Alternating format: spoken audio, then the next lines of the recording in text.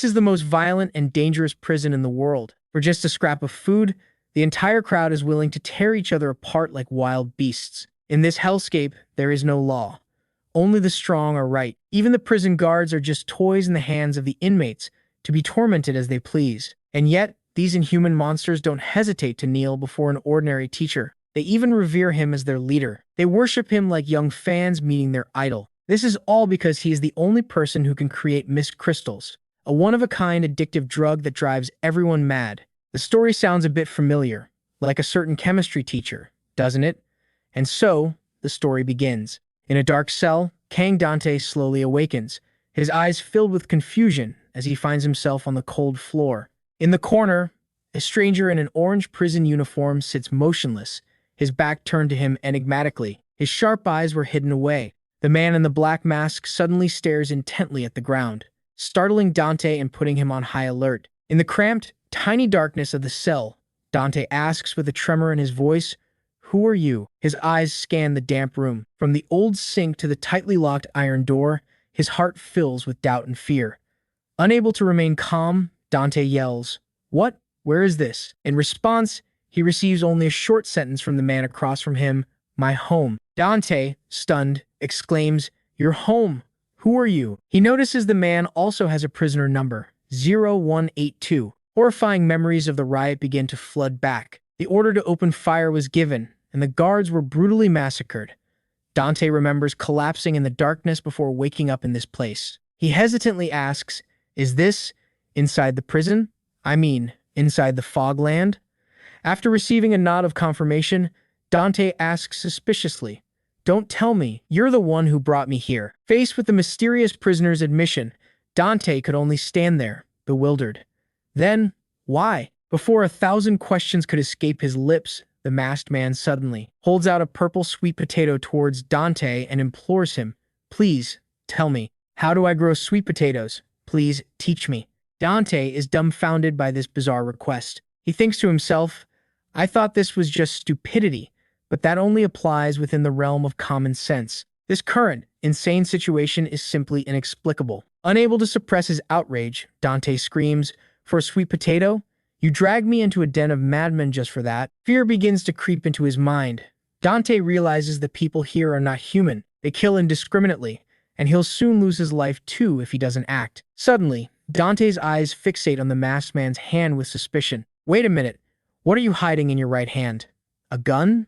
A knife?" Deciding to take a gamble, Dante lunges forward. Damn it! Refusing to remain passive, Dante, quick as a flash, uses all his strength to tackle his opponent to the floor. He pins the masked man down, reassuring himself, "I got him. I've got him under control. Compared to those other guys, this one is nothing. He barely stood out in class. If I stay calm, I can handle this." Dante intends to seize the weapon to finish him off. "Now I just need to get the weapon from his right hand." But then, he makes a shocking discovery. The man has no right hand. Afterward, he tied the man's remaining hand to the bed. "Sorry for using violence, but you know, I'm in danger because of your stupidity." Dante could only helplessly adjust his clothes, bitterly accepting the absurdity of being kidnapped inside a prison. Anything can happen in life, I guess. You can even get kidnapped while in prison? Dante looks at the masked man and scoffs. "You want to know how to grow sweet potatoes? I don't have time to teach idiots. Why don't you just eat it yourself? It'd probably be more nutritious." In his mind, a plan to escape was brewing. "I have to get out of here." Dante approaches the door, peering out and asking, "When will the guards arrive? When is mealtime?" He realizes the sturdy door is locked from the outside. Dante silently calculates. "After that riot, security forces must be searching frantically for me. As soon as I spot a guard, getting out is just a matter of time." He was sure his chances of escape were high. However, as he peers through the door's slit, his eyes suddenly fly open in shock. Before Dante was nothing but a thick blanket of fog. He mutters, "Fog? I can't see a thing." Not giving up, Dante pounds on the door and shouts, "Hey, is anyone out there?" Suddenly, a clicking sound echoes, and the door automatically creaks open, making him freeze in shock. It's open. Why would a prison door just open? Dante cautiously steps outside, moving toward the pale moonlight that bathes everything in its glow. Stepping out of the room, Dante is left speechless by the scene before him. It wasn't a prison corridor, but a ruined city. Desolation stretched as far as the eye could see, all under a hazy layer of mist. Dante collapses to his knees in shock, his breath coming in ragged gasps. What? Where is this? This isn't a prison. The absolute devastation before him makes him lose control, and he screams in despair. No way this is a prison. Where did you take me?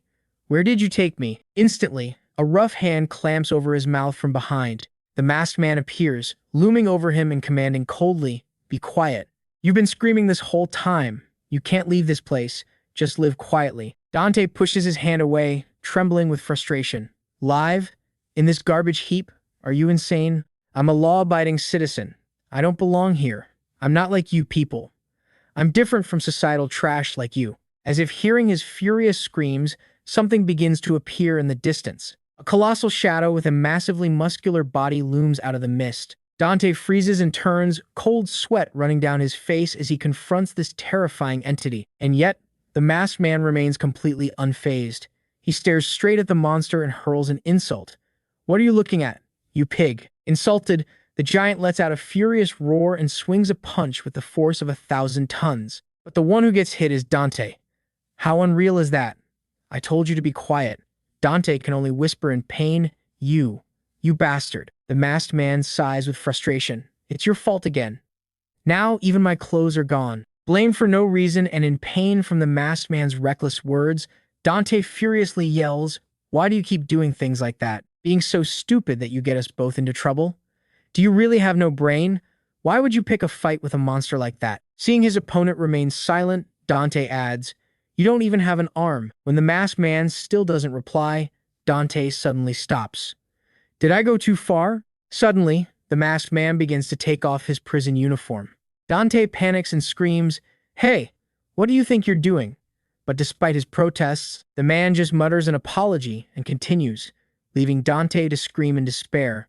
"Ah, I'm sorry." Dante stares in bewilderment at the orange uniform thrown towards him. The masked man, now shirtless, reveals a muscular body covered in countless scars.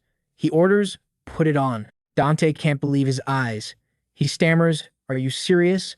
Seeing the latent power in his opponent's muscular frame, Dante tells himself he should be a bit more careful with his words. One punch from him and my teeth would go flying. He sullenly puts on the uniform, his heart filled with anxiety. But if I wear this, the rescue team might not recognize me. 182. Rummaging through the rubble, coldly extinguishes Dante's hope. There's no rescue team looking for you. All the guards were killed. Dante repeats in shock. The guards? The masked man continues to warn him that it's best not to stand out among the prisoners, as that's the law of survival in this fog land. With that, he roughly tears off a piece of cloth and drapes it over his shoulder. Wearing the tattered remains of a prisoner's uniform with the number 82, he gives a short command. Time to eat. Dante looks at his opponent's ragged appearance and can't help but wonder, what's with that outfit? Food. He was frozen, as everything happening was beyond his imagination. He still didn't understand the rules of survival here. Outside, cheers erupt. Is it mealtime? Dante nervously thinks to himself, I absolutely cannot meet the guards in this state. Meanwhile, in a corner of the ruined city, a fat prisoner wearing a black mask is gloating over his newly stolen clothes. Humming, he admires himself. A perfect fit. It's mine now. He even thinks regretfully about the victim's glasses, telling himself he should have taken those two to look cooler. Before he can fully enjoy his prize, a cold voice rings out from behind him. Honey, where did you get those clothes? The fat man jumps, spins around, and screams in terror at what he sees. A terrifying long-haired man and two giant henchmen are looming over him. Instantly, he drops to his knees, trembling and addressing him as boss to save his own life. He quickly reveals Dante's whereabouts. There's a bookworm with glasses in Tofu Village. I think he just moved in. Hearing this, the long-haired man flashes a malicious grin. Oh, in Tofu Village, you say?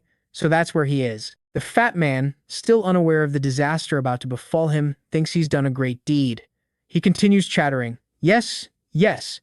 He dared to wear nice clothes, so I took them. Cute, right? But before he can say another word, the long-haired man sends him to his grave. A sharp blade suddenly pierces through the fat man's head. The long-haired man looks down at the corpse at his feet and whispers menacingly, Finally found you. Have I? Before Kang, Dante now is a forest of gray concrete, where beings in human form have skin as gray as stone, a frightening form of camouflage. The predatory, hungry eyes hiding behind crumbling walls make him shudder in fear. What the hell? Who are these people? As Dante walks, he wonders in confusion if they are men or beasts, as the stench of death surrounds his every step. The misty landscape is filled with crows that have glowing blue eyes, and human skulls wrapped tightly in barbed wire, hanging in the air like a grim warning. This place doesn't look like a prison at all. It looks more like a transfer zone for corpses, a mass grave for both the living and the dead, like the end of the world. Looking at the ruined city stretching to the horizon, Dante can't contain his curiosity. He hesitantly asks the masked man, excuse me, is this really a prison? The feeling was too strange. When his opponent just asks back, what? Dante grows more agitated. Huh? What do you mean? What? It's weird. People are walking around freely in a prison, and some even look drunk. He points towards the bodies impaled on stakes and yells, and what is that over there? Aren't those people? They're not decorations, are they? Don't you think everything here is bizarre? Dante just couldn't understand. How could a place built by the United Nations operate in such an insane way? Suddenly, the masked man gets right in Dante's face and growls, "Your voice is too loud." His coldness startles Dante, who quickly lowers his voice to a whisper. No. A fierce internal struggle begins. He berates himself for expecting an explanation from his own kidnapper. Is there any reason? Could he be developing Stockholm Syndrome? Looking into the masked man's glowing eyes, Dante realizes he's no different from the madmen outside. He too is extremely dangerous. Just then, the masked man suddenly warns, "Don't trust anyone, Kang Dante." The two head towards the cafeteria, where the prisoners are trudging into the gloomy space, stepping into the mess hall. Kang Dante couldn't help but be surprised by the scene before him. What the? This looks more normal than I thought. The prisoners were even lining up in an orderly fashion for their food. This made him feel a bit more at ease than outside, and a spark of hope ignited. That means Dante carefully observes the front of the line, where staff are distributing food. All of a sudden, Dante freezes when he spots a figure in a police uniform. He cheers internally, filled with excitement. A guard. He's a guard. I'm saved. To avoid drawing attention, Dante tells himself to remain calm. Stay calm. I still look like a prisoner. I have to act as civilized as possible to show him I'm different from these people. Dante takes a deep breath, steeling himself. Okay, it's my turn. My chance has come. Let's do this. Dante approaches and politely begins, "Excuse me, sir. Are you a prison guard?" Without waiting for a response, he quickly reveals his true identity. "I am Kang Dante, a teacher sent for the prisoner education project." He glances at 182, then lowers his voice to an urgent whisper. "I was kidnapped during a riot by the masked man on my right." Dante hopes this officer will recognize the gravity of the situation. "You know there was a riot, right? If not, then please contact your superiors immediately." In his mind, he was certain. Teacher Kang Dante is missing. They must be looking for me. However, his expectations were met with a terrifying silence. Dante calls out softly, "Officer?" So, was his spark of hope just buried by that officer's silence? Before Dante now is a guard with his eyes rolled back, pupils constricted unnaturally, and drool disgustingly running from the corner of his mouth down to his chin. Dante stumbles back in shock. "Why are you?" Before he could finish his sentence, the cook suddenly swings a ladle and smacks him on the head. "If you're not eating, get out." Dante stares blankly at the meager tray of food, with a few pieces of meat and a disgusting-looking green soup. He stands frozen in the gloomy space, his mind in utter turmoil from the madness unfolding around him. What's going on?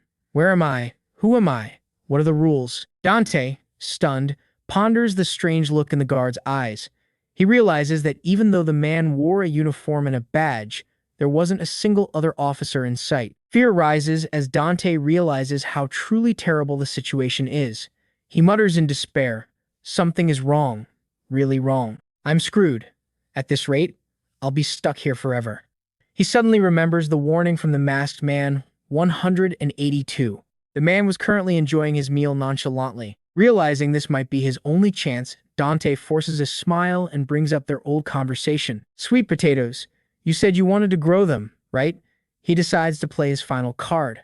"I'll teach you how to grow sweet potatoes, as many as you like, but in return, help me get out of here." Dante silently plotted to use his opponent's naivety to find a way to escape, but 182's reaction was completely unexpected. He stares coldly at Dante and replies, "Do you think I'm an idiot? Just for a few sweet potatoes?" The statement makes Dante panic and cry out, "What? No, that's not what I meant." Well, this time he didn't just fail to catch the fish, he lost the bait and the line too. He frantically explains that once he's done teaching, there's no reason for him to stay, and that 182 has a responsibility since he brought him here. After a long, tense silence, 182 states coolly, "To get out of here, you have to become the supreme leader." Dante asks in bewilderment, "What? Supreme leader? Like the boss of this place?" 182 pours cold water on Dante's hopes. "Someone like you could never do it, and I don't really want to, either." Dante begins to connect the dots and deduces, "Ah, so you mean only the supreme leader can contact the outside world." 182 raises a piece of food on his fork and declares philosophically, "Ascend or fall. That's the only way out." Dante still can't comprehend these cryptic words. He presses, "What are you talking about? Say it so I can understand." But 182 just cuts him off coldly. Enough questions. Dante can only watch helplessly, bitterly realizing, "So you never intended to help me after all." The masked man's cryptic words are truly confusing, aren't they, everyone? Dante angrily slams his hand on the table. He resolutely turns to leave, declaring, "Then there's no point in being near you anymore. I'm getting out of this filthy, horrible place right now." He doesn't forget to leave a sharp threat, "And you'll regret this. Because once I get out, you won't escape the judgment of the law. Because my family is." Dante thinks to himself that trash sentenced to life like 182 can just rot here forever. Suddenly, a loud shout echoes through the cafeteria. "Teacher! Teacher Kang, are you here?" Caught by surprise, Dante freezes, his eyes shining with intense hope. "They're here. The rescue team is here." Without a moment's hesitation, he pushes through the crowd. He raises his hand and yells at the top of his lungs, "Over here! I'm over here." Dante runs, listing his personal information in a state of extreme excitement. Name is Kang Dante, science teacher at a public high school, age 32. "I'm right here." But as he approaches the stream of light at the door, his steps suddenly falter. His hope is once again crushed. In front of Dante isn't a rescue team, but an abnormally tall figure with long, disheveled black hair, their ear-to-ear grin and crazed eyes leave Dante frozen in terror. The figure looms closer. "Long time no see. Teacher, do you remember me? I was in your sweet potato growing class." Dante trembles and stammers, "Huh? What does this have to do with sweet potatoes again?" In his panic, horrifying memories begin to surface. Dante, sweating profusely, admits, "Ah, of course. How could I forget?" He remembers it was the first time he'd ever seen someone so massive. The man standing before him is one of the 6 notorious brutes of Cell Block Zero. With his horrifying face and overwhelming aura, this terrifying entity is Ngoan Thap, and this same man is the strongest of that group. Dante is stunned as the terrifying memories flood back. He remembers everything now. He recalls how this man slaughtered the security officers without mercy. Amidst a hail of stray bullets, the guards stood no chance against his frenzied assault. In an unbelievable act, Ngoan Thap pulls a sharp sword from his own throat. With a single strike, he left the security team with no time to react. Back in the present, Dante collapses to the floor, his whole body trembling with fear. He stammers helplessly, "Why? Why are you looking for me?" Ngoan Thap looms over him like a specter. He answers coldly, "Why else? We have to continue the class." He stares intently at Dante and adds a sentence that leaves him frozen. "Oh, by the way, I'm not interested in sweet potatoes anymore. This time, let's learn a real lesson." Dante stands rooted to the spot, sweating bullets in terror, having no idea what's about to happen to him. What does he want to learn? He opens his hand, revealing 3 brilliantly glowing blue orbs with the ability to create mist. The surrounding prisoners start to stir. They exclaim in amazement, "Mist! It's mist!" Dante stares at the orbs, his mind in complete chaos. Looking at the mysterious objects, Dante recalls how the masked man, 182, had asked him to teach him how to create this mist. He wonders in shock, this thing called mist. This blue orb, what is this? Seeing Dante's reaction, Ngoan Thap asks doubtfully, "You really don't know?" Instantly, he becomes agitated, grabbing Dante and yelling, "Impossible. You're a science teacher. How could you not know? You have to know. Aren't teachers supposed to know everything? Man, this guy. Every teacher has their specialty, right?" Dante cries out in frustration, I've never seen anything like this. I've never seen it in the outside world. Goenthap's eyes turn sharp and cold. He whispers, "We already studied this. For the mist.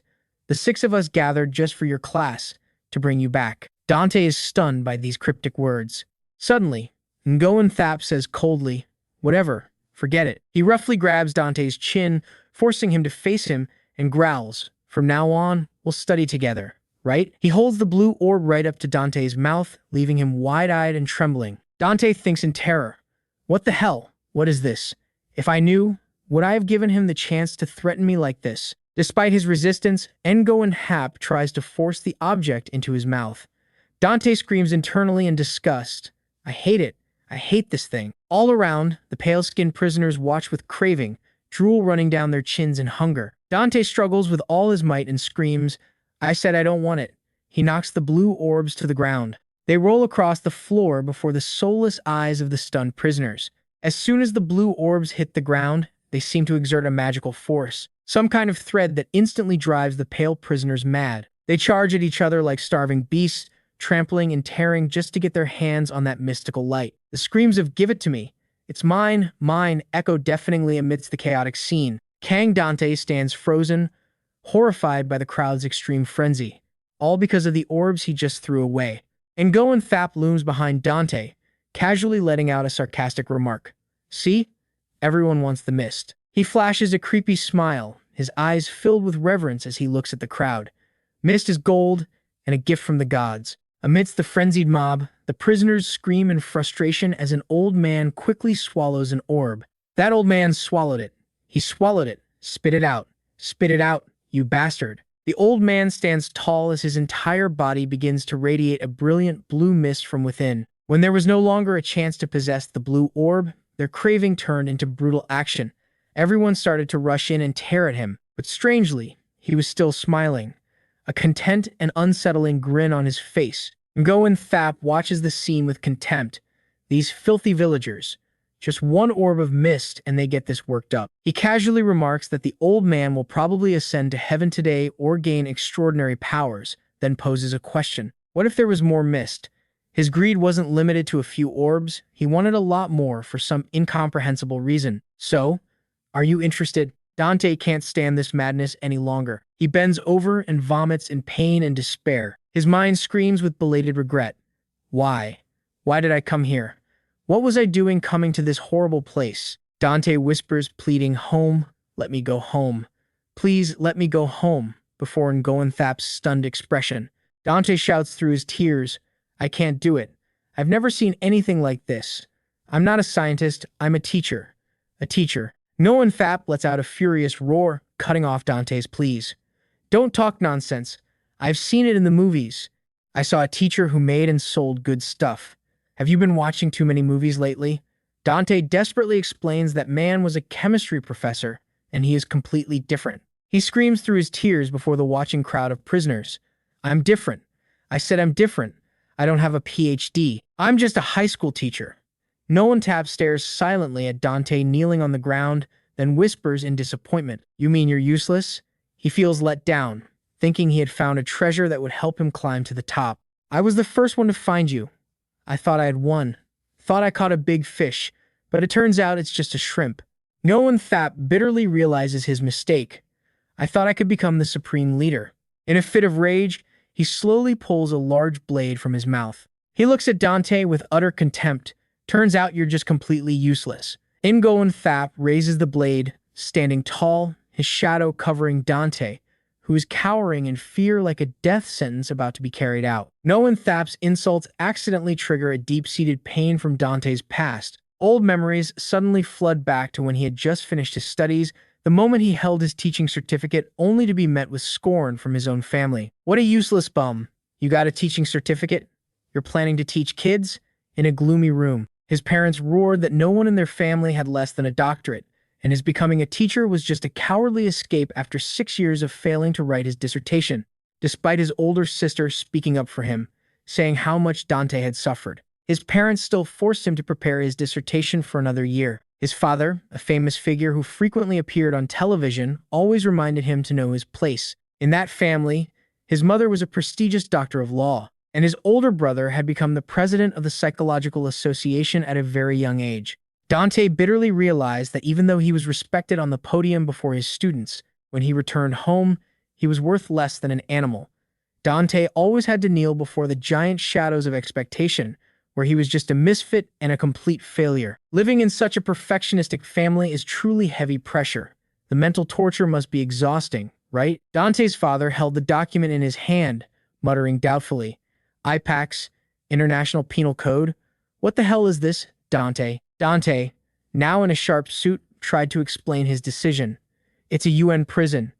I'll be teaching there. It's organized by the UN, and the salary is quite high." Another family member exclaimed excitedly, "Ah, I know that place. It's called Falkland, right? That's amazing. I heard all the craziest people from around the world are sent there." Dante could only reply grimly, "People still live there." His mother looked at her son with worry. "Dante, even so, do you really have to go that far? I'm happy with your stable job at the school now." However, his father continued to question him coldly. "Why? Why are you doing this?" Perhaps he could no longer bear living in this family and wanted to get far away to find some respect. He stared intently at Dante and pressed, "What kind of stunt are you trying to pull now?" Dante firmly presented his reasoning. "Giving a chance to learn to those who have almost no chance at all, that is something truly meaningful for an educator. That's what I think." Suddenly, a splattering sound and red wine sprays onto Dante's face and shirt. His older brother casually offers a fake apology. "Oh, sorry. I spilled it all over your shirt. Hearing you talk made you sound so noble." There wasn't a shred of affection between the brothers. He began to use harsh words to belittle Dante. "Dante, you know what? That's not professional at all. It's just an impulse born from a desire for recognition. It's not that you failed to get a doctorate, but you're pretending to choose a different path, pretending you have your own mission." He was imposing his own thoughts on others. He continued to back Dante into a corner with his arrogance. "And then you act as if you're on our level. You're trying to justify your own uselessness with these eccentric actions, aren't you?" Dante looked at his older brother with frustration, his eyes filled with hurt. "Why do you always assume you have the right to judge others' thoughts? I'm really worried about you." However, in Dante's mind, his brother appeared as a giant, moon-faced entity covered in cold craters. Judging him cruelly, that's recklessness. Doing stupid things out of insecurity only proves how truly foolish you are. Haunted by his brother's taunts, he couldn't help but feel his heart ache as he found himself in the exact same situation. Returning to the brutal reality, Dante cried out in pain and regret. "That's right. My brother was right. I'm so stupid." With a stupid decision, Dante falls to the cold ground, his mind completely shattered. "I'm going to die miserably in this filthy, ugly place." The panoramic view of the ruined city appeared grimly under the mist, as if waiting to swallow his fragile life. Thinking of his bleak past and his current reality, he gave up. Dante closed his eyes, accepting his miserable end. A regretful thought crossed his mind. "My ignorance is my own fault." But just in that hair-raising moment, a hand, quick as a flash, snatched an iron fork from a dinner table. The fork whistled through the air, piercing through Ngoan Tap's arm. He clutches his heavily injured arm, screaming in agony. In his panic and confusion, his eyes widened in terror. "A gun? Who dares bring a gun in here?" But 182 was already on him from behind. He roughly grabs Ngoan Thap's long hair. Faced with such overwhelming power, the giant could only utter in disbelief. Dante watches the scene unfold in utter shock, tears still streaming down his wounded face. He never expected the person who saved him would be the one who brought him here. 182 appears with glowing blue eyes full of killing intent, his face cold and determined, ready to finish his enemy. 182 doesn't give his opponent a moment to breathe. He unleashes a relentless barrage of attacks at terrifying speed. Ngoan Thap, who was so arrogant just moments before, can only watch with terrified eyes as he is completely overwhelmed. The dry cracking of bones echoes in the gloomy space. The proud tower of Salim so now trembles violently and crumbles before the unbelievable power of 182. That undefeated tower had finally collapsed completely. It was also proof that Ngoan Thap's reign was over. Dante stares blankly at the figure of 182, who stands tall like a god of war. The surrounding prisoners suddenly erupt in a deafening cheer that echoes throughout the cafeteria. A new star has been born. They shout excitedly. They are desperate to know the identity of the one who just caused this earthquake. Look, a new star. Quick, tell us your name. Tell us your name. Ignoring all the praise, 182 coldly turns to Dante and gives a short command. Teacher, let's go. Dante can only stare after him, his eyes unable to hide his astonishment. 182 walks away silently, leaving behind the adoring and fearful gazes of the prisoners. Whispers begin to spread throughout the room. Teacher, teacher. The word teacher, coming from someone just hailed as the strongest. Does that mean anything for his life? Dante still hasn't fully recovered. He tremblingly touches his own body, then stammers in utter joy. Huh? I'm still alive? I'm still alive? Alive? Alive? I'm still alive? Looking at the lonely back of the man who just saved his life, Dante can only think to himself in awe. This person is too strong. 182 stares blankly into space and mutters, "Sweet potato. Was that a lie?" Kang Dante, his face still stained with red marks, asks with a look of suspicion, "First of all, why did you even sign up for that class?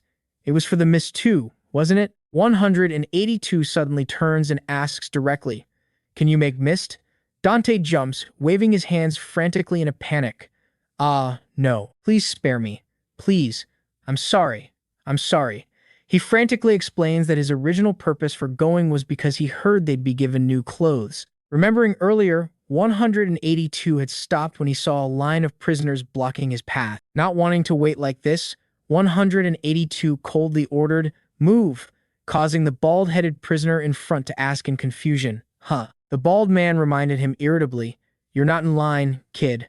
Can't you see everyone's waiting?" The prisoner explained that a stranger had come, promising to teach them something, and because the competition was so fierce, he advised them to get in line early. Despite 182's firm refusal, he kept chattering. "But they said they're giving out new clothes. You have to look presentable in front of the teacher." The surrounding crowd began to buzz with discussion. They were excited about this rare event after so many years and hoped to learn something amazing. Dante looks at 182 and asks hesitantly, "The reason I signed up for the class. So then, why did you save me?" 182 glances at him with sharp eyes and replies, "I didn't save you. I was saving my new clothes." A completely nonsensical answer. Before he could question it, Dante is left speechless as 182 adds another sentence. "But you didn't teach me anything, and you even peed your pants." 182 points directly at the stain on the uniform. Dante can only hold his tongue in extreme embarrassment. A while later, in the bathing area, Dante sullenly washes the clothes while other prisoners rush past. He thinks to himself, "Somehow, I ended up with my own clothes again. The way I got them was a bit suspicious, though." As he diligently scrubs the clothes, he mutters, "I'll wash your clothes quickly and give them back." He curiously eyes the ragged outfit that 182 is clutching tightly, wondering why he's keeping that filthy thing as a memento when he has a new one. 182 holds up the piece of cloth with the number 0182 and asserts, "This is also mine." This guy has some strange tastes. His treasures are the clothes bearing his own number. No matter how tattered, they're still treasures. Or is there something else hidden here? He stares intently at Dante with pressuring eyes. It says 182 on it. "It's mine." Then he points to the clothes Dante is washing. "This one says 182 on it, also mine. They're all mine." Dante stares blankly, unable to comprehend this eccentric's logic. He ventures a guess. "So you mean that dirty set of clothes is also precious? If it's all yours, then why am I the one washing it?" Seeing 182 still staring at him silently, Dante quickly backtracks. "No, I'll wash that set for you too." And so, in the gloomy darkness of the washroom, Dante could only bury his head in the laundry out of frustration. Damn it! Night falls in the dark cell, and the orange uniforms are hung on a line to dry. Dante looks at the watch on his wrist. He sighs, realizing it's past the designated time and a long day has passed since he was locked up in this place. He silently calculates. The escape plan will have to wait for now, because those monsters called the Brutes are definitely hunting me after that riot earlier. Dante tells himself he has to leave tomorrow, but his empty stomach starts to protest, making him regret not eating that disgusting soup earlier.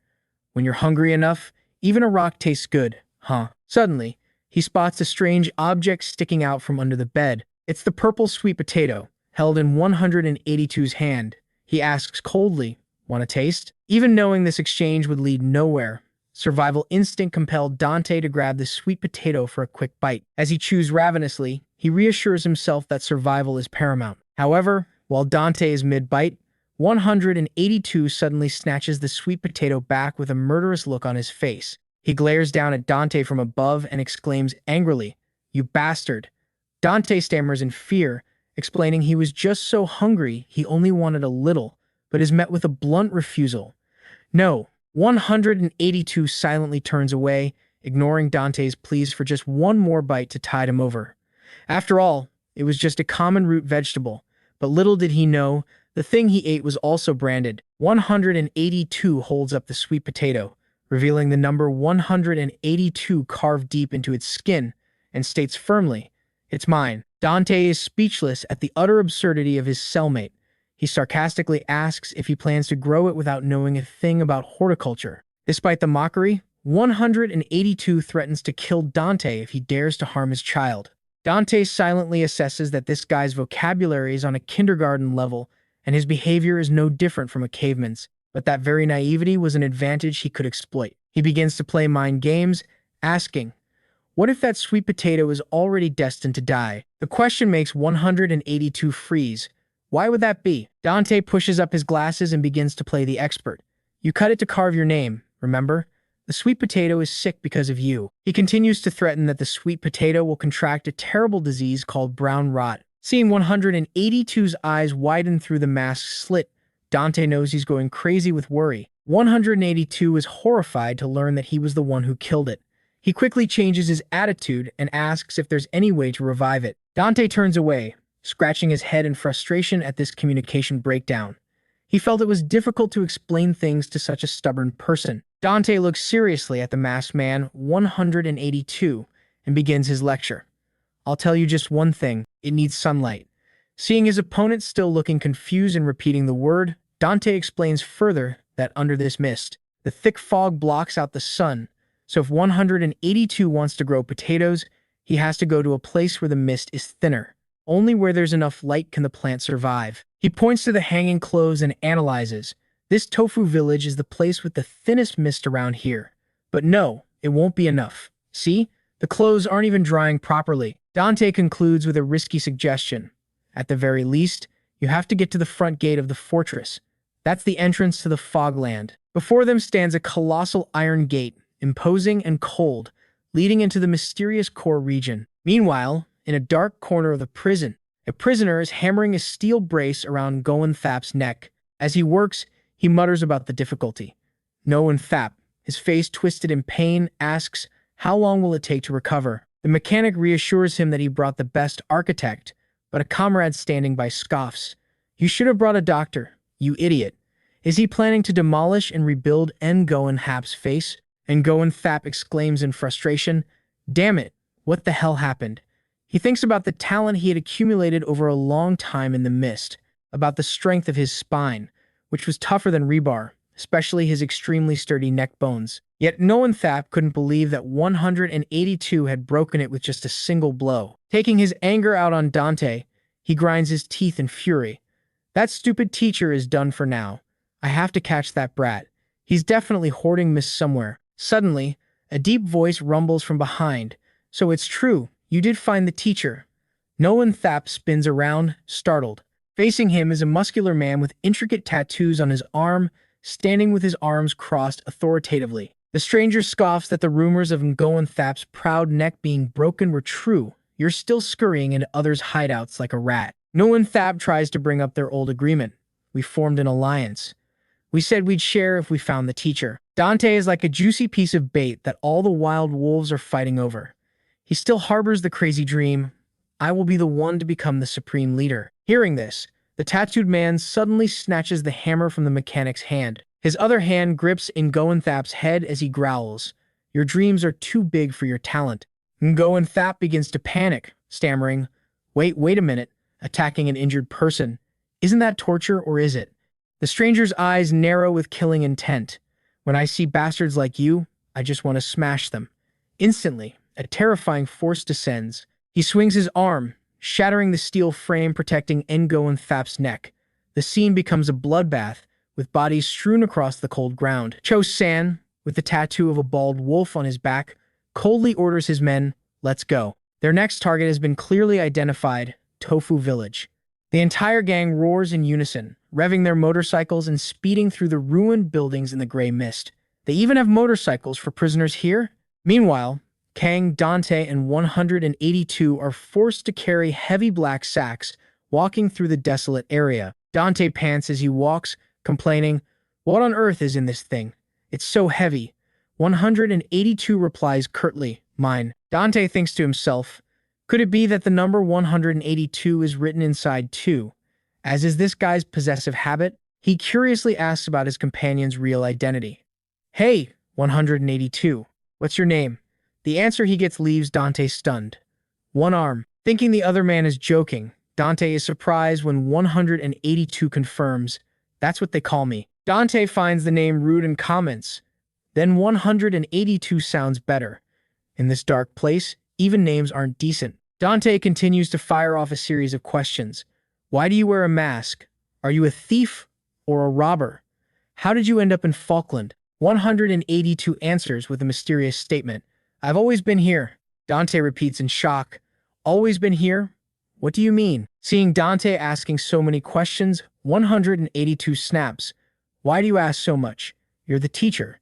Shouldn't you be the one answering questions?" Dante weakly retorts that teachers are human too, but is immediately cut off by 182 shouting at him to be quiet for talking too much and too loudly. Is this what it's like when an introvert travels with an extrovert? The two continue to trudge silently through the dead city. After 2 long hours of walking, Dante collapses from exhaustion.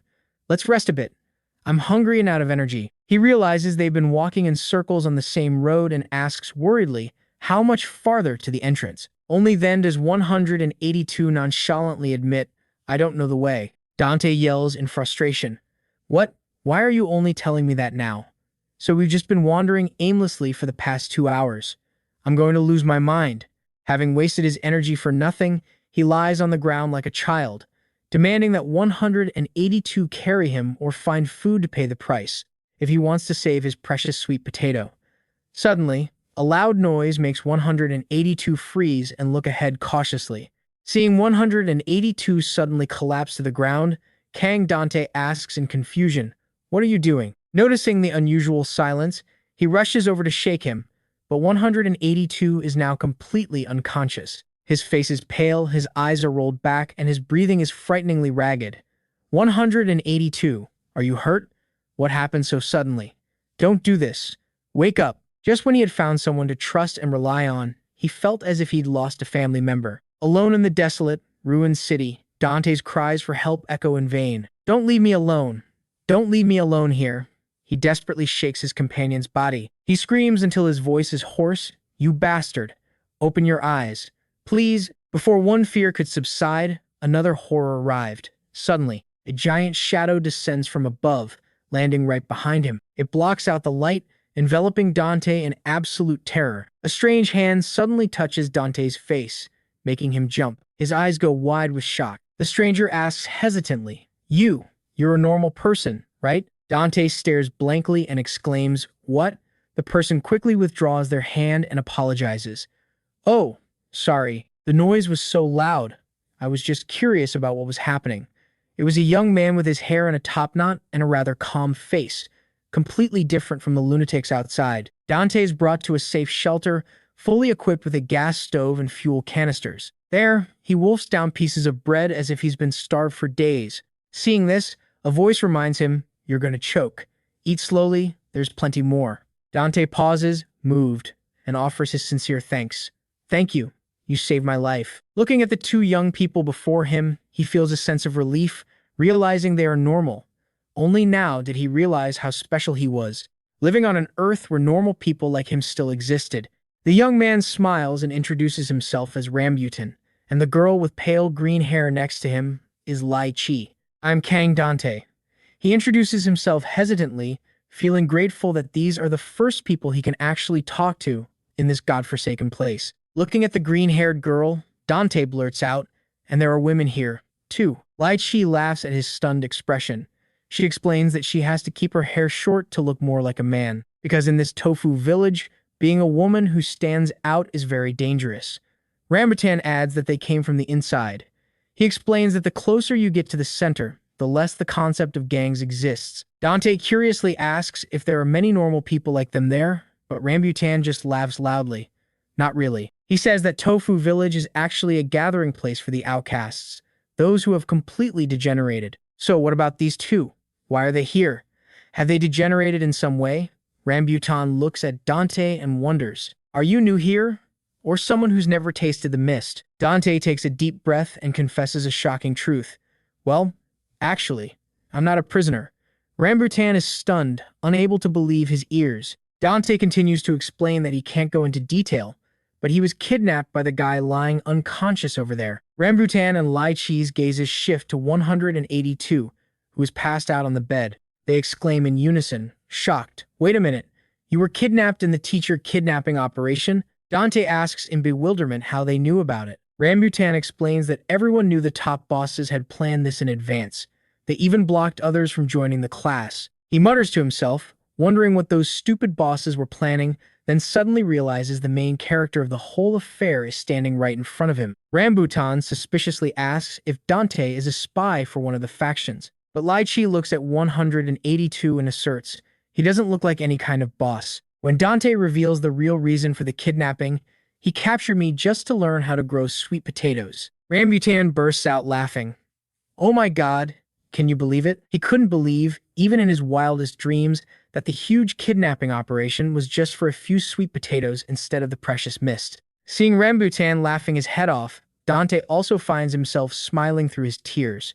He feels a warmth knowing these normal people can understand and laugh with him at the dark comedy he's enduring. Lai Chi tells Rambutan to stop laughing before he makes Dante cry again, since he's having a good laugh at someone else's pain. She then asked about his current situation. Dante admits he was following 182 and using him as a bodyguard, but he doesn't know why he suddenly collapsed like that, maybe from heatstroke. Lai Chi looks at 182 and gravely refutes this. That's limbo. She explains it's a type of withdrawal symptom from the mist. Dante suddenly remembers the figures he'd seen collapse on the streets. They had all fallen into this state of limbo due to a severe deficiency of mist in their bodies. The mist in this place truly is something mysterious. Rambutan reassures Dante that 182 will wake up soon, but he also warns that repeated limbo states will melt the brain over time. Sitting at the table with his two new friends, Dante asks thoughtfully, so, what exactly is the mist? Lai Chi and Rambutan stare at Dante in disbelief, as if he had just asked the impossible. Rambutan asks in amazement, you really don't know anything about the mist land? He crosses his arms, explaining gravely, the mist is a divine medicine that grants talent. It enhances latent abilities or desired abilities within each person. Dante is still skeptical. Is that even possible? To prove it, Rambutan stands up, and his legs suddenly bulge with abnormally large, rippling muscles. He asserts firmly, not only is it possible, it surpasses human limits. With this power, we will escape. Dante stares at Rambutan's monstrous legs, his mind completely shaken. This mist, isn't it just like an extreme stimulant? At the same time, in a dark room, a ceiling fan creaks as it spins above a peeling ceiling, casting the shadow of a large, motionless figure in the darkness. A deep voice echoes menacingly. They haven't gone far. That teacher is still here. Instantly, the terrifying entities that rule Sector 0 begin to reveal themselves. There is the Bone Eater, a grotesque figure, gnawing on shattered bones. There is the mysterious Faceless, appearing and disappearing behind a thick cloud of black smoke. Next is Crow's Back, a massive creature with blank white eyes, standing amidst a flock of black crows. And finally, Drillhead, the one with a head as sharp as a drill bit, leading a mob of crazed prisoners forward. All these evil forces are gathering, aiming for a single target, Tofu Village. The danger is closing in on Dante. Rambutan confidently asserts that with their current abilities, he and Lai Chi have more than enough power to pull off a spectacular escape. Hearing this, Dante exclaims in shock, "Escape? Out of here?" Rambutan looks intently at Dante and makes an offer. "Hey Dante, are you planning to come with us?" Lai Chi also chimes in. Their enthusiasm makes it seem like him coming along is a given. With such an easy opportunity presenting itself, will he let his guard down? However, Dante begins to struggle with a fierce internal conflict. He thinks to himself that he's very grateful for the offer, but as a civilian, his number one priority is to find the guards or the administration. Dante fears that if he gets involved with prisoners and escapes, he himself will become a real criminal, an accomplice to a prison break. He imagines the scene if things go wrong. The consequences would be catastrophic, and no one would ever see them again in this world. Noticing Dante's hesitation, Rambutan coldly shatters his hope. No one will see us anyway. Whether it's the administration or anyone else, there's no one left. No one wants to set foot in this region, this deadly fog land, to rescue us. We've been mercilessly abandoned. Dante stands frozen, cold sweat beating on his forehead. Lai Chi adds an even more terrifying truth about mist addiction. She warns that with just one misstep, a person can't survive without it, and she asserts that Dante is no exception. Dante panics and retorts, "How can that be? I've never touched mist, and I have no intention of using it." Rambutan looks at Dante with dark eyes and challenges, "The problem isn't whether you want to or not. How long have you been stuck here? 2 days, or 3? He tells Dante to take a good look at the density of the fog blanketing everything. In fact, the white mist surrounding the ruined buildings is made of fog particles. Dante tremblingly covers his mouth as he begins to realize the horrifying truth. Fog was originally considered a blessing, granted to help humans unlock extraordinary abilities. His being there meant he had already inhaled a significant amount of those particles. To manifest those abilities, a person needs to seek out and absorb a large quantity of mist particles. However, to fall into addiction, simply breathing the air here is more than enough. The FOG particles will slowly seep into the lungs, weave into every blood vessel, and cause the body to constantly generate a craving that grows more and more intense. Dante covers his mouth in horror, his eyes wide with shock. Rambutan continues with another devastating blow. If you don't get more fog, the result will be a state of hallucination. Dante trembles, stammering in utter despair. Wait, so that means I'm already addicted? If addicts could get their hands on this, living here would be like heaven for them. Dante covers his mouth in shock, his mind screaming in despair. So my life is basically screwed, isn't it? Rambutan immediately reassures him. Not necessarily. You can still be saved. Lai Chi adds that the limbo state they're seeing is only the beginning. Dante tremblingly realizes that everyone's body is different, so it's unclear when his mist addiction will truly flare up. But it's clear there's no more time to waste. He looks anxiously at his 2 new friends and asks hesitantly, "So, can you 2 still escape?" Lai Chi sighs wearily. "We're done for. The only way we could escape is if we stop breathing." She frankly admits that they're finished too, because she has never heard of anyone escaping this place alive. Dante still clings to a fragile sliver of hope. Maybe in the future, humans will evolve and be able to recover. Or if I expose the truth of this place, they'll find a cure. Lai Chi and Rambutan look at each other with determination. They reveal that they have both sworn an oath not to die in this godforsaken place. Even if they have to sink into an eternal dream and forget each other completely, they still believe in one ironclad promise. We will meet again under a clear blue sky. An image of a happy wedding under the bright sun appears like a distant dream they long for. Dante watches in silence, sensing their absolute sincerity.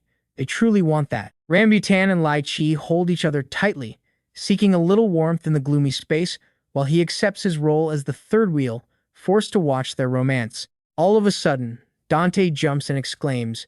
On the bed, 182 has woken up at some point.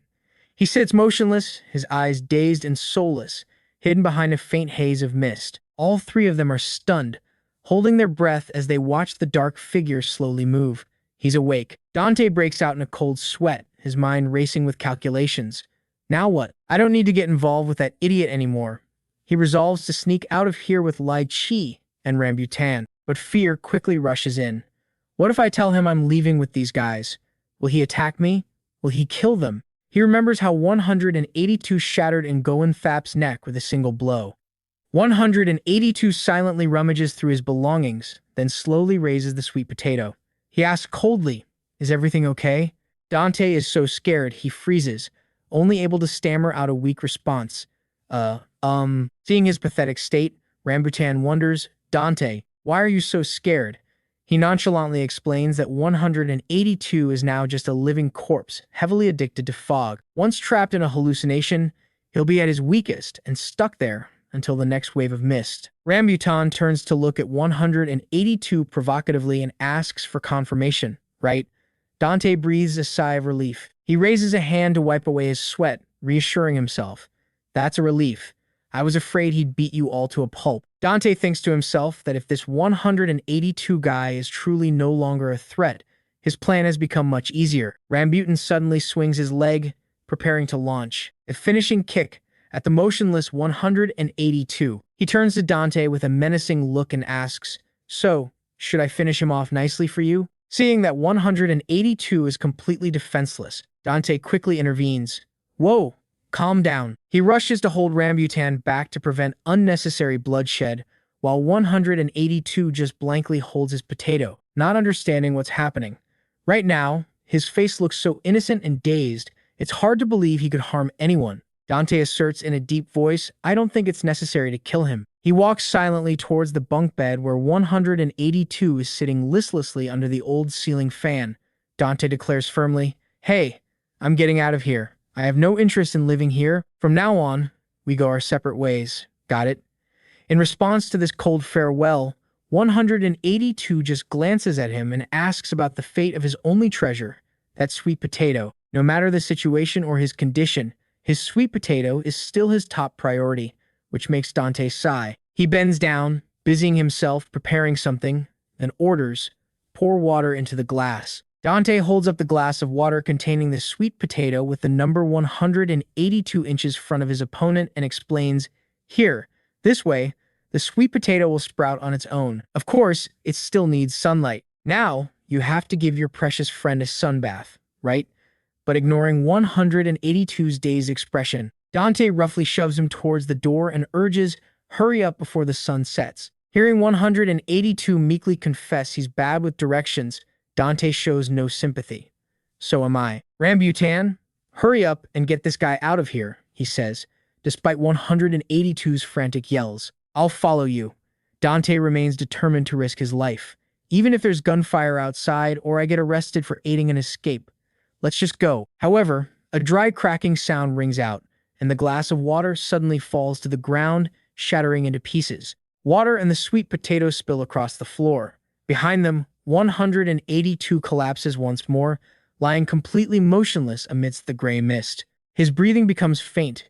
His eyes are cloudy and lifeless, staring blankly into the distance. He is lost in the void next to the sweet potato lying abandoned amidst the rubble. He has once again lost control of himself to the mist addiction. In a dark room, lit only by the faint glow of a TV screen, a little girl softly asks her friend sitting next to her, "Do you know what a puppy is?"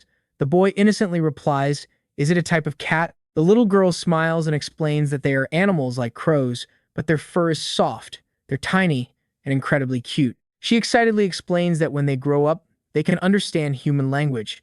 "Just call here, and they'll come running." A small dream sparks in her heart. "I want to raise a puppy." The little girl gazes into the distance, full of hope for a bright future. "Someday, when I get out of here." But their dream didn't last long. The harsh reality pulls everyone back into the gloomy mist. 182 is lying on the ground, his trembling hand reaching for the abandoned sweet potato. He whispers as if calling a small creature, "Come here." Kang Dante looks worriedly at Rambutan and asks urgently, "What's the specific plan? How are we going to escape?" Rambutan doesn't answer right away, but silently tenses his body. The muscles in his legs begin to swell to an abnormal size. He replies coldly, "Let me show you." He's probably going to use his legs to run. What else? In a flash, Rambutan launches himself into the air with an incredible leap. The jump is so powerful it cracks the ground and creates a terrifying shockwave, making Dante clutch his head and scream.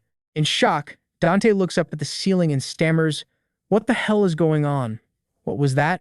Above his head now is a giant hole punched through the ceiling, revealing the gray sky of the fogland. Rambutan's specialty is his incredible jumping power, and their escape plan is to use this strength to leap over the towering fences. I wonder if he'll carry both of them over. The group begins to move through the ruined corridors of the dead city, looking for a way out. Amidst the silent space, Lai Chi suddenly stops. Her eyes abruptly turn white and lifeless. She begins to kneel, sketching continuously on a large sheet of paper spread on the ground at lightning speed. It looks just like a Google Map diagram. Dante watches in amazement, realizing this is Lai Chi's ability to recreate everything she sees. He exclaims in admiration, "You've sketched the entire Falkland region?" Lai Chi, still drawing, explains that this map is what she remembers from the central district all the way to here, but it only depicts a small part of the world inside. Dante looks at the map, detailed down to every alley, and wonders in shock. This is only a part? This proves the place is much larger than he imagined. Lai Chi reassures him that based on the size and scale of Tofu Village, they've drawn quite a lot, and soon the borders of Falkland will be fully mapped out. Dante bends down to get a closer look. He points to a remaining blank space and asks, "You still haven't drawn this spot?" Dante points to the map and observes, "There are 4 wanderers here." Lai Chi immediately snaps when she sees him touching her masterpiece. "Huh? Don't smudge it." Dante quickly explains he was just noting down some dangerous spots. Then he curiously points to a red symbol. "You've marked some weird things too. What's this?" He touched her stuff and is now arguing like he's in the right. The atmosphere suddenly becomes tense. Rambutan says firmly, "Well, we'll be out of here soon." He turns to Lai Chi and asks for a direction. She points forward. "This way." Rambutan grabs Dante's hand and urges him on. "Let's go, teacher." Just as expected, with the incredible power of his legs, Rambutan clutches Dante and Lai Chi and launches himself into the air, creating a massive shockwave on the ground below. They land in a dark alley where gray-skinned prisoners are wandering like living dead. Amidst the gloomy mist, white eyes filled with killing intent appear. One of them demands, "Got any fog?" A prisoner with a black bag over his head is surrounded by a mob. They curse. "What's wrong with this idiot?" "I'm asking if you have fog or not." "You think I do? You idiot. Then give me your bag." A fat man suddenly slaps the other's face hard. "What the hell are you babbling about?" The man with the bag is beaten mercilessly amidst the fat man's screams, "I'm about to starve to death here. Have you lost your mind?" "Huh." A skinny man holding a spoon looms closer, a grotesque smile on his face. "Ah, okay. I'm starving too. Let's carve him up." He casually reveals a horrifying truth. They say there's fog in human flesh. That bone-eater guy eats people for this reason too. The surrounding prisoners start to panic at the idea of cannibalism. They know if that happens, they won't have any chance of survival, but the fat man still roars, "You cowards! If there's fog, you have to take a bite." The man with the spoon closes in on the victim. His eyes bulge with madness. "Where should I start? Maybe I'll cut his throat and drink his blood? No. I'll gouge his eyes out." But just as he's about to strike, a terrifying force suddenly descends. Cho-san appears with his muscular frame and glowing eyes. He unleashes a thunderous blow, sending the man with the spoon flying in an instant. The one who was planning to eat his own kind flew quite a distance. The scene becomes incredibly gruesome. The surrounding prisoners exclaim in shock, "That guy. Oh God." His appearance throws the crowd into a panic. They recognize the identity of the one who just attacked. It's Cho-san. Shouts of "Run!" echo everywhere as the crazed prisoners scatter for their lives. One prisoner trembles, realizing that guy is one of Cho-san's crew. Amidst the rubble and those who can no longer resist, Cho-san looms before the man with the bag on his head. He glares at his opponent with eyes full of killing intent and growls, "I've finally caught you, baghead." The scene shifts back to the past. It was Cho-san who had originally kidnapped Dante. He slams his fist, shattering a window into pieces. Cho-san stands tall beside Kang Dante, who is now collapsed and completely unconscious. He roughly grabs Dante by the collar, pulls him up, and declares triumphantly, "I've won." He has finally captured Dante. He looks out at the desolate city, where the mist envelops everything. Cho-san slings Dante over his shoulder and quickly leaves the scene. He scoffs to himself, "Those idiots. So busy fighting they didn't even notice. They have no idea the teacher's already been taken." He grinds his teeth in anger, remembering that bastard Thauuk who dared to use a crew member as a human shield, rendering their alliance completely meaningless. Suddenly, Cho-san freezes, his eyes flashing with caution. "Someone's following me. I don't get what their goal is, fighting over who gets to kidnap Dante."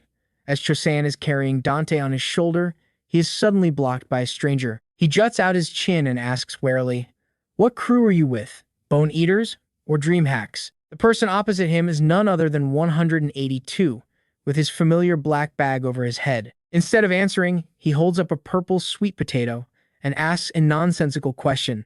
"Are sweet potatoes also considered animals?" Cho-san stares blankly and yells back, "What the hell are you talking about?" 182 calmly retorts, "You don't know? Maybe you should ask the teacher." This starts to get on Cho-san's nerves. He growls, "Is this guy insane? I'm in a terrible mood right now. Why didn't he just ask? Potatoes are people too. Potatoes are friends, not food." Cho-san grinds his teeth with contempt. "Useless piece of trash." 182 continues to taunt him calmly. "Tell the teacher to teach you so you'll get smarter." He can no longer contain his anger. Cho-san screams, "You're so annoying," and launches a frenzied attack. He throws powerful punches, aiming to crush the person blocking his path. The blows create clouds of dust. However, 182 quickly dodges the attacks in the nick of time. Cho-san is stunned by his opponent's incredible speed. 182 closes in, his eyes glowing intensely with killing intent from behind the black cloth. He uses the very sweet potato he's holding to launch. A vicious strike aimed straight at his opponent's side. Cho-san is hit hard, his body doubling over in pain as he's sent flying. He collapses to the ground, blood spilling from his mouth in utter shock. He never expected his weapon would be a sweet potato. The impact is so strong that Cho-san is thrown a great distance, tumbling through a pile of tires and scrap metal. 182 looms over him from above, looking down on the defeated man with cold eyes. "You damn thief! How's the teacher?" Cho-san looks at the unconscious figure before him and lets out a sarcastic laugh. "I can't believe he looks this pathetic." 182 has now completely fallen into a state of limbo. His eyes are rolled back, drool is trickling from his mouth, and he has no strength left to resist. He roughly grabs 182 and demands, "Is there any fog here? What world are you lost in?" At the secret base of the Cho-san crew, a gloomy atmosphere hangs over a memorial altar for D-Dat, the former second in command who died in battle. Amidst scattered beer cans, a brutal torture session begins. The dry crack of a hand bone being broken echoes in the quiet space. 182, still completely unresponsive, is beaten until his face is disfigured. A henchman clicks his tongue. This guy's really lost it. They continue to interrogate him about Kang Dante's whereabouts. "Where is the teacher hiding? You planning on eating with your toes?" In his delirious state, 182 whispers a bargain. "Give me fog, and I'll tell you everything." However, his stubbornness only infuriates Slick, the number 2 member of the Cho-san crew, even more. This bastard is still refusing to talk. He coldly orders, "Break another one of his fingers," and when a subordinate reports that all 5 fingers are broken, Slick roars, then move on to his toes. 182's endurance is terrifying, witnessing the brutal torture. Slick impatiently suggests, "Hey Hao, toss him a fog orb. This is taking too long." However, Cho-san immediately dismisses the idea with an extremely serious tone. "No, absolutely do not give him any." Slick seems to underestimate him, thinking 182 is just a skinny, weak kid. Cho-san growls a warning. "You think he's just a skinny kid? Take a good look at that body." He points to 182's body, covered in scars but with muscles coiled like cold-forged steel, and asserts, "That is a body honed to its absolute limit. His body fat percentage is definitely under 5%. A body of all bone and muscle like that. Once he recovers, you think you can fight him?" Slick stares at 182's body and clicks his tongue. "But I have to admit, he's handsome. A perfect kind of beauty. But what good is that? Don't you know that when you have no fat, getting punched hurts 10 times more?" He silently realizes that this kid seems to feel no pain from the brutal torture. The leaders of the other factions have already started to move. The information that the teacher is hiding in Tofu Village has been leaked. If he falls into their hands, our faction will have no way out. You've unintentionally destroyed this alliance. No matter how you spin it, killing Ngo and Tap was a bad move. Cho-san replies coldly, "A bad move? That bastard laid a hand on our brother. He had to pay with his blood." Slick, still not giving up, tries to persuade his comrade. "If you think about it more deeply, my point is, we need to gather more fog. Dai-Dat would have wanted that too." Cho-san suddenly slams his hand on the table and says resolutely, "Of course, we won't let D-Dat's death be in vain. For him, we will definitely succeed." He picks up a beer can, walks towards the altar of his deceased brother, and declares, "Together, we'll climb to the very top." With Slick hitting his weak spot, Cho-san lets his guard down. He raises the beer can high and shouts, "A toast for Dai-Dat." The subordinates standing behind him repeat in unison with reverence, "For Dai-Dat, for Dai-Dat." Slick is so moved he sheds a tear, muttering the two words, to glory. However, just as he takes a sip of beer, Cho-san suddenly starts coughing violently. The liquid sprays all over the memorial photo, startling his subordinates. What's wrong? Howard. Howard, you got beer on D-Dat's photo. Cho-san clutches his side in pain, trying to reassure everyone. Don't worry, I just choked a little. His men thought he was about to die from choking on beer. However, deep down, he vividly remembers the moment 182 attacked him. In that brief instant, his opponent's strike had landed precisely on his ribs. Cho-san shudders as he realizes the grim truth. There's no mistaking it. Since then, my liver has felt significantly weaker. He throws the beer can at the head of the man lying on the floor and growls. I don't know what the others think, but you can't fool me. Cho-san asserts that 182's attacks were pure skill, not luck. He observes that in this land of Falkland, people only know how to mindlessly use power from fog to brawl. Meanwhile, 182 uses Krav Maga, an Israeli martial art focused on attacking weak points to quickly neutralize an opponent. Glancing at his opponent's combat boots, Cho-san demands, "You're military, aren't you?" Meanwhile, Kang Dante, along with Rambutan and Lai Chi, are cautiously moving through the ruined buildings. Suddenly, Dante shouts with excitement as he spots an iron gate up ahead. This has to be the way out. He rushes forward, heart filled with hope that he'll find a way out of this hellish place. However, his joy quickly vanishes as a towering watchtower appears right before him. Dante nervously asks if there are guards in the tower and considers going to meet them himself, but Lai Chi immediately crushes his hope. She scolds him, "Don't say such crazy things. What can you do alone? Are you planning to knock on the door and ask for a favor?" Lai Chi asserts that just loitering nearby will get them shot instantly. The guards will blow the head off anyone who dares to approach. After hearing Lai Chi's logical analysis, the group has no choice but to hide behind some crates to avoid getting shot. Amidst the tension, a bizarre figure with a pointed head, looking like a giant sweet potato, suddenly looms before them. Dante jumps, stammering in terror. What the hell is that? Seeing the strange figure, he unconsciously blurts out, "A sweet potato." This comment unintentionally wounds the bizarre figure's pride. He glares with his white eyes and roars angrily. "Don't you dare call me a sweet potato." Of all the things to compare him to, why did it have to be a sweet potato? He gets right in Dante's face, demanding to know if he meant he looked like this potato, making the situation extremely critical. Kang Dante panics, pointing at the bizarre man and shouting, "That guy, he was in the class too." Immediately, Rambutan rushes to shield him and yells, "Dante, get back." He quickly recognizes that their opponent is no simple foe. This guy is a leader. Dante is stunned, unable to believe his ears. A leader? This person is also a leader? Why are there so many leaders here? Every few steps, there's another big shot. Behind the bizarre man, a squad of prisoners wearing traffic cones on their heads charges forward crazily. Dante's eyes widen in terror as he witnesses the ferocity of this mob. They swing their traffic cones, attacking relentlessly and creating a chaotic scene. In the midst of the crowd, the bizarre man suddenly leaps into the air, cracking the ground beneath his feet. He lands with immense force and roars, announcing his identity. "I am Drillhead." He looms closer, his eyes glowing with ambition, the one with the greatest potential to become the supreme leader. Drillhead reaches his skinny hand toward Dante and commands, "Teacher, come with me." Once again, the teacher is invited to join a new gang. Dante can only tremble and raise his hands to shield himself in despair as his opponent closes in. However, just as Drillhead's hand is about to touch him, a figure rushes forward as fast as lightning. Rambutan unleashes a thunderous blow aimed straight at Drillhead. Rambutan stands firm, protecting Dante, his eyes fixed on the enemy as he declares coldly, "The teacher is coming with us." At this point, if the teacher could be split into pieces, maybe they'd be less troublesome for him. Drillhead is sent flying, traffic cones scattering as he hits the ground hard. Drillhead scrambles up, his eyes glowing with rage.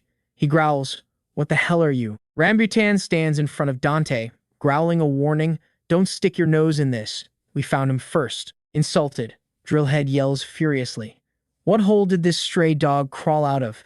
Do you have the guts of a tiger, not knowing fear?" He tenses his body, channeling all his strength into his legs to prepare for a new attack. Suddenly, Drillhead begins to spin his body at a dizzying speed, like a living drill. Witnessing the bizarre scene, Dante can only exclaim in amazement. At a time like this, the teacher is still admiring the art of combat. Drillhead launches himself into the air and dives headfirst into the ground, creating a deep pit and cracks across the road. Dante screams in terror, "It's coming," as he sees the ground exploding and rushing towards him. Shards of rock fly everywhere under the terrifying destructive power of the living drill. Amidst the thick dust, a triumphant laugh rings out. Rambutan braces himself as the ground beneath his feet completely collapses before Drillhead's devastating attack. Too slow. Drillhead roars arrogantly as giant earth drills erupt from the ground at terrifying speeds. Rambutan tries to jump and evade the deadly strikes, but the destructive force is too great. The ground cracks, and he can't react in time to dodge the blows. A helpless Dante can only clutch his head and scream in utter panic. Drillhead coldly notes his opponent is full of openings and immediately launches his finishing blow. A sharp stone pillar with incredible power suddenly pierces through Rambutan's position, sending him flying, to everyone's astonishment. Attacked relentlessly, he was beaten to a pulp by his opponent. Witnessing her comrade's peril, Lai Chi can't help but scream, "Rambutan!" The clear cry rings out across the area. The gloomy space makes the surrounding prisoners suddenly freeze. They begin to whisper doubtfully, "Huh? A girl's voice?" Lai Chi claps a hand over her mouth in panic, but it's too late. The gray-skinned mob has realized the presence of a woman in this hell. The crowd becomes ecstatic and utterly frenzied. "There's a girl here. It's definitely a girl." They charge like starving beasts, roughly grabbing and tearing at Lai Chi's clothes, despite her struggles. The crazed mob screams to take her away immediately to figure out what to do with her later. Witnessing the brutal scene, Dante freezes. He is stunned, realizing that Lai Chi is in danger entirely because she was protecting him. He collapses, tears streaming down his face in frustration as he whispers, pleading, "Please, don't." In his utter despair, Dante's trembling hand closes around a sharp-edged rock from the rubble. "Stop!" Dante screams with all his might and throws the rock hard at the prisoners assaulting Lai Chi. The unexpected throw startles them. Lai Chi looks in shock towards the timid teacher. Now, he has completely changed. His timidity is replaced by a resolute will, determined not to back down from evil. Dante pants, his eyes behind his mask showing bloodshot veins of fury and determination. He seems to have gone mad, continuously grabbing rocks from the ground and throwing them wildly at the crowd. The flying rocks injure the prisoners and leave them confused, not understanding what's wrong with this bookworm.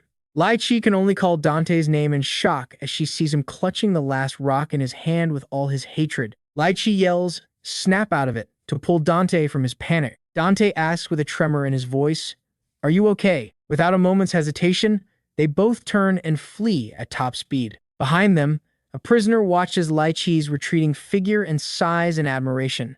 She really is beautiful. The prisoners know she's running away, but they have no intention of letting her go. Meanwhile, Rambutan is tensing his body, preparing for a powerful, explosive action. An earth-shattering collision occurs.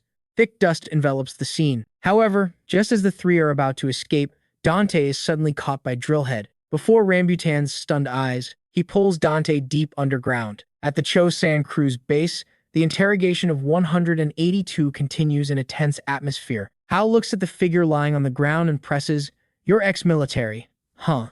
Special forces or something like that?" He admits he and 182 have some similarities. "I'm the same way, you know it. Before setting foot in Falkland, I used to be into practical combat." Hal coldly orders Slick, drag him downstairs. "Let's see what you're made of." He and 182 are both military, so he's very wary of this guy. He doesn't forget to remind his subordinate not to let 182 have even a little bit of fog. The heavy iron gate slams shut decisively. Inside, Slick, with the tattoo Justice is blind on his chest, shows clear dissatisfaction. When a subordinate asks if he should take over, Slick snaps, "What the hell are you talking about, you idiot, you irresponsible bastard?" Deep down, Slick begins to harbor thoughts of betrayal, believing Hao isn't qualified to be the boss. He believes that the one who holds the most fog is the one who has a shot at the supreme seat. Slick turns to a member named Inko, who is busy drawing, and comments, "Inko, you're pretty good at drawing. In a way, you've got what it takes to be one of us." With the intent to sow discord and make his opponent suspicious, Slick smugly praises another. Back knows how to use his weight advantage well, and asserts that the whole gang has great potential. Faced with their boss's strange attitude, Back asks what's going on, but Slick just smiles sinisterly. He boasts that his IQ has been increasing noticeably lately. He scoffs that every morning he wakes up, he finds his leader, Halt, to be more and more stupid and idiotic. Slick stands among his subordinates and declares loudly, "The era of using muscle to climb to the top is over. Now is the era of the mind.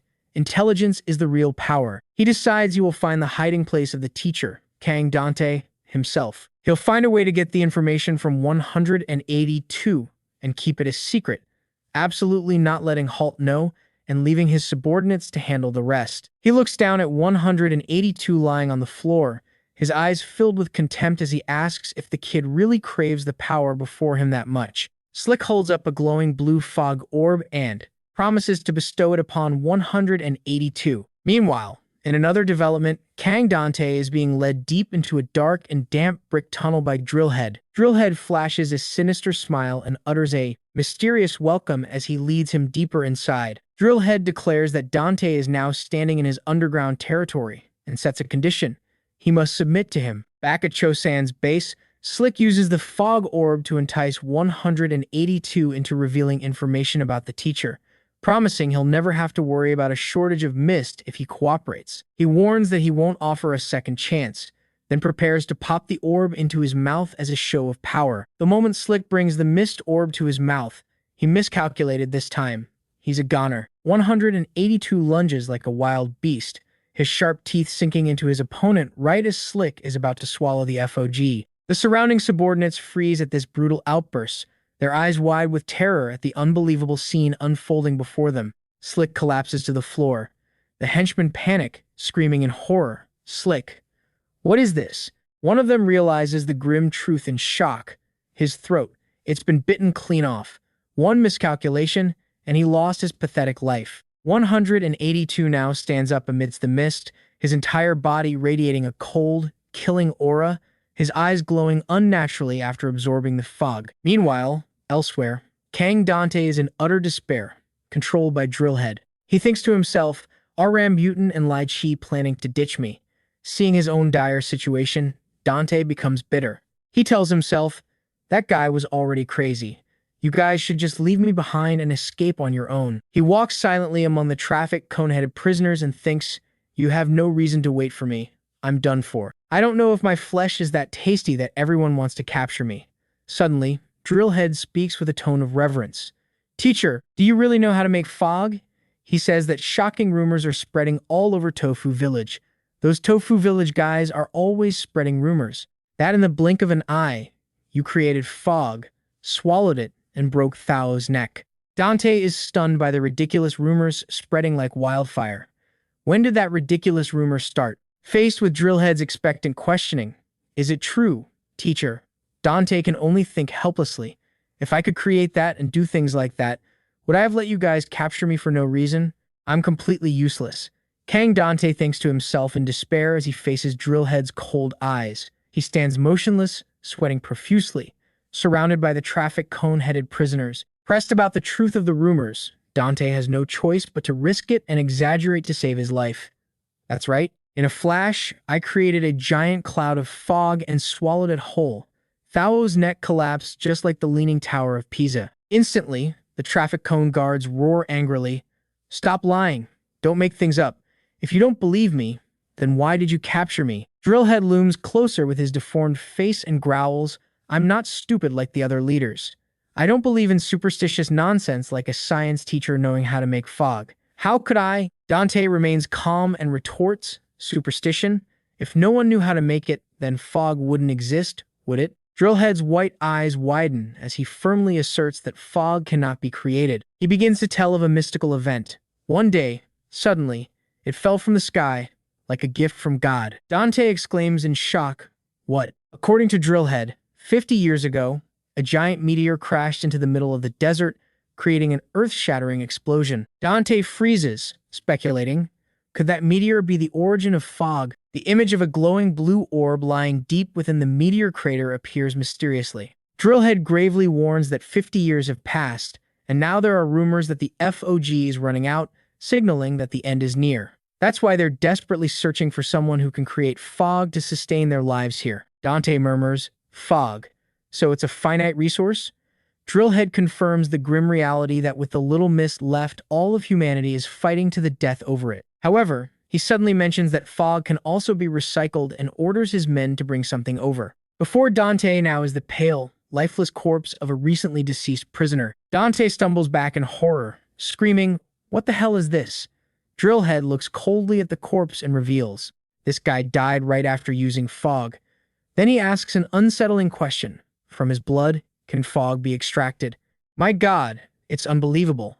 They won't even leave them alone after death. Dante exclaims in horror upon hearing about the gruesome extraction method. Using science, you mean? He hesitantly asks when Drillhead mentions a 3D control machine, a centrifuge. Drillhead confirms the cruel purpose is to use the machine to separate the fog component from the blood, because the concentration of mist in the blood of those who inhale too much seeps deep into every cell of the body.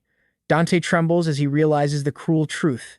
You mean, we have to squeeze them dry? Faced with Drillhead's question about the feasibility of this method, Dante tries to find a way out of it. If we're calculating by misconcentration, couldn't we just open our mouths and inhale deeply? There's no shortage of mist out there. But as soon as he gives that dismissive answer, Drillhead gets in his face and roars furiously. Are you stupid? If it were that easy, I wouldn't have bothered searching for you. He explains that mist in its gaseous form cannot be collected. It must be subjected to extreme pressure to be compressed tightly into a solid block. Dante stands frozen, stunned by the bizarre man's idea of collecting air into a solid block. That's not a bad idea, actually. Time passes, and night envelops the fog land, only to give way to the pale sunlight of early morning. Drillhead stares at the glowing mist orb and asserts firmly, it can be done. He roughly grabs Dante by the collar, forcing him to admit that even air can be collected if one knows how. A loud noise rings out, signaling a terrifying change is about to occur. At the Cho San Cruz base, Hao excitedly pushes open the door and yells, "Time for breakfast." But behind his smile are tears. Before Howard is a gruesome scene. His entire crew has been massacred and lies scattered on the ground, unable to fight back. Hao's eyes turn red with rage and pain at the sight. He collapses amidst the rubble, looks up at the sky, and lets out a heart-wrenching scream. At the mess hall, the old, dilapidated Chow Hong sign is visible in the gray space.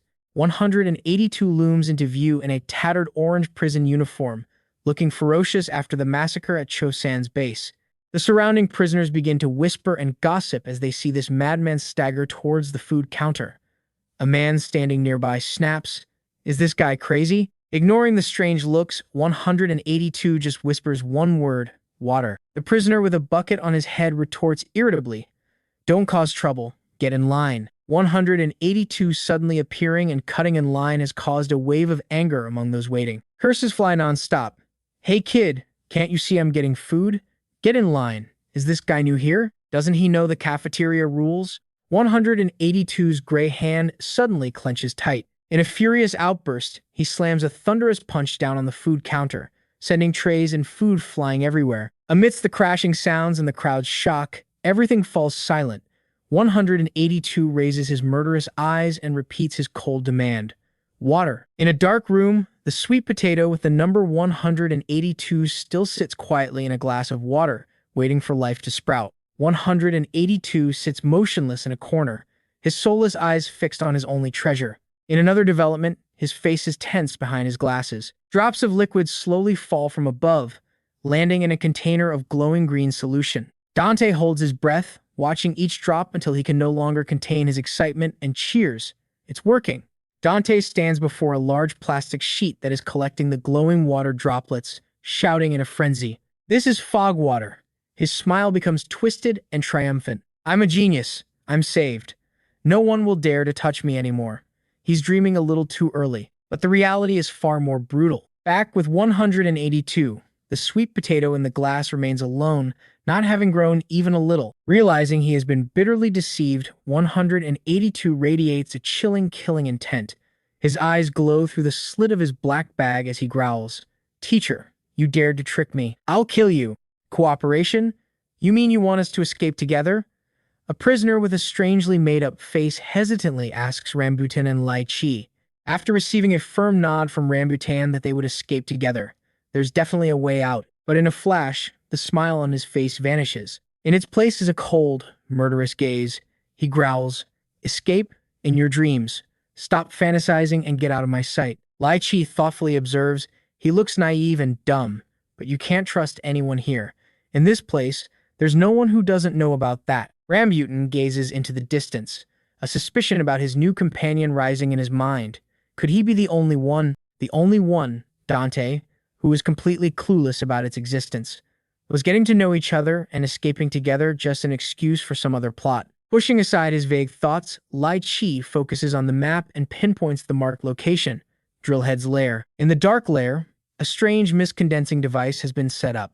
It was originally a machine for extracting water from the air in arid deserts, with a very simple mechanism. Moisture in the air condenses at the dew point when the temperature drops. At the cold hour of dawn, the moisture in the fog will be trapped by a net and liquefy into water. Dante has cleverly replaced that net with an insect screen that has high air permeability. Then he bent it to channel the flow of mist into a collection tank. He silently calculates the amount of water collected this way will definitely have a high concentration of mist. The humidity here is quite high, so I'll collect more than expected. The success beyond his expectations makes him cheer with excitement. Fog water. Drillhead stands beside him, his eyes wide with amazement and excitement. What the hell is this? Dante explains that this is water purely filtered from the mists of Falkland, though he's still unsure of its concentration. Drillhead doesn't hesitate to dip his hand in and taste it. After a moment of silence, he exclaims in shock, this is fog. The traffic cone-headed henchmen around him are stunned by the shocking news. Dante is also taken aback by his opponent's reaction. Drillhead begins to dance wildly in utter joy. He yells, it's definitely fog. We have an endless supply of fog. All the traffic cone-headed prisoners cheer wildly. They lift Dante high into the air and shout, Teacher! Teacher! Amidst the chaos, Dante can only scream in panic as he is tossed back and forth like a toy. However, the situation quickly changes as he is taken to a private room for a makeover. A skilled hand adjusts the black tie on his brand new orange prison uniform. Drillhead's voice rings out with satisfaction. The suit fits you perfectly. The reward they bestowed upon him for his great achievement has completely transformed Dante, no longer as timid as before. Drillhead looks at him with admiration. Teacher, you must wear these kinds of suits often. You look completely different. What do you think? Do you like this suit? He smugly asserts that this suit looks just like a dress shirt and declares, from this moment on, no one will dare to touch a single hair on your head. These tailored suits are a rare find. Drillhead officially recruits him. Welcome to the Drillhead gang. My brothers and I offer you our highest respect. Deep down, this bizarre man was always confident he had the most potential to climb to the position of supreme leader. Sitting among the prisoners, Dante begins to realize a harsh truth.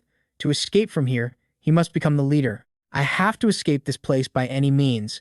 Dante silently calculates, supreme leader. Through this guy, maybe I can connect with the administration. Immediately, Drillhead loudly announces to the entire gang, today, we will have a massive fog party. Thanks to you, my brothers no longer need to save fog.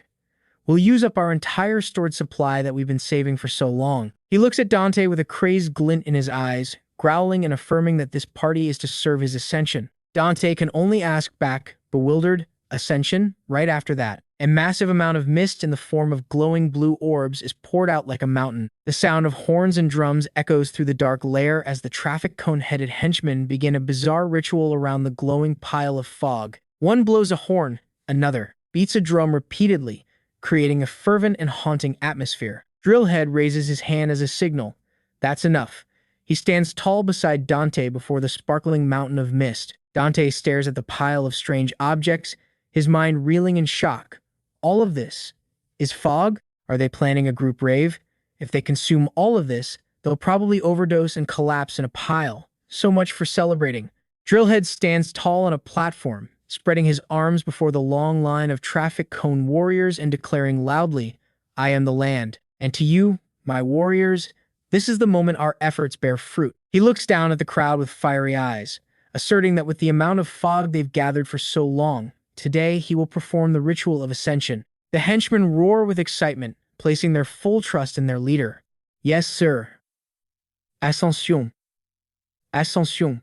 Drillhead flashes a smug smile and orders King Dante, open your eyes wide and watch, teacher, the birth of an emperor. Dante, now forced to wear a wreath of flowers on his head, has a face that cannot hide his utter confusion. Drillhead scoops up handfuls of the glowing mist and frantically shoves it all into his mouth in front of everyone. Dante exclaims in his head, "What?"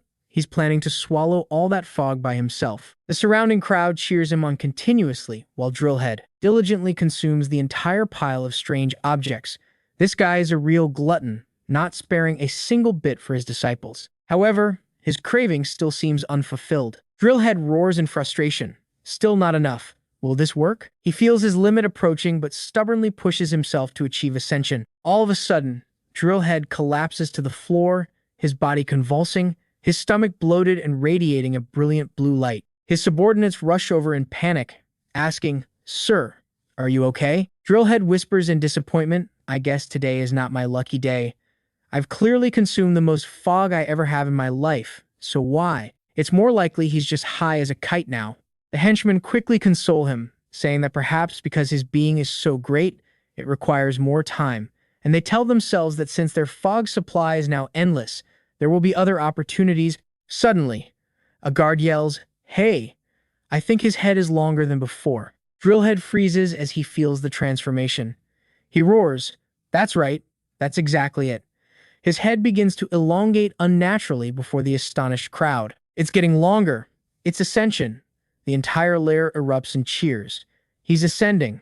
I don't know about ascending, but he might be ascending to heaven soon. The traffic cone henchmen excitedly surround him, cheering nonstop. "How does it feel, sir? Can you feel a new power?" Drillhead, with his unnaturally glowing eyes and elongated head, whispers deliriously, "I can feel the entire universe, the source of the mist. I can see through all the truths of time." Standing nearby, Kang Dante can only stand frozen, his heart pounding in terror at this bizarre scene of ascension. Drillhead continues to ramble about how they all exist in a deep blue hell. But right after, the ascension he had hoped for turns into a terrifying disaster. Drillhead's body cannot withstand the pressure from the enormous amount of fog and explodes into a brilliant blue burst of energy. The wave of energy sweeps through everything with terrifying force. It blows away all the surrounding henchmen, leaving Dante gaping in astonishment. That wasn't ascension, but a complete collapse. Amidst the thick dust, Dante realizes the fine line between ascending and falling. The guards scream in despair as they watch their leader disintegrate. In the end, the boss is gone. But before they could grieve their leader's demise, another cheer suddenly erupts with excitement. Fog. A huge amount of fog begins to pour out from where Drillhead had just fallen, enveloping the entire dark space. A true fog rain begins to fall, drenching the starving prisoners. The crazy fog party has now officially begun. The pale-skinned people rush to bathe themselves in the brilliant mist. They scream with fervor, "Let's party! Let's party!" They are now holding a group ascension party after their leader's ascent to heaven. The ruined space now explodes in mystical blue light and crazed cheers. The traffic cone guards dance wildly, ignoring the collapse that just happened, screaming in their mist-induced high, "Let's go all out." Dante stands frozen in the center of the chaos, watching the figures lost in the brilliant illusion of this blue hell. Drillhead exploded in a brilliant blue mist, leaving behind a scene of utter chaos. His horrified subordinates screamed. He exploded into pieces. Amidst the mist riot, a panicked prisoner tries to stop the frenzied crowd from absorbing the FOG. "Stop it. Stop it right now. At this rate, we'll all die together if we consume too much fog at once," he shouts, helplessly, as no one pays him any mind. Suddenly, he rushes over, grabs Kang Dante by the shoulders, and pleads, "Teacher, stop them." "You're the leader now," Dante asks back in bewilderment. "Me? The leader?" Despite the guard's order to bring Drillhead's troops to support, Dante can only tremble and look for a way to escape. "I won't do it. I don't want this." In an attempt to flee the insane reality, Dante throws himself into a deep pit amidst the desperate calls of the prisoners behind him. "Teacher, get him!" The clearer the calls became, the more terrified he grew. He falls into an endless void, and Dante's mind begins to shatter. He screams in pain and panic. What the hell is this? What the hell is going on? Dante tries to cling to the fragile hope that this is all just a nightmare. How can it be? A dream? It must be a dream. It's just a dream. He grinds his teeth, sweat pouring down his face as he confronts the harsh reality. From the very beginning, how could something like this happen in the real world? Wake up, wake up! However, in the pitch-black darkness of his subconscious, a blue light appears, along with a familiar figure waiting for him. A cold whisper echoes hauntingly, "I told you so."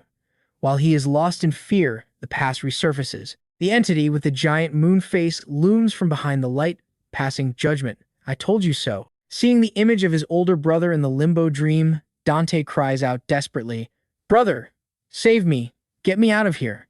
But his pleas are met only with bitter scorn.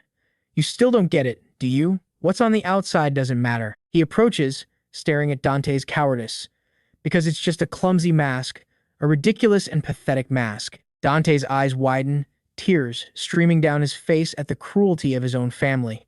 He screams as he completely breaks down. Enough! Not a single life raft was thrown his way. Dante sinks deep into the second layer of uselessness, where selective mist-induced amnesia begins to take over his mind. He bitterly realizes he can't even remember his brother's real face, the person who had always been a source of terror in his past. In his fractured memory, that face only appears as a soulless and cold circle. Dante remembers a drawing he made as a child, where his brother appeared with a bizarrely round head amidst the family. Back then, his brother had just picked up the drawing and commented coldly, "Why did you draw me like this? You'd better not become an artist." Dante realizes his brother's face in his memory constantly changes, never having a fixed form. The more he tries to remember that face, the more confused his mind becomes. The face of his brother in Dante's mind keeps changing unexpectedly, sometimes angry like a lion, sometimes like a clown or a tragically crying face, and sometimes it even looked like a demon. Dante tells himself to just think of it as a formless black circle to make it easier to visualize. All of a sudden, a glowing blue entity appears, screaming his name. It makes Dante jolt awake in absolute terror. He pants, drenched in sweat, as he realizes he's being sheltered in a makeshift tent. Lai Chi and Rambutan ask with concern, "You're awake?" Dante wonders in a daze if everything he just experienced was just a nightmare. Lai Chi explains that they found him unconscious at the entrance of Drillhead's lair and brought him to this shelter. Dante asks emotionally, "You two came to save me?" Lai Chi smiles and affirms, "Of course. We made a deal to escape together." Coincidentally, both times he passed out, this couple saved him. Dante bows his head in guilt. "I'm sorry. I delayed you both." He tries to stand up to continue, but then hesitates. "Wait, Rambutan needs to rest too. We've come quite a long way." Just then, Lai Chi pulls back the tent flap and exclaims, "Look, we're right at the foot of the wall." She tells him they've found a spot with no watchtowers to ensure their safety, beside the crackling fire. Dante thoughtfully asks about the bizarre man's fate. His drill head dead? Rambutan nods, confirming the grim truth. He shudders, recalling the horrific scene. Everyone went crazy.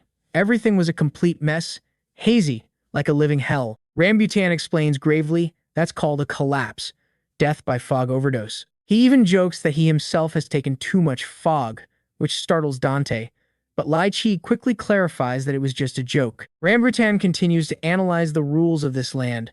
The more fog you take, the greater your potential. However, every potential has a limit, and everyone's tolerance is different. Once you reach your personal limit, your body will explode, and all the fog you've absorbed will erupt outwards. So in the end, you can't take it with you when you go, right? By the flickering firelight in the dark night, Rambutan thoughtfully stares into the void and speaks. "Humans don't know where their own limits lie. You're probably good at something too, Mr. Dante, but you probably don't know your limit either." Lai Chi adds, explaining that fog disappears in a very cruel way. Everyone is just waiting for someone to collapse so they can get their fog. Dante listens in silence to the harsh law of survival in this place, where there are only two outcomes: ascend or collapse. There are no other options, and to collapse means death. Dante asks curiously, "So what does it mean to ascend?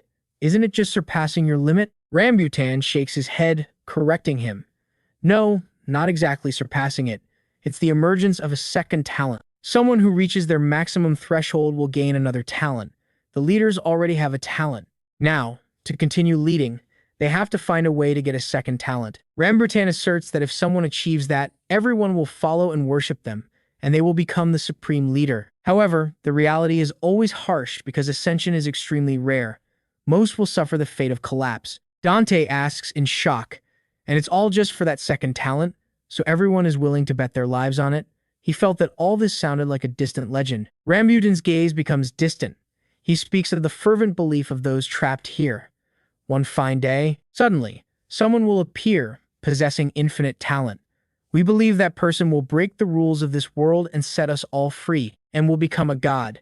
That is the supreme leader. When life is too harsh for them, they find something to lean on as a source of life and belief, and that is some kind of deity. Meanwhile, in another corner of the ruined city, 182, his face covered in bruises and dried blood, moves silently. He walks amidst the corpses of black crows and derelict buildings, ignoring the brawls of the prisoners below. 182 climbs to the highest structures, gliding across dilapidated rooftops with the speed of a ghost. He seems to be concentrating intensely, searching for something. Dante thoughtfully adjusts his glasses, sensing a change in the atmosphere. On top of a giant water tank overlooking the entire city, 182 stands tall. Found it. His target is a massive industrial complex. Right beneath his feet, it radiates a thick and mysterious blue fog energy. Heavy breathing echoes through a dark gas mask. Figures in white hazmat suits are hastily using shovels to collect the glowing blue liquid spilled across the floor. Amidst the desolate scene, the bodies of prisoners lie scattered, proof of the catastrophic collapses that occur daily. A figure with a paper bag over his head casually observes the bone fragments on his shoulder and remarks, "This spot is glowing too. Over there as well." He mutters about how people die every day chasing the dream of ascension. Looking at the thick puddle of mist from someone who just exploded, he scoffs. Oh, this guy was pretty tough. Trying to ascend? How pitiful. As he was collecting the blue glowing substance from the corpse, suddenly, a red-haired man in a sharp suit cuts him off. Hey, tourist, stop scavenging corpses. He holds out a plastic bag full of pure blue fog orbs and orders. Here, take this. Taking the gift from his hand, the man with the paper bag can't help but be impressed. This is high-quality stuff. The red-haired man coldly demands a progress report. Have you found him yet? That one-armed guy? Who knows? Probably. He grinds his teeth impatiently, thinking about the long year that has passed with such vague results. Tourist, shouldering his rifle, complains, "To be honest, I don't see any profit in this job. It's a mission from the Falkland administration, right?" The red-haired man immediately yells, "Don't talk nonsense." Over the past year, the bounty has skyrocketed. At the mention of money, tourist's eyes gleam with hope from behind the paper bag. He bargains, "So, can you pay me more?" The red-haired man turns back, revealing a face with a sinister smile and glowing blue eyes full of killing intent. "If you can bring him here to me, then money won't be an issue." The morning brought a strangely unsettling feeling. Kang Dante groggily woke up with a dry cough, muttering, "Oh, damn it, teacher, you're awake." Rambutan speaks up. "You're awake?" While Lai Chi shivers slightly from the morning dew. "It's a bit cold in the desert, huh?" Dante reassures them. "I'm fine." But deep down, a sense of restlessness that he couldn't name was rising. A feeling like something was missing, hard to describe. Standing before the colossal, towering wall, Dante is overwhelmed and exclaims, "It's so high." The red stains that soiled the graying surface of the wall made the atmosphere even more eerie. Dante curiously looks at the strange symbols on the wall and wonders, "What are those symbols? I didn't see anything last night." Seeing them, he feels an invisible pressure weighing on his chest. Turning to Rambutan, Dante offers, Is there anything I can do to help you?" Rambutan hands Dante a black cloth bag and asks, "Could you wear this bag for me?" Dante quickly takes it. "Ah, sure." Suddenly, Rambutan becomes serious. "Also, there's something very important. I don't know if you follow any religion?" Confused, he doesn't understand the purpose of the question. Rambutan continues, "My family is Catholic, but could you pray for a little bit?" Dante replies awkwardly, "Pray? I don't believe in God." Immediately, Lai Chi rushed over, grabbing his shoulders and pleading, "That doesn't matter. In a desperate time like this, anyone would pray. Please, pray sincerely so we can get out of here." Dante hesitated. "I only know the Our Father." Rambutan smiled confidently. "No problem. All that matters is the desire to escape." He reached a hand toward Dante and said clearly, "Come here. Let's escape together." Rambutan tensed his body, channeling all his strength into his legs and launching a world-shaking jump. As everything was in place for the decisive leap, Lai Chi urged him on frantically. "Dante, pray, now." Dante squeezed his eyes shut, his mouth trembling as he mumbled the prayer.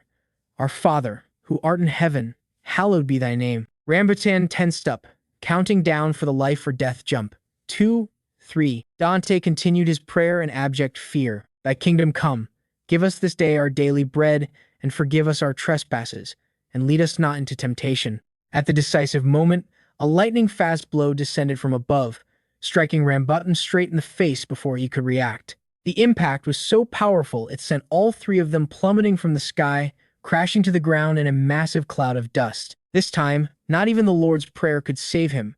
Perhaps it hadn't been heard in time. Amidst the wreckage, a panicked Lachi shook Rambutan, who was lying flat on the ground. Dante stared in shock at his teammate and asked with concern, "Rambutan, are you okay?" Lachi couldn't hide her panic. Snap out of it. From within the cloud of smoke and dust, a figure emerged, its eyes glowing with a sharp blue aura. Dante froze when he recognized his attacker. 182. He stammered in astonishment.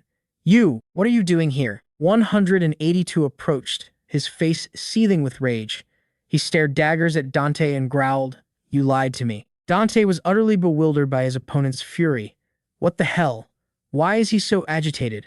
Did I even do anything to him? Without giving him a chance to explain, 182 charged like a wild beast, shouting, "I have to kill you." Dante could only cry out in desperation.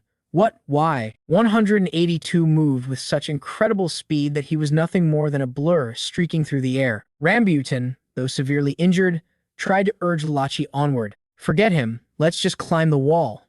But 182 had already closed in right behind them with terrifying pressure. Rambutan, realizing their dire situation, yelled, "Wait! Stop! Don't stop! Stop right now! Don't stop!" Yen Jiang had warned them about the pursuer's frightening speed. You can't underestimate his speed. The three of them shouted frantically at each other as they jumped, with 182 getting closer by the second. Dante was stunned by 182's terrifying speed. He thought to himself, "This guy has a super speed ability, doesn't he?" Just then, 182 closed the distance and roared, "Hey! I said stop before I break your legs." Dante yelled back in frustration, "It's not like I want to run. Why are you blaming me?" 182 unleashed a lightning-fast kick that sent Dante, Lachi, and Rambutan flying, crashing painfully to the ground. Dante scrambled to his feet. He tried to reason with 182 to get him to calm down. He stammered, trying to placate him.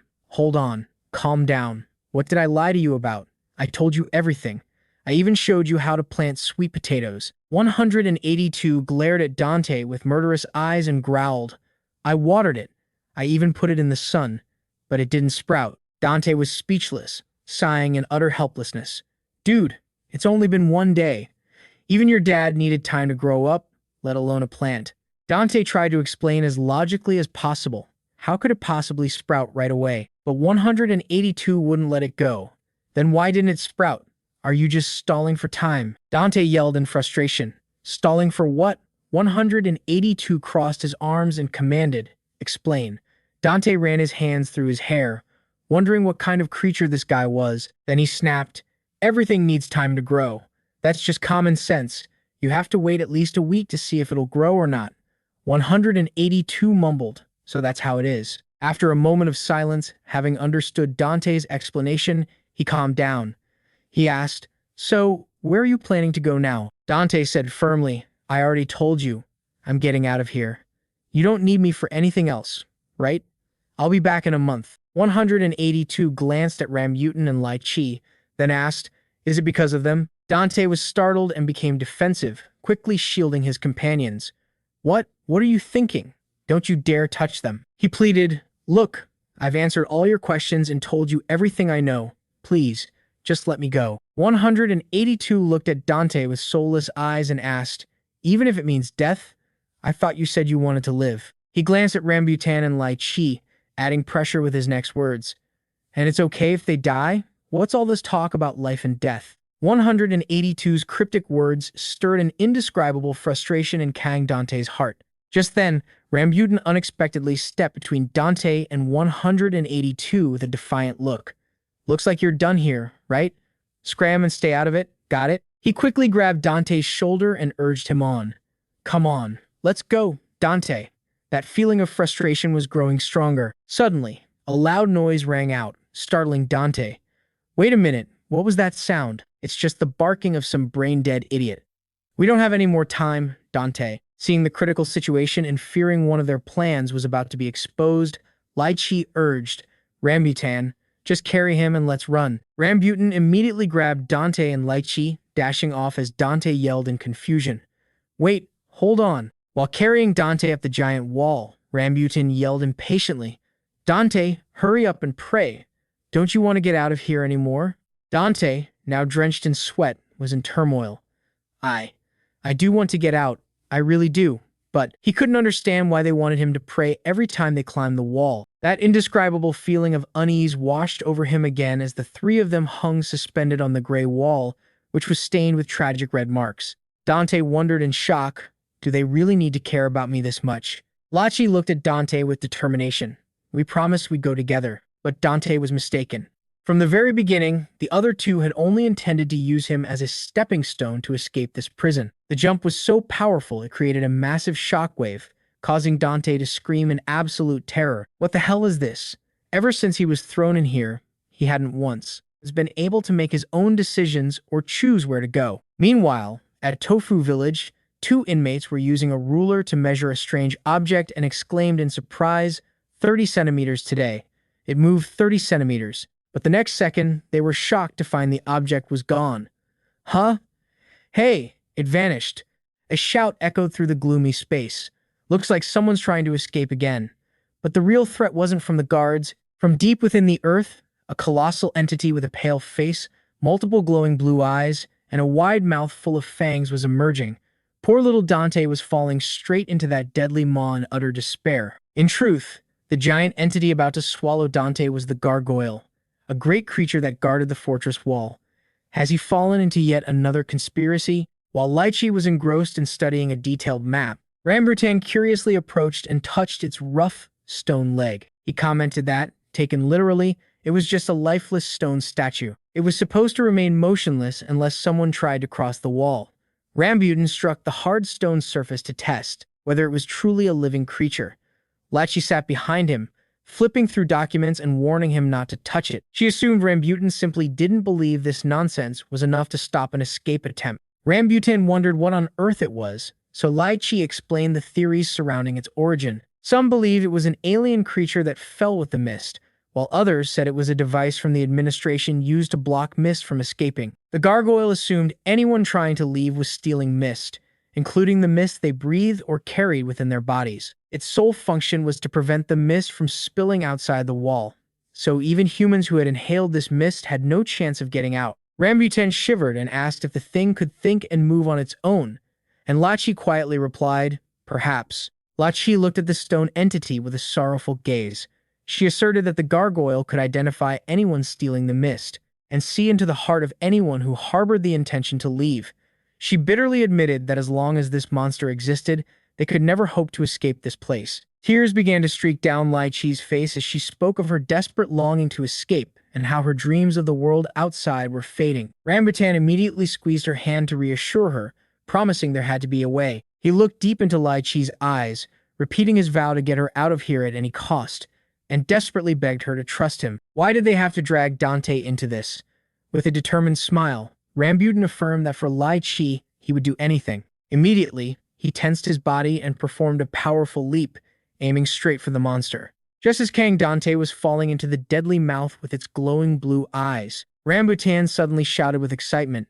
It took the bait. Rambutan cheered ecstatically as he saw his cruel plan succeed. It worked. The mist backpack and the fervent prayer. It has identified Dante as the mist thief. So, his invitation for Dante to escape with them had a malicious purpose all along. Dante was their sacrifice. Realizing this once-in-a-lifetime opportunity had arrived, he used all his strength to perform a life-or-death jump over the towering wall. He landed on the ground on the other side. Rambutan looked towards the brilliant sun and exclaimed in relief, I'm out. He turned back, calling the name of his beloved. We made it, Lai Chi. We succeeded, Lai Chi. But his smile suddenly vanished. Rambutan stared in horror at his own trembling hands. He realized he was holding an incomplete corpse. He had paid too high a price for tricking someone else into taking his place. The horrifying truth was revealed amidst the cold mist. The gargoyle monster, with its sharp stone teeth, had bitten off Lai Chi's head, the moment they crossed the wall. The immense pain caused his mind to completely shatter. A heart-wrenching scream echoed through the space. Lai Chi. Rambutan went insane, his eyes glowing with a wild, white energy. With nothing left to lose, Rambutan roared in absolute fury, channeling all his hatred into a suicidal attack aimed straight at the entity that had taken everything from him. The gargoyle monster stood imposing and tall, its glowing blue eyes filled with menace. 182 stood opposite the colossal stone entity. He coolly sneered at the futile efforts of those who tried to cross the wall. "You idiot. I told you it was impossible to escape." 182 gritted his teeth, his eyes glowing with a sharp, blue energy. He focused all his power into his fist, gathered momentum, and launched himself into the air, aiming straight for the monster. 182 delivered a devastating punch straight to the gargoyle's face. The earth-shattering impact created a terrifying shockwave, causing cracks to appear on its tough, stone surface. The blue energy from 182's body exploded outwards. He relentlessly unleashed a barrage of heavenly blows on the entity, leaving it no chance to counter as the cracks on the monster's face spread wider and wider. Amidst the sound of shattering stone, Kang Dante's desperate screams rang out. "Stop! Stop it!" Despite the pleas, 182 continued his frenzied attack. His final punch shattered the protective stone layer, causing the colossal entity to crumble into pieces. As the dust slowly settled, Dante was revealed amidst the rubble, his face smudged and full of fear. He gasped in shock as he saw his savior, number 182, in the midst of the chaos. Dante was only now realizing who was an enemy and who was a friend. He was like a child who had lost his mother, whispering 182's number. "Help me. I'm sorry." 182 stared at Dante with a cold expression, then coolly, and silently reached out to pull him from the stone debris. Kang Dante clung tightly to 182, trembling as he spoke in a panic. "I thought I was dead for sure. That guy kicked me. He just kicked me. I think he was really trying to kill me. Why? Why would he do that?" Behind them, the giant stone monster was still looming. It reformed, causing Dante to scream in despair. Dante asked in terror, "What the hell is that? What kind of creature is it?" Number 182. Ignoring Dante's incessant and frantic questions, 182 roughly pushed him to the ground and growled, "Open your mouth and say you're not going to escape again. How many times have I told you? You can't get out. I didn't say that. If you want to live, say you won't leave again." In utter helplessness, Dante was forced to utter the vow. I swear I will never step outside again." The moment Dante finished his oath, his eyes and the stone entities locked in a tense stare. Dante watched in shock as the giant monster suddenly crumbled and vanished into thin air like a wisp of smoke. He stood up dazedly, looked around, and wondered, "It's gone. What the hell was that? Was it an illusion?" Dante worriedly asked number 182 about his newfound friends. "What about Lai Chi and Rambutan? That couple, did they escape?" 182 coldly replied with the harsh truth. "They're both dead," to Dante's astonishment. He asserted firmly, it wasn't an illusion. Anyone who steps out there dies. No matter how strong they are, they can't defeat the Hollow Ones. The tragic scene appeared, with the bodies of Lachi and Rambutan lying motionless in a pool of blood, ending all hope of a successful escape. His hope of getting out was no longer just a dream, it was something he didn't even dare to think about anymore. In the darkness of a gloomy hideout, Thuk Kot, the leader of the cannibals, appeared with a formidable physique and a menacing iron mask. The man with the paper bag on his head looked at the giant and wondered if that gruesome name was real or just a psychological tactic to intimidate his opponents. Suddenly, Thuk Kot's long tongue shot out, and the giant growled with thirst. "You're curious, huh? Excellent. I'm also curious what you taste like." Despite the revulsion, the man with the paper bag firmly pushed the tongue away and snapped. "Huh, let go." Thuk Kot didn't let up. He sniffed the air and made a lewd comment about how lovely his prey was. Unfazed, it seemed he was used to this, so it was nothing to worry about for him. The man with the paper bag held out a photograph and got straight to the point.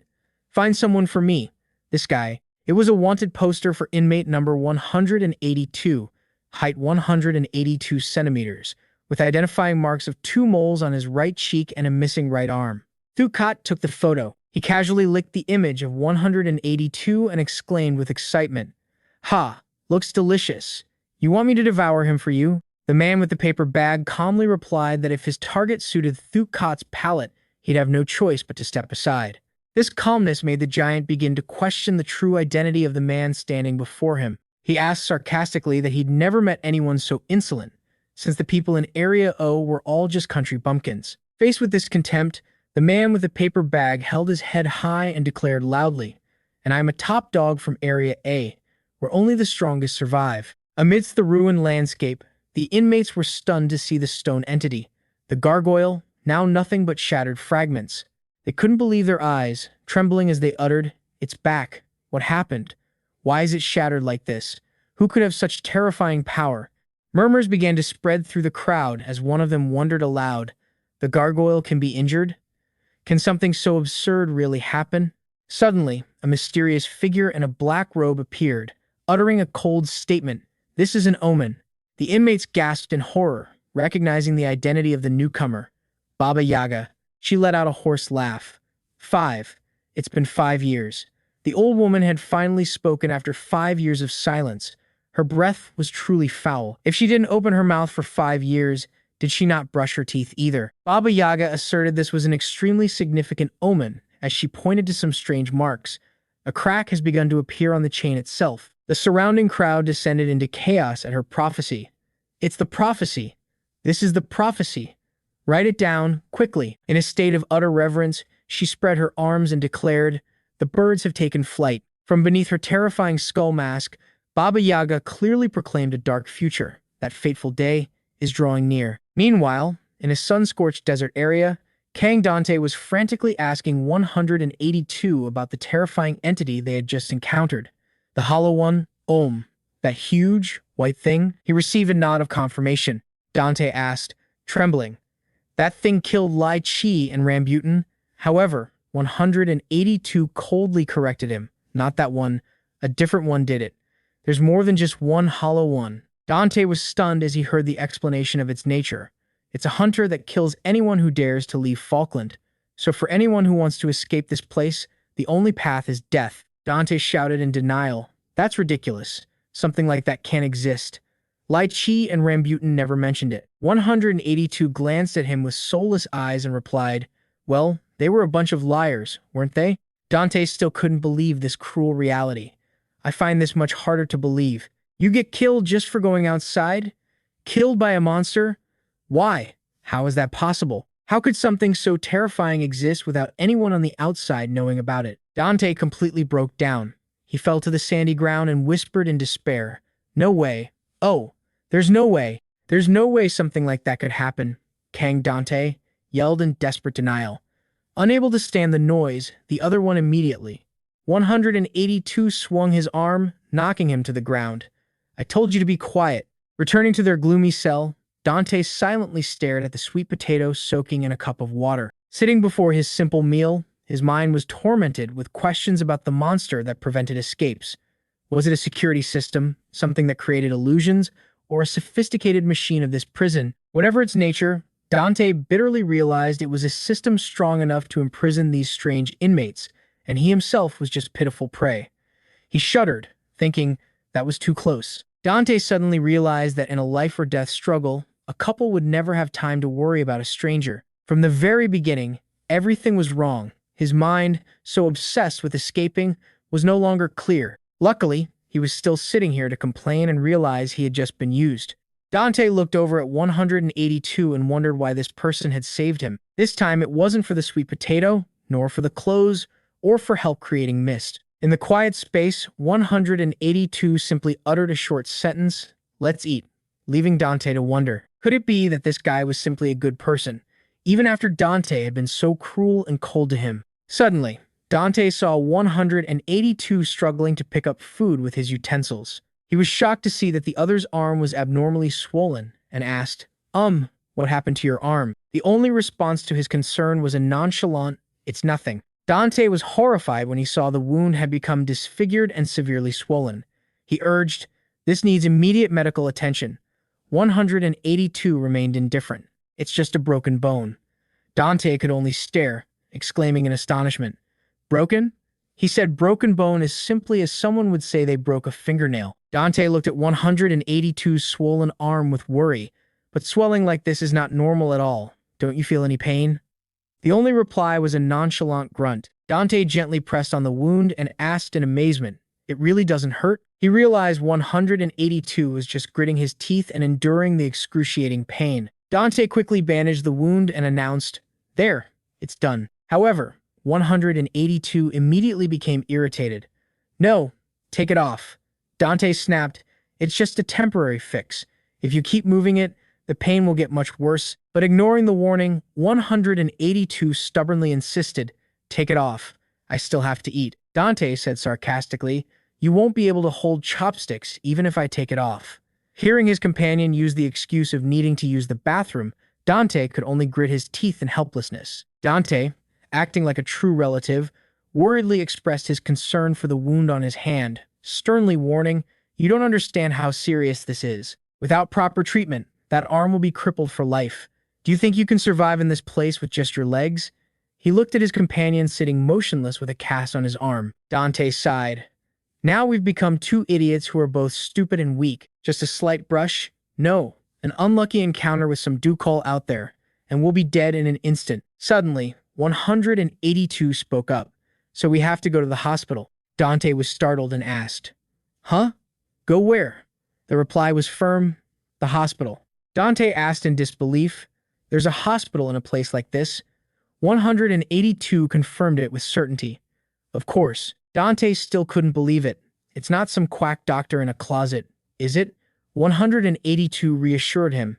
"A proper doctor." Dante pressed on, "There's a real doctor? Where?" But the answer made him want to collapse. "I don't know." Dante glared in frustration at his companion, who was putting on an innocent face. 182 calmly explained, "I got into a fight with a doctor once. I think it was somewhere in Area O." Dante clutched his head in exasperation. "Somewhere in Area O? This place is huge. Searching like that is like finding a needle in a haystack." "I saw those two drawing a map." "A map?" Dante's eyes shifted towards the bag, with the fabric lying silently on the floor. He rushed over and hastily opened the bag. 182 watched his strange actions with a dazed expression. Dante rummaged inside and exclaimed in surprise, "No way." His eyes lit up when he saw them. Glimmering blue mist orbs, and most importantly, the map Lachi had painstakingly drawn. Dante cheered with sheer excitement. "Here it is." Dante held the paper high in his hand, cheering excitedly. There really is a map. Meanwhile, 182 behind him was just staring blankly at the floating mist orbs. "Oh, mist." Dante quietly observed the intricate lines on the map. His mother's words echoed in his head, a devout Catholic who said that everything in life happens for a reason. Although he didn't believe in God, he fully agreed with the idea that if you can get back up after falling, every failure and adversity becomes a great legacy. Dante's eyes were fixed on the red symbols, marking specific areas on the astonishingly detailed map. While meticulously observing, Dante pointed to a red circle and exclaimed, "There really is a hospital. Not only that, but there's all sorts of information here too." He began to analyze the overall structure of the land. He realized it was divided into numbered sectors like a giant pizza. However, Dante quickly noticed a major omission. It seems like only about a quarter of it has been drawn. Is there no facility that manages the entire area?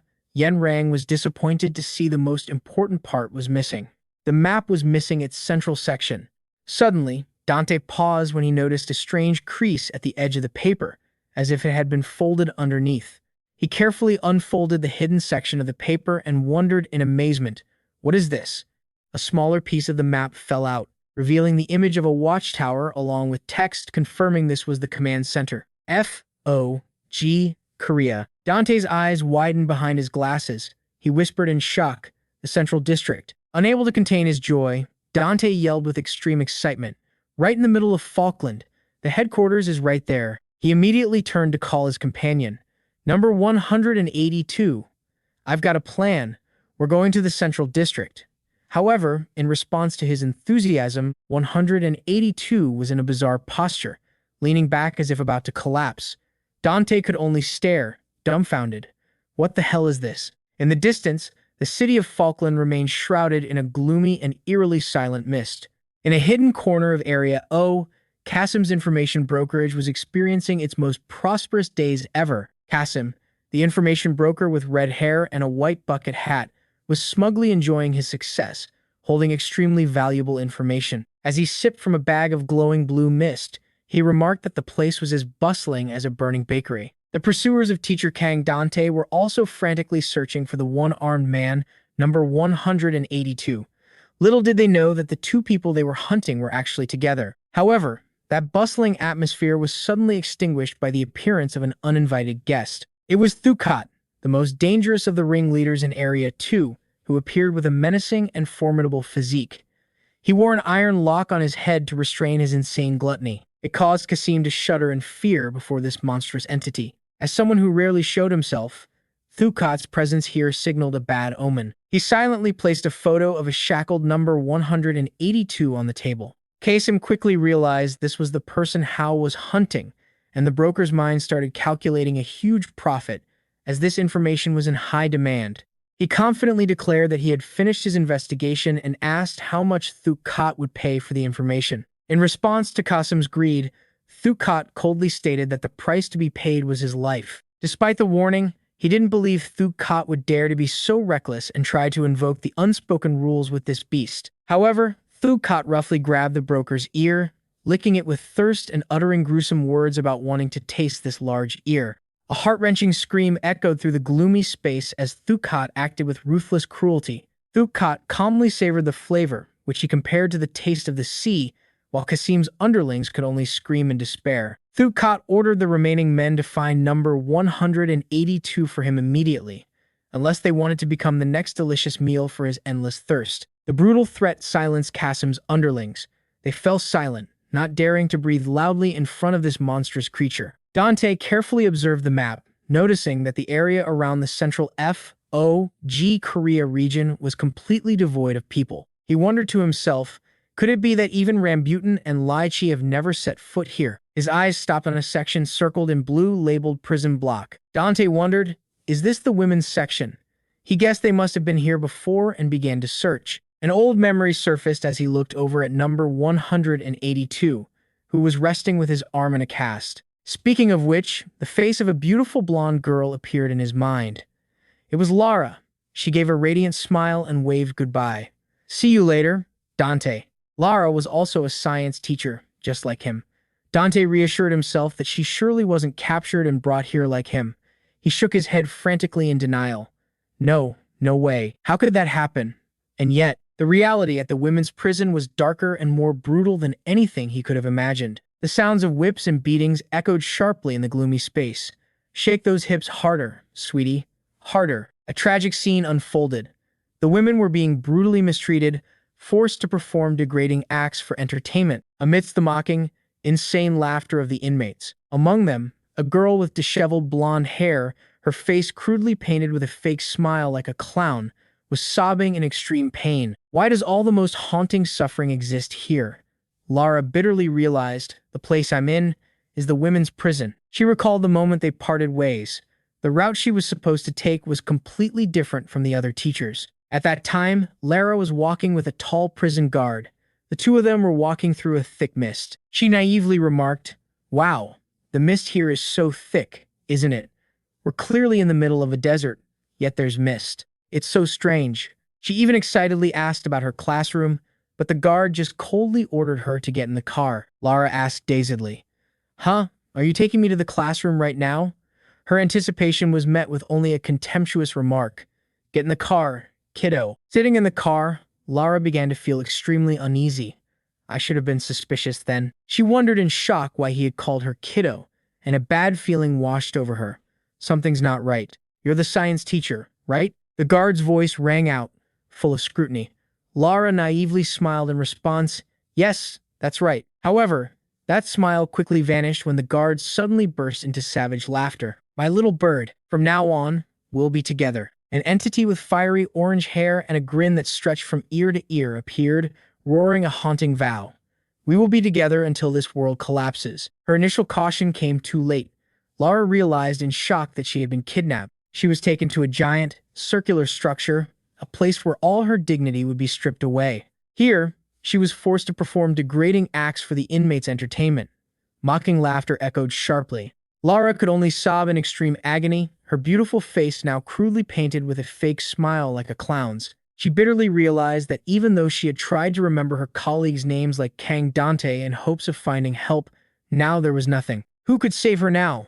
The warden? Her family? Lara couldn't understand why her fate was so cruel. She was left amidst a pile of beer cans and the contempt of a mob of lunatics. A black-haired female inmate, her body covered in white bandages, approached menacingly. She roughly grabbed Lara's face and snapped, "Are you crying your eyes out again? You're killing the mood." A fiery slap sent Lara sprawling with a scream of pain. This big sister was starting to lose her patience, demanding to know the progress of the missed research Lara had promised. She mocked Lara for constantly hiding in her room crying and expressed her suspicion. "Tell me the truth. You can't create mist, can you?" Lara trembled, tears streaming down her smudged makeup as she faced the harsh interrogation. "If your research has progressed, then bring out the results for us to see. Or is it that you have nothing?" With no answer from Lara, the big sister coldly drew a sharp knife. Her eyes flashed with a cruel glint. "I knew it. Someone like you claims to create mist?" She laughed manically, asserting she never believed that nonsense, and declared Lara must be punished for daring to deceive them. The cold blade was pressed against her throat. Lara screamed, "No, that's not it. I can do it. I really can create mist." Glock screamed back, "Shut your mouth, you bitch. I won't be fooled by you again. How disgusting. Daring to deceive the Tekoa." Lara pleaded desperately, "I can do it." Suddenly, a giant figure with hair like blazing lava appeared behind Glock's. It was Kali, the ruler of this place. "This little bird is mine." Glox was terrified by the suffocating pressure. She could only utter a threat before scurrying away. Kali roughly led Lara away, whispering hauntingly, "Let's go, my little bird." Lara was led away as if she had been rescued, but in reality, she was just going from the frying pan into the fire. Kali took Lara to a private corner of the prison. She held her tightly like a precious toy and cooed, "My little bird, I was only gone for a moment, and you're already being bullied like this? Perhaps I should just hold you like this forever." Lara trembled, trying to remain calm as she replied, I'm fine." Kali continued to feign concern, asking if she needed any other help. In reality, this woman with a formidable physique was Kali, one of the strongest here, known as the Berserker Queen. She possessed the ability to tense any muscle fiber in her body to insanely amplify her physical strength. And tragically, the very person acting concerned was the mastermind behind Lara's kidnapping. Did anyone else initially think Kali was a giant man? Kali then switched to the main topic, making Lara's heart stop. "By the way, is your mist research still going well?" La Stama in Fia. Mist? Kali reminded her that she had provided everything and began to express her suspicion. "You're not trying to deceive me too, are you?" To save her life, Lara had to lie, claiming she only lacked time because Glox was tormenting her, forcing her to dance constantly. In her heart, she was screaming. In reality, she knew nothing about the mist and was just trying to stall for time to survive another day. Hearing this, Kali burst into enthusiastic laughter. "Ah, so that's it. I see. You just need more time, right? Why didn't you tell me from the start? Wait a moment, I'll go make peace between you and Glox." Seeing Kali storming off to find Glox, Lara panicked and shouted, "Kali, don't." She realized she had just made a fatal mistake. Glox would surely think she had snitched to have Kali punish her. Lara trembled as she considered what she had just said, her heart filled with dread about the consequences. Suddenly, Kali looked back at her through a crack in the door, her eyes glowing with a crazed light. She promised that from now on, Lara's time would not be disturbed by anyone. Fearing her words had gone too far, Lara tried to stop her, afraid of Glox's brutal revenge. But Kali just asked coldly, "Are you regretting it now, Glox?" Lara froze, her eyes wide with shock at what Kali was holding in her hand. It was the part of Glox's body that had been severed from her neck. Kali casually dropped her trophy to the ground and declared that Glox truly regretted her actions. "Now you don't need anything else, right? This means you'll be creating mist for me soon." Witnessing such inhuman brutality and the chilling smile of the perpetrator, Lara seemed to go mad. A scream of pure terror, which had reached its peak, was rising within her. There was no life raft for this drowning soul. Dante shuffled through a dark alley, his entire body wrapped in bandages like a mummy for disguise. Seeing his odd behavior, 182 asked bluntly, "What are you doing?" Dante whispered an explanation that to hide a tree, you must hide it in a forest. He was trying to act like a real inmate to avoid being noticed. But his cowardice only irritated 182 further. He smacked Dante on the head and grumbled, "Hey, can you not breathe so loud? It's annoying. And you're walking too slow." As they were walking, 182 suddenly stopped and declared, "I'm not walking anymore. I'm hungry." Dante stared back and snapped, "Huh? What do you mean?" "We're on our way to get you treated. Number 182. We've passed 2 cafeterias already. I told you to go eat." He couldn't help but be exasperated by the whining of his large companion. He's a grown man, still whining for food. Deep down, Dante was still terrified that the cafeteria was an extremely dangerous place with too many prying eyes. But 182 just calmly replied with the philosophy of the strong, "If you're hungry, eat. If you're sleepy, sleep. If someone starts trouble, punch them." Punch them? What's he going to punch with now? One arm gone, the other crippled. Dante thought to himself that 182's carefree days were over since his arm was injured. He reassured himself that now that 182 couldn't fight, they both had to be extremely careful on their way to the central hospital. Behind them was a chasm. One step back, and death awaited. The only way was to keep moving forward.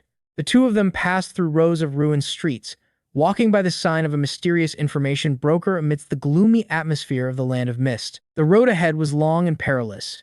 Dante reminded himself to pay close attention to every development along the way to reach their destination. He could no longer rely on anyone but himself, so he told himself to stay sharp. Meanwhile, a shocking truth about the prisoner management system called Foreground was gradually being revealed. It was a dark network of interests operating under a moral pretext, specializing in reusing the ID numbers of dead prisoners for new arrivals. However, by examining a stack of old, decaying files, it was discovered that a strange piece of data had emerged. The prisoner with the number 182 was actually recorded as having died in chains a long time ago. And the most frightening thing was that for the past 22 years, the system had been continuously updated, but there were no records of number 182 being reused. So, who on earth was that guy? The red-haired intelligence officer wondered to himself. He speculated that perhaps the guy had just picked up a dead person's tag to use temporarily, since number thieves were rampant here. But Ruth had confirmed he had actually appeared in class and was issued an official uniform. This meant the prisoner number was real. He looked at an old photo of 182 and was astonished. If that's the case, does it mean he never died? He's lived to an inhuman age. No wonder his hair is so white. He wondered if the guy had the power of eternal youth, or if the list hadn't been updated. Even though 22 years had passed and the information should have reached the intelligence team long ago, 182 remained an unsolved mystery. He asserted to his underlings that this information had been deliberately concealed, and the only ones who could do that would be the administrators of this land. Meanwhile, Dante and 182 had reached their destination, Dumpling Village. Are the villages here named after food, or is it a craft village?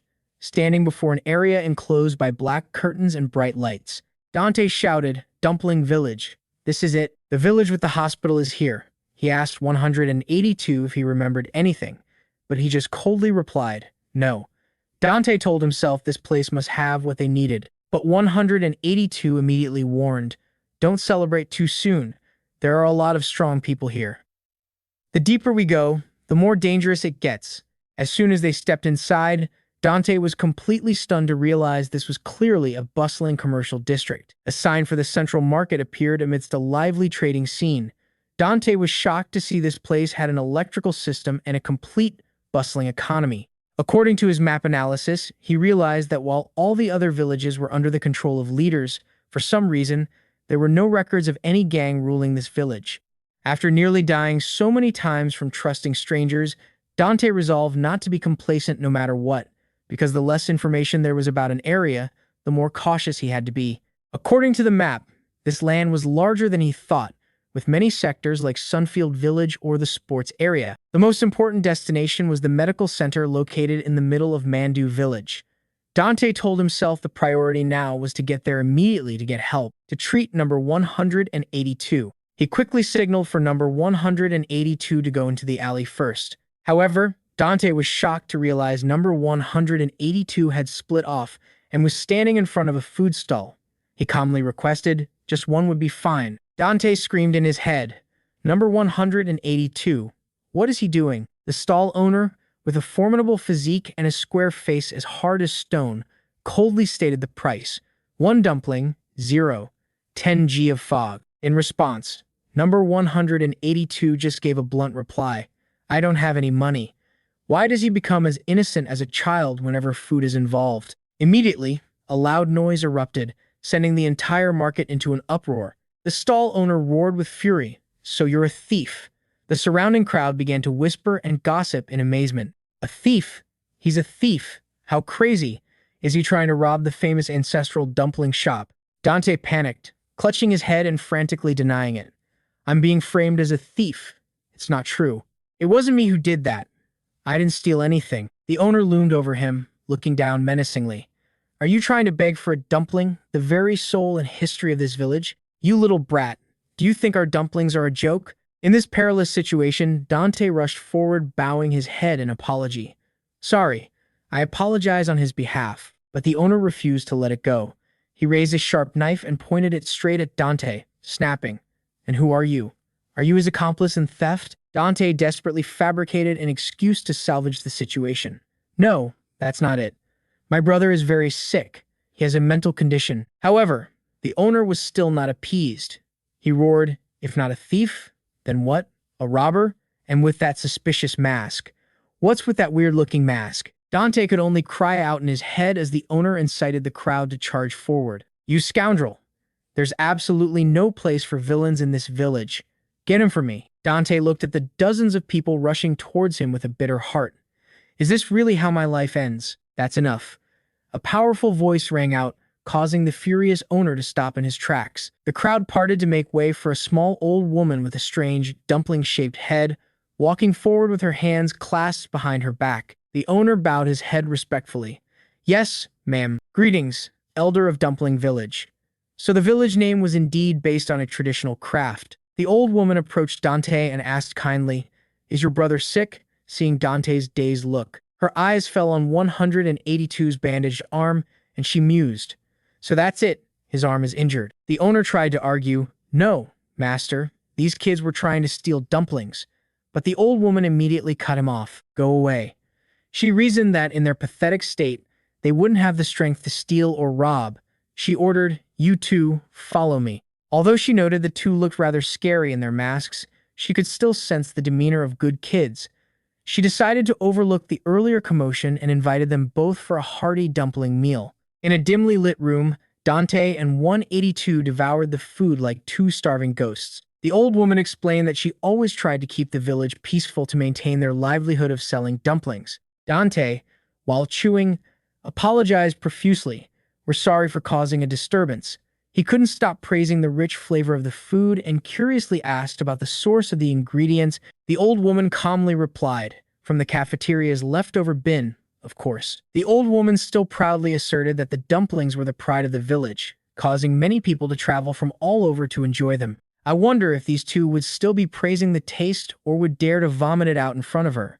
Then her voice lowered as she added, Of course, there are also people who come here for other reasons, like to find the hospital. Dante was stunned when the old woman hit the nail on the head. You two came here looking for the hospital, didn't you? She looked at the swollen arm covered in tree root-like scars on 182. The old woman advised, If so, then you should give up on that idea. Dante was taken aback by the mysterious warning. The old woman looked deep into his eyes and revealed the frightening truth. That place is no longer a hospital. Now, we call it the Demon King's Castle. Dante exclaimed in shock, The Demon King's Castle? What is the Demon King's Castle?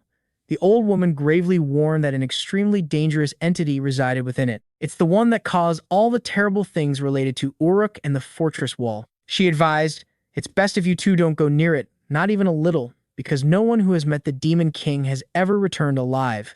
Dante asked doubtfully, Do you mean the gang leaders are there? The old woman shook her head, asserting the truth was even more terrifying. Not to that extent, but even getting near that place is impossible. What's the difference between this and trying to escape over the wall? Dante still didn't give up. He pressed on. Wait, what about the doctor there? The old woman responded with a harsh reality. There is no one there. Dante pleaded, We really need to see a doctor at any cost. However, the old woman remained firm. There are no doctors. From what I know, that's all there is. She advised the two to rest for the night and leave as soon as it was light, because that place was no longer a hospital. That night, in a shabby inn, Dante tossed and turned restlessly. He worriedly questioned, what did she mean? What on earth happened here? Did that so-called demon king kill all the doctors? Still unable to sleep, Dante turned to ask his companion, number 182. When did you meet the doctor? Receiving the answer a long time ago, Dante was curious to know the details about the hospital situation back then. 182's gaze grew distant. He began to recount the past, when he lost his arm. Dante was stunned as he listened to 182 recall that moment. Extremely hungry and dizzy, 182 had struggled to find the hospital for treatment. 182 remembered that at the time, he had bluntly demanded, "Doctor, fix my arm." Hearing this, Dante was speechless. "Wait a minute, you really said that?" 182 casually confirmed it and recounted the doctor's rude reaction. "The arm? You want me to fix it right now? You idiot." That's what he said. Dante could only sigh. Truly unbelievable. The story got even crazier when 182 revealed, "Then I punched him." Dante was shocked and worried. 182 continued, "So he punched me back. Then I punched him again." Dante broke out in a cold sweat, asking tremulously, You didn't kill the doctor, did you?" He received a curt reply, "I didn't kill him."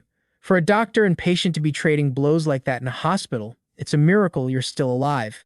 It's a miracle. 182. 182 thoughtfully recalled the past. He said it was that very doctor who taught him a lesson he'd never forget. He recalled resentfully. "He punched me one more time like this, and I just collapsed right there." The more he thought about it, the angrier he got. 182 declared firmly, "So now I have to go punch him back." Kang Dante cried out in alarm. "Huh? What? Who are you going to punch?" He worriedly reminded him that even the doctor's whereabouts were now unknown, not to mention the village elder's warning about an abandoned hospital where no one survived. 182 clicked his tongue mysteriously, his eyes suddenly narrowing in concentration. Before a bewildered Dante, he calmly asserted, "I can hear it," the doctor's voice. In the quiet space, the sharp, metallic click-clack of medical instruments began to echo. A hand holding surgical scissors performed a series of cuts with professional, yet unsettling, skill in the darkness. The two of them had not given up on their original plan. They proceeded towards the NOA Medical Center, which was now just a gloomy and desolate structure. The scene was utterly tragic, with tangled barbed wire fences covered in long streaks of red. Dante trembled as he walked among the corpses scattered across the cold ground. He exclaimed in horror, "There are bodies everywhere. Everywhere. It's horrifying." From old, decayed skeletons to freshly deceased corpses, all were entangled in the barbed wire like a deadly warning. Dante realized with shock that the Dumpling Village elder was not wrong.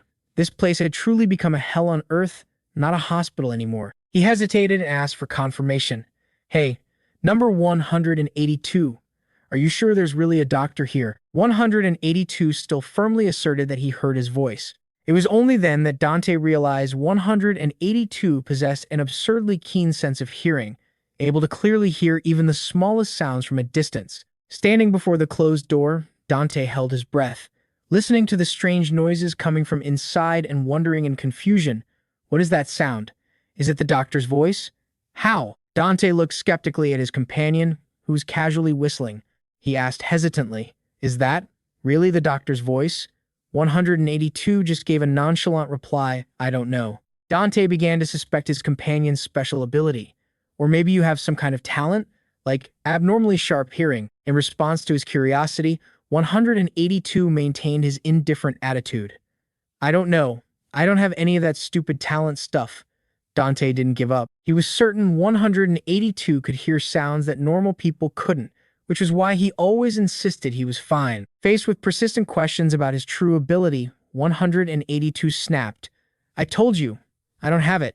Two polar opposites, one desperate to know, the other refusing to give a clear answer. To test his theory, Dante fell silent and covered his mouth tightly, making no sound at all. Suddenly, 182 turned and stared at him, his eyes glowing with an intense blue pressure. Dante jumped, quickly waving his hands.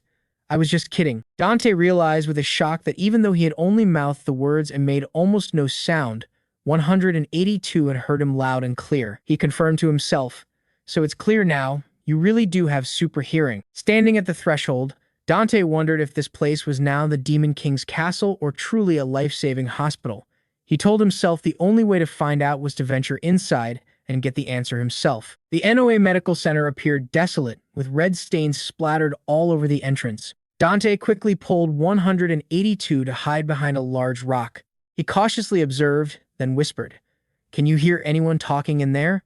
He received a nod of confirmation. Dante pressed again to make sure his partner still remembered the plan they had discussed. 182 calmly recited his task: knock on the door, then hide as fast as possible.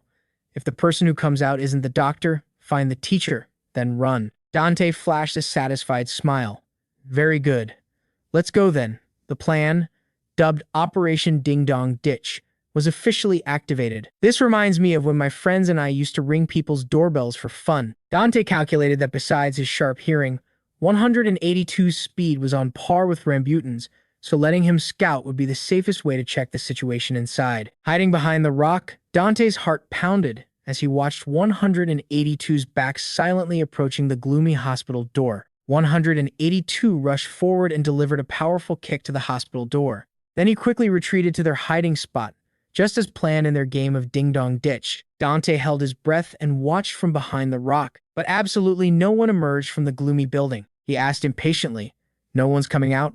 Receiving a headshake from 182, Dante wondered if there was really no sound inside at all.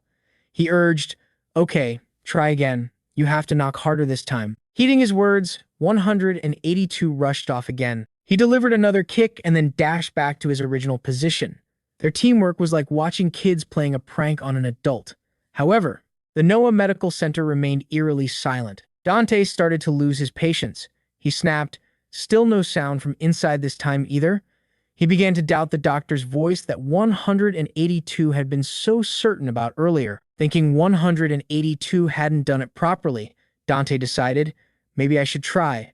I'll knock even harder." Before Dante could make a move, 182 suddenly launched himself forward. He executed a world-shaking kick aimed straight at the glass door. The sound of shattering glass echoed through the space. It left Dante gaping in astonishment at this impulsive act. Dante yelled in a panic, "He's crazy. What the hell is he doing?" Looking at the wreckage before him, he worriedly called out 182's number, but got no response. From the darkness of the hospital lobby, a heavy pressure began to radiate, making Dante tremble and hide even more carefully. He cried out, "Are you listening to me? Get out here, quick!" Suddenly, a dark figure burst out from the pile of broken glass, sending debris flying everywhere and creating a chaotic scene. His mind reeled at the menacing appearance. Damn it, what the hell is this? Is it the Demon King? In the end, they had successfully scouted out whether someone was inside, but things had escalated far beyond what he'd imagined. Amidst the shattered glass, a pair of legs slowly stepped out. Dante held his breath, his eyes wide as he saw a hand, skillfully twirling a pair of sharp surgical scissors. A man with a face full of stitched scars, wearing a white lab coat and dark blue pants, gradually emerged from the smoke and dust. He looked around with an extremely annoyed expression, his cold, sharp eyes scanning the scene as he growled, "These bastards are so annoying." Dante was frozen solid when he faced the aura of the man who had just appeared. He gasped in astonishment. "A doctor?" The doctor, named Mason, glanced over coldly and asked with a dismissive tone, "Are you looking for Dr. Mason?" Upon receiving a nod of confirmation from 182, he immediately made his demand. "Fix this arm for me." However, his urgent plea was met with only a bone-chilling threat. "I'll give you 3 seconds. Get lost if you don't want to die." Seeing the situation turning sour due to his companion's stiff and blunt manner of speaking, Kang Dante, hiding behind, quickly whispered a reminder, "Hey, try to speak a bit more politely. Make yourself look as pathetic as possible." Hearing this, 182 tried to amend his words. "Please fix my arm.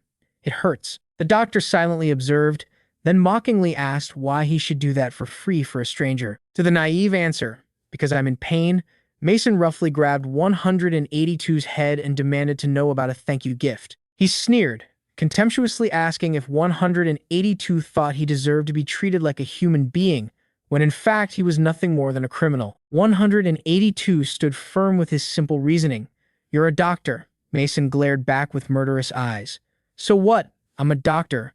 What does a punk like you being in pain have to do with me? Immediately after, 182 unexpectedly threw a powerful punch, but it was blocked by the doctor. Dante could only stare with wide, horrified eyes as he witnessed the violent scene unfold right before him. Mason held onto 182's leg and coolly observed, "Yeah, I knew it." He growled, asserting that this was exactly how uncivilized brutes who had lost all sense of shame and only knew violence behaved.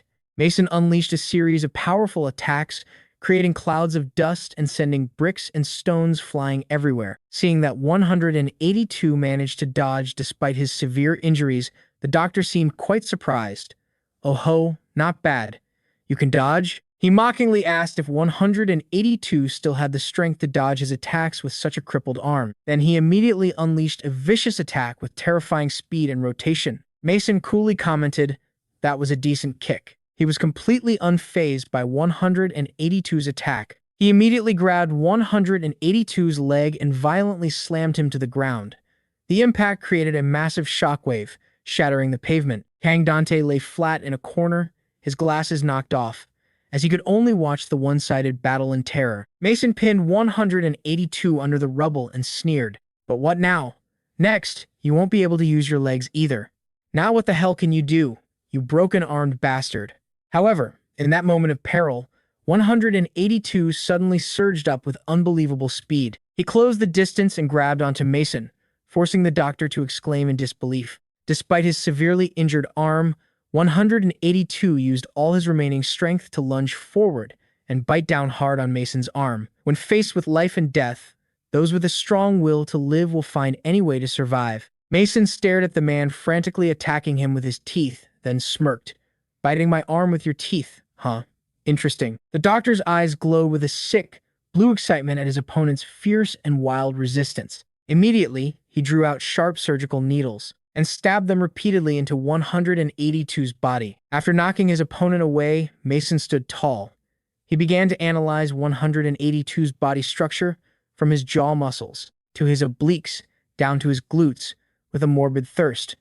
Mason aimed for his opponent's weak point and coolly noted, "Leg muscles." Instantly, 182's legs gave out. He collapsed onto the cracked ground before the overwhelming power. Mason raised his sharp surgical scissors, a cruel smile on his face. This is the proper way to cut a tendon. And just like that, he loomed over the helpless 182 and growled, "I told you so. I gave you 3 seconds.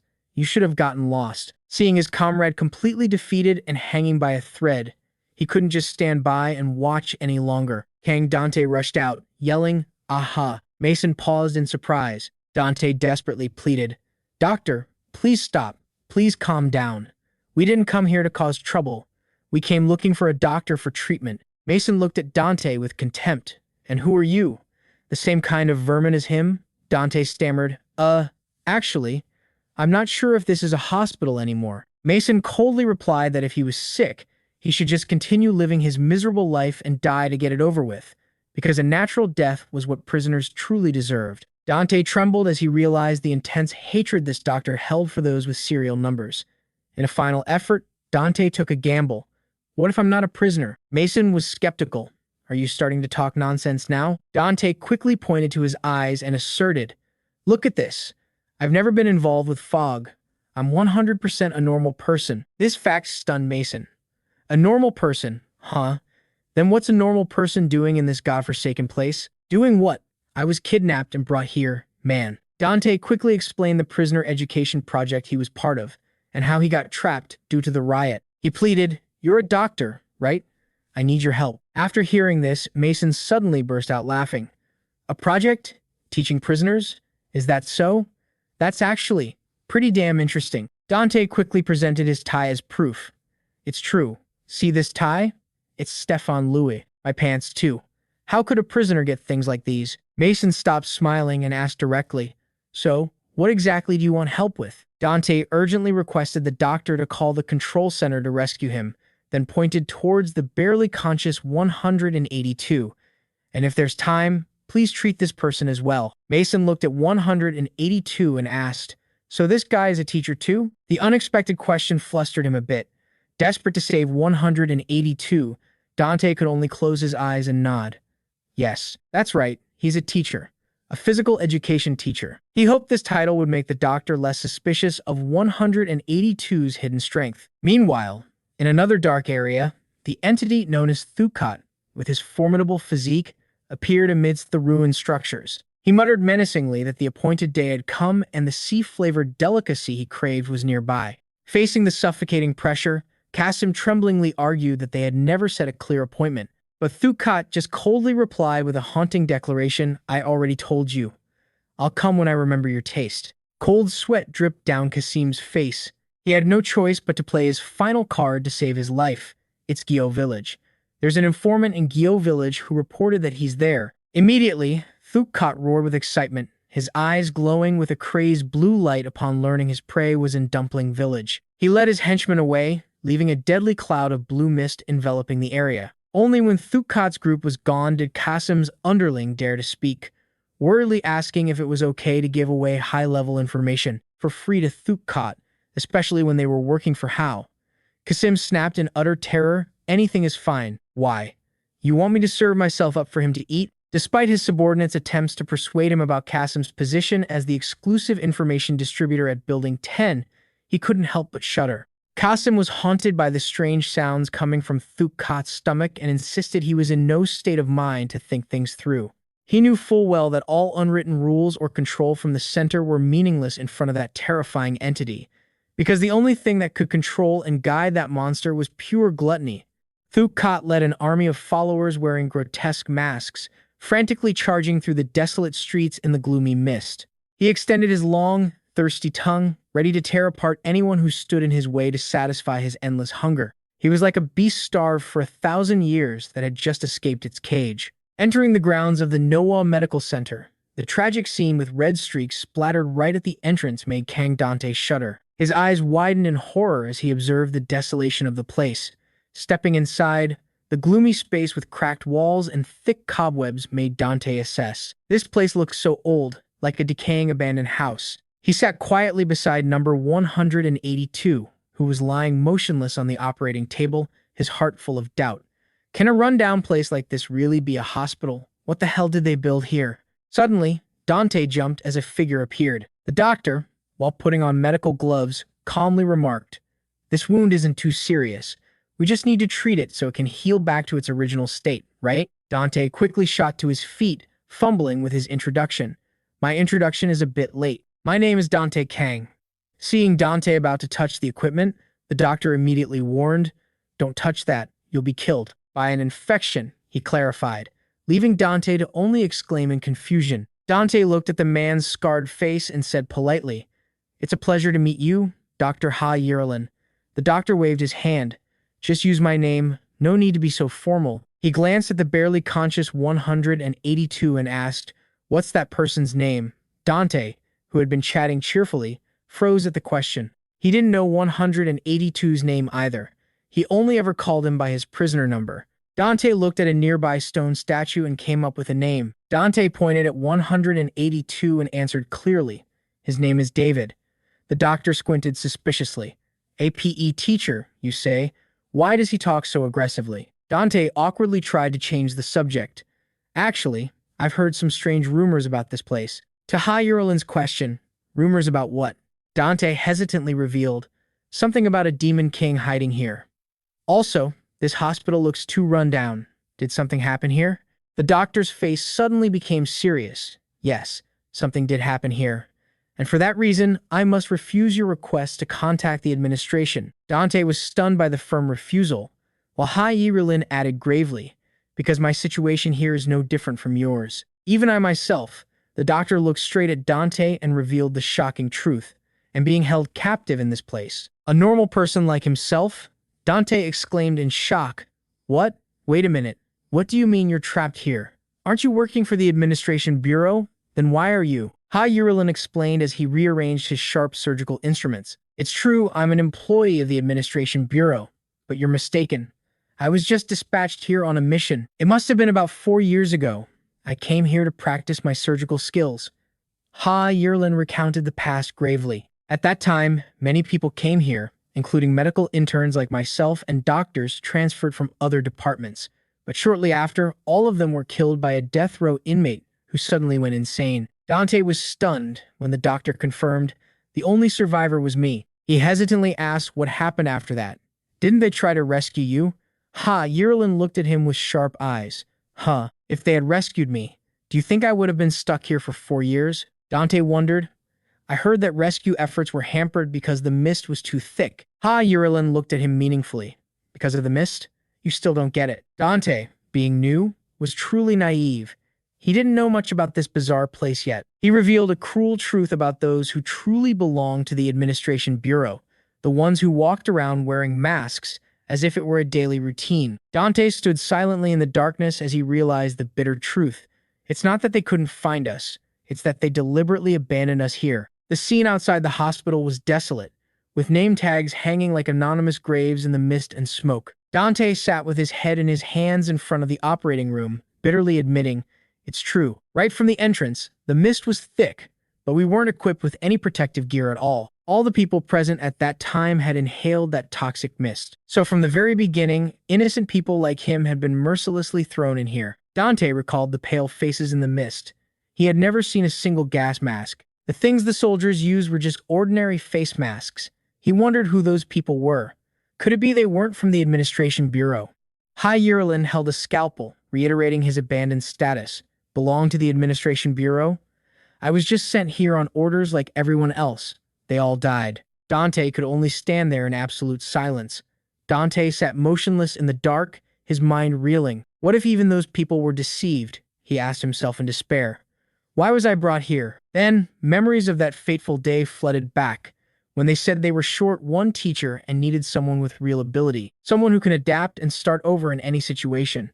They insisted they needed such a great individual to carry out the mission. Even back then, they were hinting at unbelievable things, but he was naive enough to think it was just simple encouragement. The image of William Cox's ID card, field emissary of the International Alliance Crater Administration Bureau, appeared as evidence of the beginning of the tragedy. In a luxurious room, William Cox, with a face full of wrinkles and round glasses, declared clearly, as the leader of the special delegation, I've come here to see you, Mr. Kang. He politely apologized for the sudden, unannounced visit. It left Dante fumbling for a reply. Ah, it's no trouble at all. Dante secretly wondered why someone from the International Alliance would want to meet him, a person living in an apartment that seemed much more modest than his actual status. William Cox smiled knowingly. After all, aren't you the precious son of the renowned doctors Edward Kang and Selina Kang? Your family has long been famous for its wealth. Dante quickly denied it. But that's not wealth I earned. Besides, I moved out to live independently a long time ago. He asked fearfully if they were here because of something related to his parents, but William just chuckled. Son of Iker. No, it's not about that. When asked about his parents, they quickly glossed over it. He looked straight into Dante's eyes and asserted, the person we are looking for is you, Dante Kang. Dante was stunned as William listed details of his past, about how he had refused to take over his family's research career, to choose the path of becoming a teacher for young children. Dante could only hesitantly confirm. Ah, yes, well, that's right. William suddenly clapped his hands in enthusiastic praise. That is truly a respectable act, to have every opportunity and the best conditions available, yet still give it all up to follow your own ideals, even when you carry such an elite genetic code within you. He placed his hand on the Creator Administration Bureau's file and declared, you are the ideal model we have been searching for all this time. William approached and asked, are you interested in the job we are about to propose? He handed over a file about the prisoner education project, leaving Dante stunned. What is this? William explained that IPAX was the International Prison and Correctional System Alliance, and they wanted to invite him to lead a long-term education project there. Dante stammered, a prison? You mean inside a correctional facility? William confirmed and emphasized that prisons are places where hope and dreams struggle to exist, so they truly needed someone as talented and open-minded as him. Dante wondered to himself why everyone was praising him so excessively, then said firmly, I don't consider this job beneath my station, you know. Hearing Dante's thoughtful reply, William continued to pour sweet words into his ear. That's it exactly. That quality is what's truly precious. Spoken like the Dante I know, I believe you are the great person who can awaken the seeds of hope, whether that place is a paradise or a living hell. In the end, he had caught the big fish. Back in the present, Hyerilin held a sharp scalpel, looking coldly at 182, now called David, and reminded him, "Hey, David, you've seen the current state of this hospital. There's no anesthesia here. Can you handle it?" The only response to this cruelty was a short, brave answer from 182. "Yeah, I can." The surgery began immediately under the most deprived conditions. Hyerilin declared as he worked, "But in return for the damaged areas, I will perform a complete one-time treatment." The doctor's eyes shone with an unnatural light.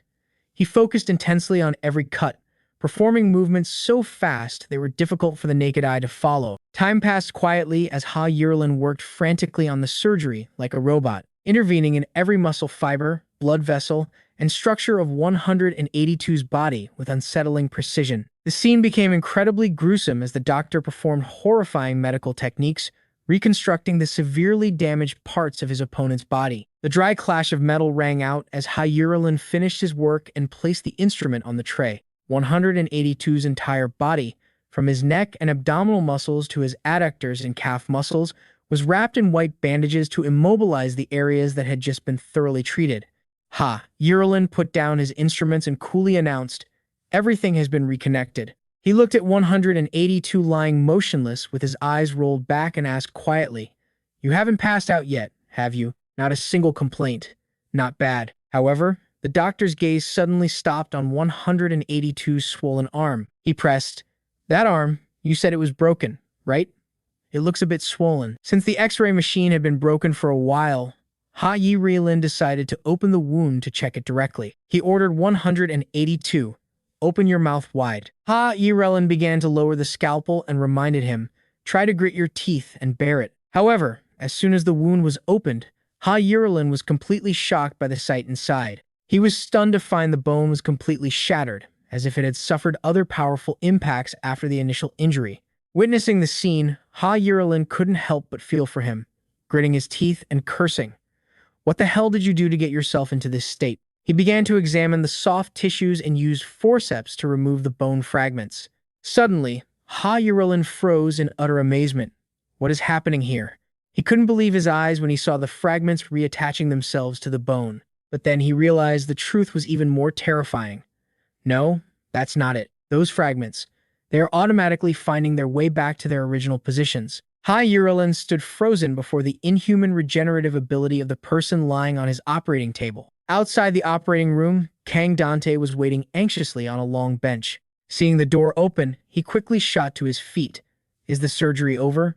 Hyerilin emerged, carrying the unconscious 182 on his shoulder with a murderous look on his face. He stared daggers at Dante and growled, "You little brat, you're still alive. Huh. You've got some real nerve.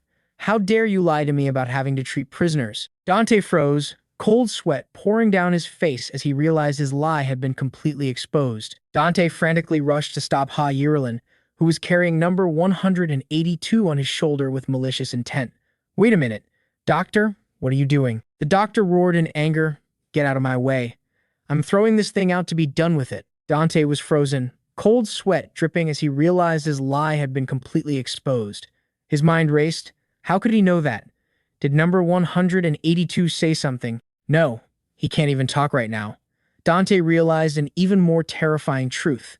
Or maybe, he recognized that number 182 had been here before. This is bad. Hyerilin roughly threw 182 onto the cracked floor and growled, "A PE teacher? My ass? How could I possibly be mistaken? With this level of talent, what kind of teacher could he be?" Seeing number 182 thrown to the ground, Dante couldn't contain his anger and shouted, "Hey, what kind of crazy stunt are you pulling? No matter what, a doctor shouldn't treat a patient like this. A patient? This is way out of line." Immediately, Hyerilin roughly grabbed Dante by the collar, forcing him to face his murderous aura. He roared, "You're the one who's out of line. Who the hell are you? Are you really a teacher?" Dante trembled but still tried to affirm, "Yes, I am." Hyerilin asked suspiciously, "If so, why are you with a prisoner?" Dante looked towards 182 and replied firmly, "He has saved me many times. He is someone I can trust. Trusting someone in this chaotic pit." Hearing this, Hyerilin burst into a crazed, mocking laugh. "Trust? Haven't you experienced the horrors of this place yet? Or have you lost your mind?" Dante gritted his teeth. He knew all too well what kind of hell this place truly was, a place where people like Lychee and Rambutan had met tragic ends. Dante looked straight into the doctor's eyes and said gravely, "That's precisely why I have to make my decisions with the utmost care, to see who is truly trustworthy, because I can't do anything on my own. You need help too, don't you? Are you planning to hide in here for the rest of your life?" Ha Yuralin looked at his own red-stained hands and coldly admitted, "Yeah, that's my plan. From the detained to the prisoners, I don't trust a single one of them. You should choose to live that way too. It would be better for you. At least it's better than wandering out there and dying in a ditch." He looked at Dante and made a surprising offer. "Just stay here.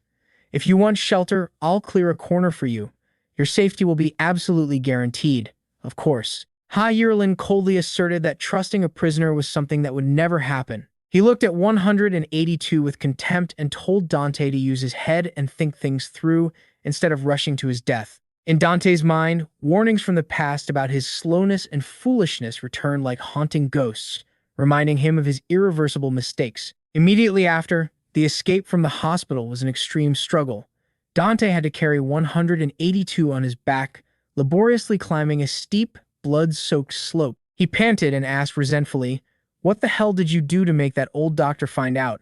Couldn't you have just stayed still for a bit?" 182 weakly replied that he didn't do anything, which only made Dante shout in disbelief. 182 kept insisting on his innocence, but then accidentally drooled on Dante's head. He yelled in disgust, "Gross! Is that drool?" Dante scolded him, blaming 182's troublemaking for the doctor's rage, but his companions stubbornly denied it. Furious, Dante yelled, "Shut up!" Suddenly, Dante slipped. They both tumbled down the steep slope, crashing painfully against sharp rocks. Lying flat on the ground, Dante lamented his miserable fate that the hospital was built on such a treacherous slope. He weakly whined about wanting to throw off the burden on his shoulders because he didn't have the strength to go on. Dante yelled in frustration, "Oh my God, I'm about to faint." He reprimanded 182 for not looking at their current situation and for being completely uncooperative. While he had gone through so much trouble to escape the hospital just for him, Dante bitterly realized his cautious decision had ultimately led him down a foolish path. "Hey, young man." The voice cut through Dante's delirious state as he lay on the ground. The old woman from Dumpling Village and her giant subordinate suddenly appeared on the slope, stained with red streaks. She looked at the two disheveled figures and pressed, "What are you two doing in this area?" Dante was shocked to recognize his benefactor. The group quickly moved to an old, dilapidated inn called Mongol Hotel to take shelter. There, the giant carefully placed 182 on the bed under Dante's worried watch. The old woman began to scold them angrily. "I warned you about that door, but you still charged right in." Dante could only bow his head in remorse. The old woman looked at the motionless 182 with pity. "Just look at this pathetic state. From a perfectly healthy person to someone who can't even walk on his own. What did you two have to face?" Her gaze stopped on 182's white bandaged arm. She asked suspiciously, "Or, were you taken away for treatment?" Dante hesitantly replied, "No, ma'am. He was in the middle of treatment. It wasn't even finished yet." But when he looked closely at 182's arm, he was shocked to see a miraculous change. "Huh? Now that I think about it, all the swollen spots have gone down, and it's bandaged so carefully and neatly too." The image of Ha Yuralin's lonely back appeared in his mind. Dante wondered to himself, what's wrong with that doctor? Does this mean the treatment is complete?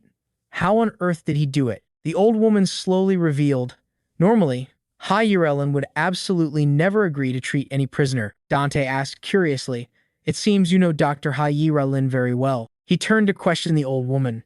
"Why did you hide the fact that there was a doctor there?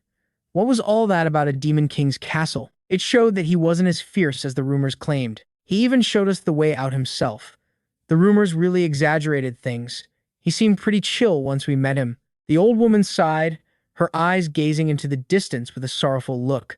"We simply didn't want the inmates to bother him. We had no intention of deceiving you. But that's a story from a long time ago, a time when that place was still open and operating as a real hospital." Dante understood that this epic Glen region was nothing more than a giant garbage dump for the useless rejects of society. The fact that a medical facility was located here was truly a luxury. However, The Noah Medical Center was once a place that gathered people with truly kind hearts. Although the residents of Foglen were all savage, filthy, and despicable, those doctors still cared for and treated them with the utmost dedication, without a shred of prejudice. They didn't see the tattered exteriors, they saw the life within each person. It was that sincerity that gradually changed the nature of the people in this village. Cheerful shouts echoed in the old woman's memory. "Hey, did you bring dumplings as a gift again? This batch was just steamed. They're still hot, director." The director smiled kindly and called inside. "Hirin," that was Ha Iralin's old name. "Come quick, son. Come eat some hot dumplings." Hirin at that time was just a young man, leaning back tiredly in his chair after long hours of surgery. "Oh my goodness, you just had surgery and haven't even fully healed. Yet you're already making dumplings? You're really stubborn, you know. You never listen to the doctor." "Well, I just felt so grateful that I wanted to find a way to repay you a little. It's not like the hospital is short on food or drink." "That's true, but still, you all came from the outside world. You must have many delicious and exotic foods. How have you been lately? Are you moving more flexibly now?" "Of course. It depends on which doctor's skills perform my surgery. After all, look, haven't I made these dumplings perfectly?" Seeing that innocent smile, Hiram let out a small, satisfied smile of his own. At that time, the abandoned truly felt like they were being treated as human beings. To repay that kindness, some brought food to share, while others collected scrap metal to give as gifts. And there were even a few foolish ones who brought precious FOG orbs to offer to the doctors. The FOG mist began to accumulate inside the hospital, and that was the precise origin of all the disasters. Due to the bottomless greed of those who wanted to seize the FOG, a brutal massacre took place in what was once a symbol of humanity. By the time the villagers discovered what had happened, the sun was already rising. They called out in shock, "Doctor, Dr. Lee," but were met with only a deathly silence. The old woman was horrified by the gruesome scene and quickly ordered a check of the patient rooms, but they were all empty.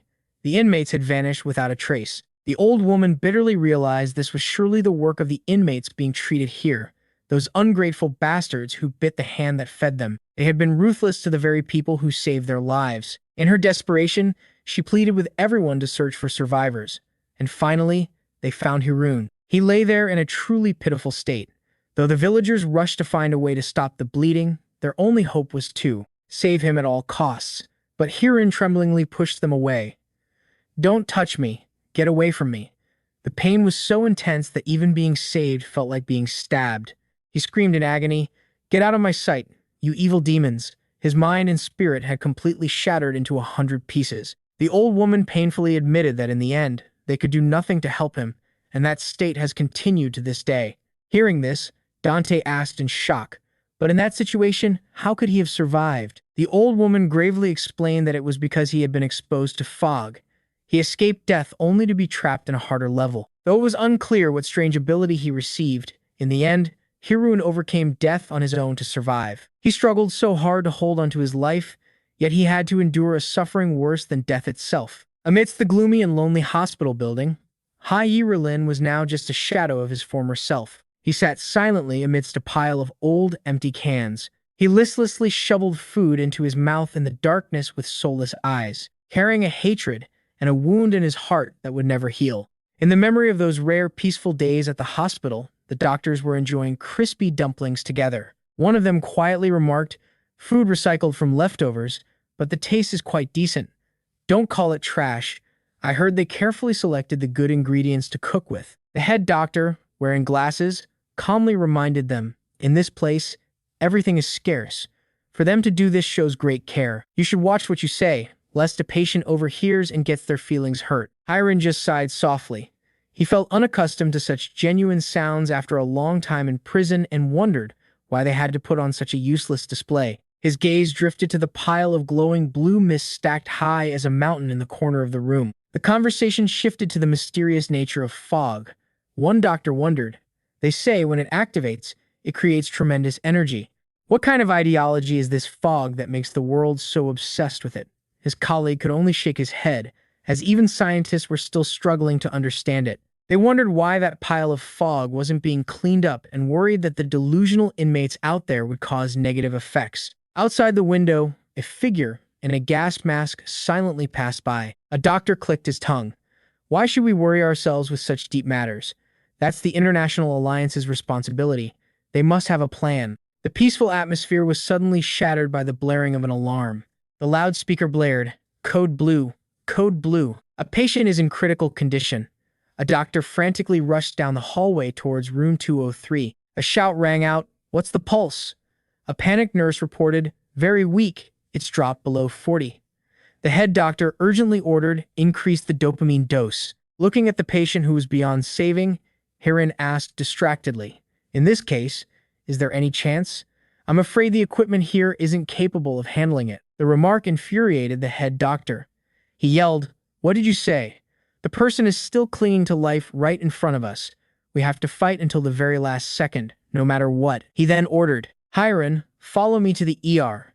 You will be my primary assistant for this surgery." The operating room doors slammed shut.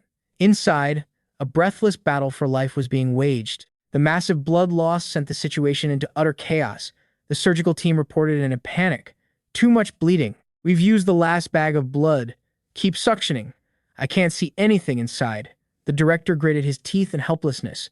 This is a real disaster. With the inside, this mangled, are we supposed to find the blood vessels with psychic powers?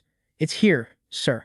The facial artery is in this position. The director's eyes showed clear astonishment at the genius observation skills of his young colleague. Thanks to the timely intervention, the vital signs on the monitor gradually stabilized. The surgery lasted from early morning until sunset before it was successfully completed. The director sighed. "Wow, I can't believe the sun is already set. I've never encountered a case this complex in my life. You've worked hard, Hiren." Hiren bowed slightly. "You also put in a great effort, sir." The director was still curious. "But how did you manage to identify those blood vessels?" "The muscle tissue was damaged beyond recognition." Hiren calmly explained, "I managed to observe it in the brief moment before the bleeding became too heavy." His incredible focus made his senior exclaim in admiration. "In any case, your ability to concentrate is astonishing. You always manage to surprise me." Hiren bowed his head apologetically for having clamped the artery on his own initiative, but the old man just smiled kindly. "In a life-or-death situation, that's nothing to worry about. Besides, you were my surgical partner today. You just saved a person's life. I'm getting old. The patient almost got the better of me." The old man looked at Hiren with eyes full of hope. "So in the future, never give up easily, because you will definitely become an outstanding doctor." However, the scene abruptly shifted to a brutal reality. In the darkness of the hospital corridor, a horrifying sight appeared. The patient who had just been saved had transformed into a monster, casually dragging the body of the kind-hearted director across the floor. A young Hiren witnessed it all, completely shattered. Tears streamed down his face as he realized the bitter truth. "It's you again. How long will you haunt my life and seal my fate?" The vile creature approached, forcing him to face the brutal reality. It whispered hauntingly, "Into this prison shaped like a body. So, aren't you trying to make me understand?" Bob grabbed Hiren's face, letting the red streaks flow in the silent challenge. This punishment called life.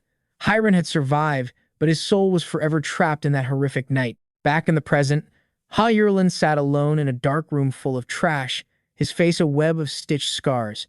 He uttered bitterly, "This life is really..." The painful memories continued to torture the poor doctor. Outside, 182 was lying on the ground with a dazed expression, muttering softly, "So stupid." Dante looked at his companion with exasperation, wondering where on earth they would find food at a time like this. Yet 182 casually ordered, "Tell them to bring dumplings." Dante could only sigh at his companion's thoughtlessness. Dante turned to ask the village elder, has he really locked himself away for 2 years without stepping outside? After receiving a nod of confirmation, he asked in confusion, "Then how does he survive?" The old woman said gravely, "I heard there's quite a bit of good food in the hospital, even if there's a lot, after 2 years." Dante tried to persuade old lady Manga that they should try to reconcile with Dr. Heron, given their deep connection from the past. But the old woman just replied bitterly, "What connection? We're strangers now. Don't claim relations." She insisted that Hiren only treated people from other places, and the villagers could no longer intervene. Legos asked in alarm if Hiren's personality had changed, but old lady Mongol snapped at him to be quiet, because she believed Hiram was using this method to punish all of them, and it's best to just let him do what he wants. Dante pondered the word punishment and remembered the doctor's indifferent attitude. his desire to hide from the world forever. He found it hard to understand why someone wouldn't seek a way out, no matter their circumstances. Looking over at 182 lying on the bed, Dante calculated that he needed this guy's strength and intel to survive, rather than letting him throw his life away senselessly. He angrily scolded 182 for the rude attitude that had enraged the doctor and demanded that he be grateful to the person who saved him and take the initiative to apologize and make peace. However, 182 just tiredly asked back, "What?" which only fueled Dante's anger. Dante yelled, blaming him for constantly bringing up the past and criticizing the doctor's bizarre behavior. Suddenly, 182 looked at him with pained eyes and said something that left Dante speechless. "I was a patient too. Can someone fix this attitude of mine?" As night fell, Dante silently watched the sweet potato soaking in a glass of water by the window. For the first time, he noticed a different feeling hidden behind 182's prickly exterior. He realized the guy wasn't truly as angry as he sounded, but rather deeply hurt. Dante lay awake, understanding that 182 had been revealing a lot for a long time, hidden behind that thorny and unapproachable facade. Growing kids often use frustration and anger to hide everything. It could be seen as a lack of honesty with themselves, but it's actually because they can't define the true name of each emotion. It's a way to release anger that carries hidden names, a sense of loss, shame, or anxiety. And sometimes, it's also the torment of a guilty conscience over the ruins of the past. Dante thought to himself, most conflicts arise between people. If we could just name the emotion correctly, everything could be resolved. Under the silent moonlight, the sweet potato lay quietly in the glass of water, waiting for a new beginning as dawn broke over Dumpling Village. The weather today was unusually beautiful, with dry sunshine bathing the bustling village. The inmates took the opportunity to enjoy it. Some were even dreaming of a plate of dumplings and a few cups of wine to satisfy their souls after scavenging a little fog. However, the cheerful atmosphere was suddenly shattered when a prisoner with his hair in a bun was bumped by a giant, dark figure. He snapped, "Hey, that hurts," but immediately fell silent when he came face to face with the terrifying entity. "If it were me, I'd become an introvert from now on." The stranger coldly replied, "Are your eyes just for decoration? Watch where you're going, unless you're looking for trouble," he said, revealing glowing blue eyes full of malice from behind his iron mask. The heavy thud of footsteps echoed dryly. Thukkat appeared like a specter of destruction, spreading terror among everyone present at the market. The steamers of hot dumplings had just come out, the steam spreading throughout the dark kitchen. Old Lady Mongo, while arranging the pristine white dumplings, told Legos to go check if the kid with glasses was awake to prepare for breakfast. She thought to herself that Kang Dante must have been starving since last night, and her heart was heavy with regret for her lack of compassion the day before. Legos looked at the old woman and also thought with a sigh, "He's clearly just a kid wandering around because of hunger, yet we were too harsh." Just as the old woman handed the bag of food to Legos, a man ran in frantically, his face contorted with fear, shouting, "Something terrible has happened." He frantically delivered the bad news. "It's the Bone Eater. That bone butcher has led his pack to our village." To the old woman's bewilderment, the man emphasized that he was a notorious figure, a depraved villain who ate his own kind. Hearing this, Legos flew into a rage, slamming his hand on the table and wanting to summon the militia to eliminate the invader immediately. But old Lady Mongo stopped him in time. "Calm down, Legos. If we cause a scene now, we'll be the only ones to suffer." She decided to make a risky but wise move. "All right, calm down. Show some hospitality and invite him in for a drink of water and a bite to eat." The old woman resolved that she absolutely could not let the villagers come to any harm. Meanwhile, in their shelter, Kang Dante stretched and woke up after a long sleep. He felt incredibly refreshed. "How long has it been since I've had such a refreshing sleep?" The feeling of hunger hit him, along with the discomfort of the smell of sweat on his body. But Dante's attention was quickly drawn to number 182 sleeping soundly on the bed next to him. He wondered in amazement, "He's fast asleep?" Dante suddenly realized that he had never seen 182 get a proper night's sleep before. He was always on guard like a wild animal, sometimes dozing off while walking, other times sleeping with his eyes half open or slumped over. But today, 182 was sleeping like a log, completely unguarded.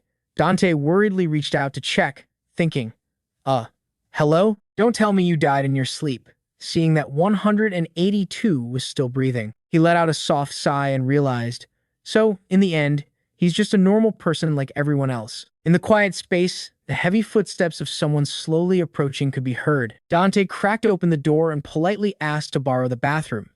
Ahem, Mr. Dumpling owner, may I borrow the bathroom for a moment? However, as soon as he looked out towards the market, Dante's eyes widened in terror. Before him stood a giant with a formidable physique, towering over the chaotic crowd. Cold sweat dripped down his forehead as Dante stammered, "Huh? What the hell is going on?"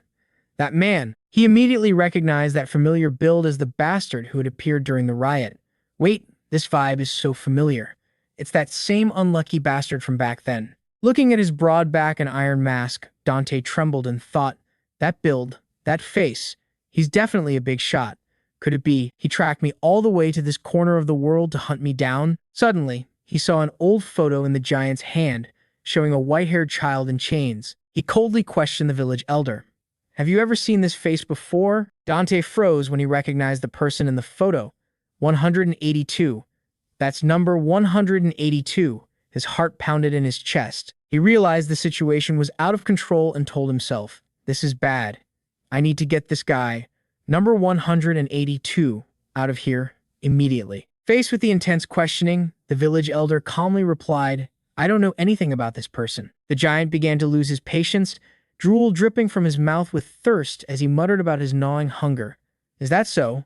Ah, I'm so hungry I'm about to collapse. What should I do now? My main course. He looked at the old woman with glowing, malicious eyes and growled threateningly. I know damn well he's hiding in this village. The guy I ran into before is around here somewhere. If you know what's good for you, hand him over. Otherwise, I'll make you the main course instead. He rubbed his rumbling stomach and muttered coldly, I guess I'll have to find something to tide me over. Whose flesh should I eat now? The surrounding crowd froze, no one daring to breathe loudly in the presence of the monster. Hiding behind a wall, Dante trembled uncontrollably. Eat flesh? He's planning to eat someone right here? Just as the situation grew most tense, the village elder unexpectedly stepped forward to intervene. Wait, would you like to try some dumplings? Thukat looked down contemptuously, thinking he couldn't possibly swallow such cheap flavors. But the old woman remained firm, guaranteeing their taste would be anything but ordinary. She would prepare the highest-grade dumplings to serve him. She even bet her own life on it. Try one. If it's not delicious, you can eat me. Deal. The entire village turned pale with fear, but the old woman still wore a confident smile, trusting in her legendary dumplings. Dante witnessed it all in utter shock. This is insane. Everything's turned upside down. He ran for his life down the dark corridor, his mind in turmoil over the old woman's immense sacrifice. Dante knew full well that those dumplings were made from leftover trash.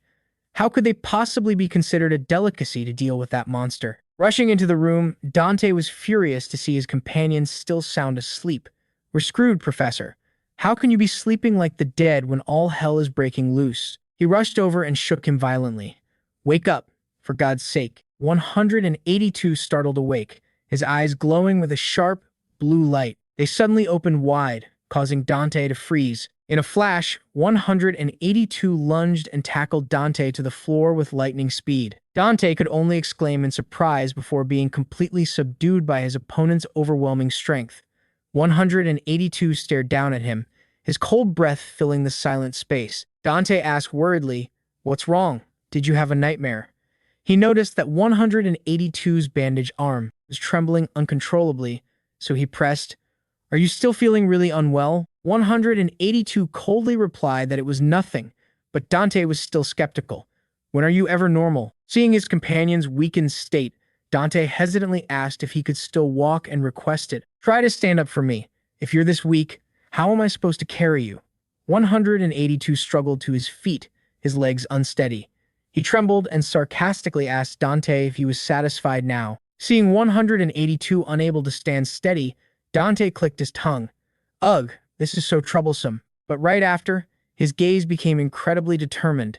Dante told himself that if this was the situation, he had to make a firm decision. Dante looked straight at 182 and asked, Can you escape this village on your own? He warned that some powerful people had sniffed him out and were hunting him down, so they had to escape immediately. To 182's surprise, Dante suggested he go alone because he had a place he absolutely had to go. Dante instructed, I'll meet you at the entrance to Dumpling Village.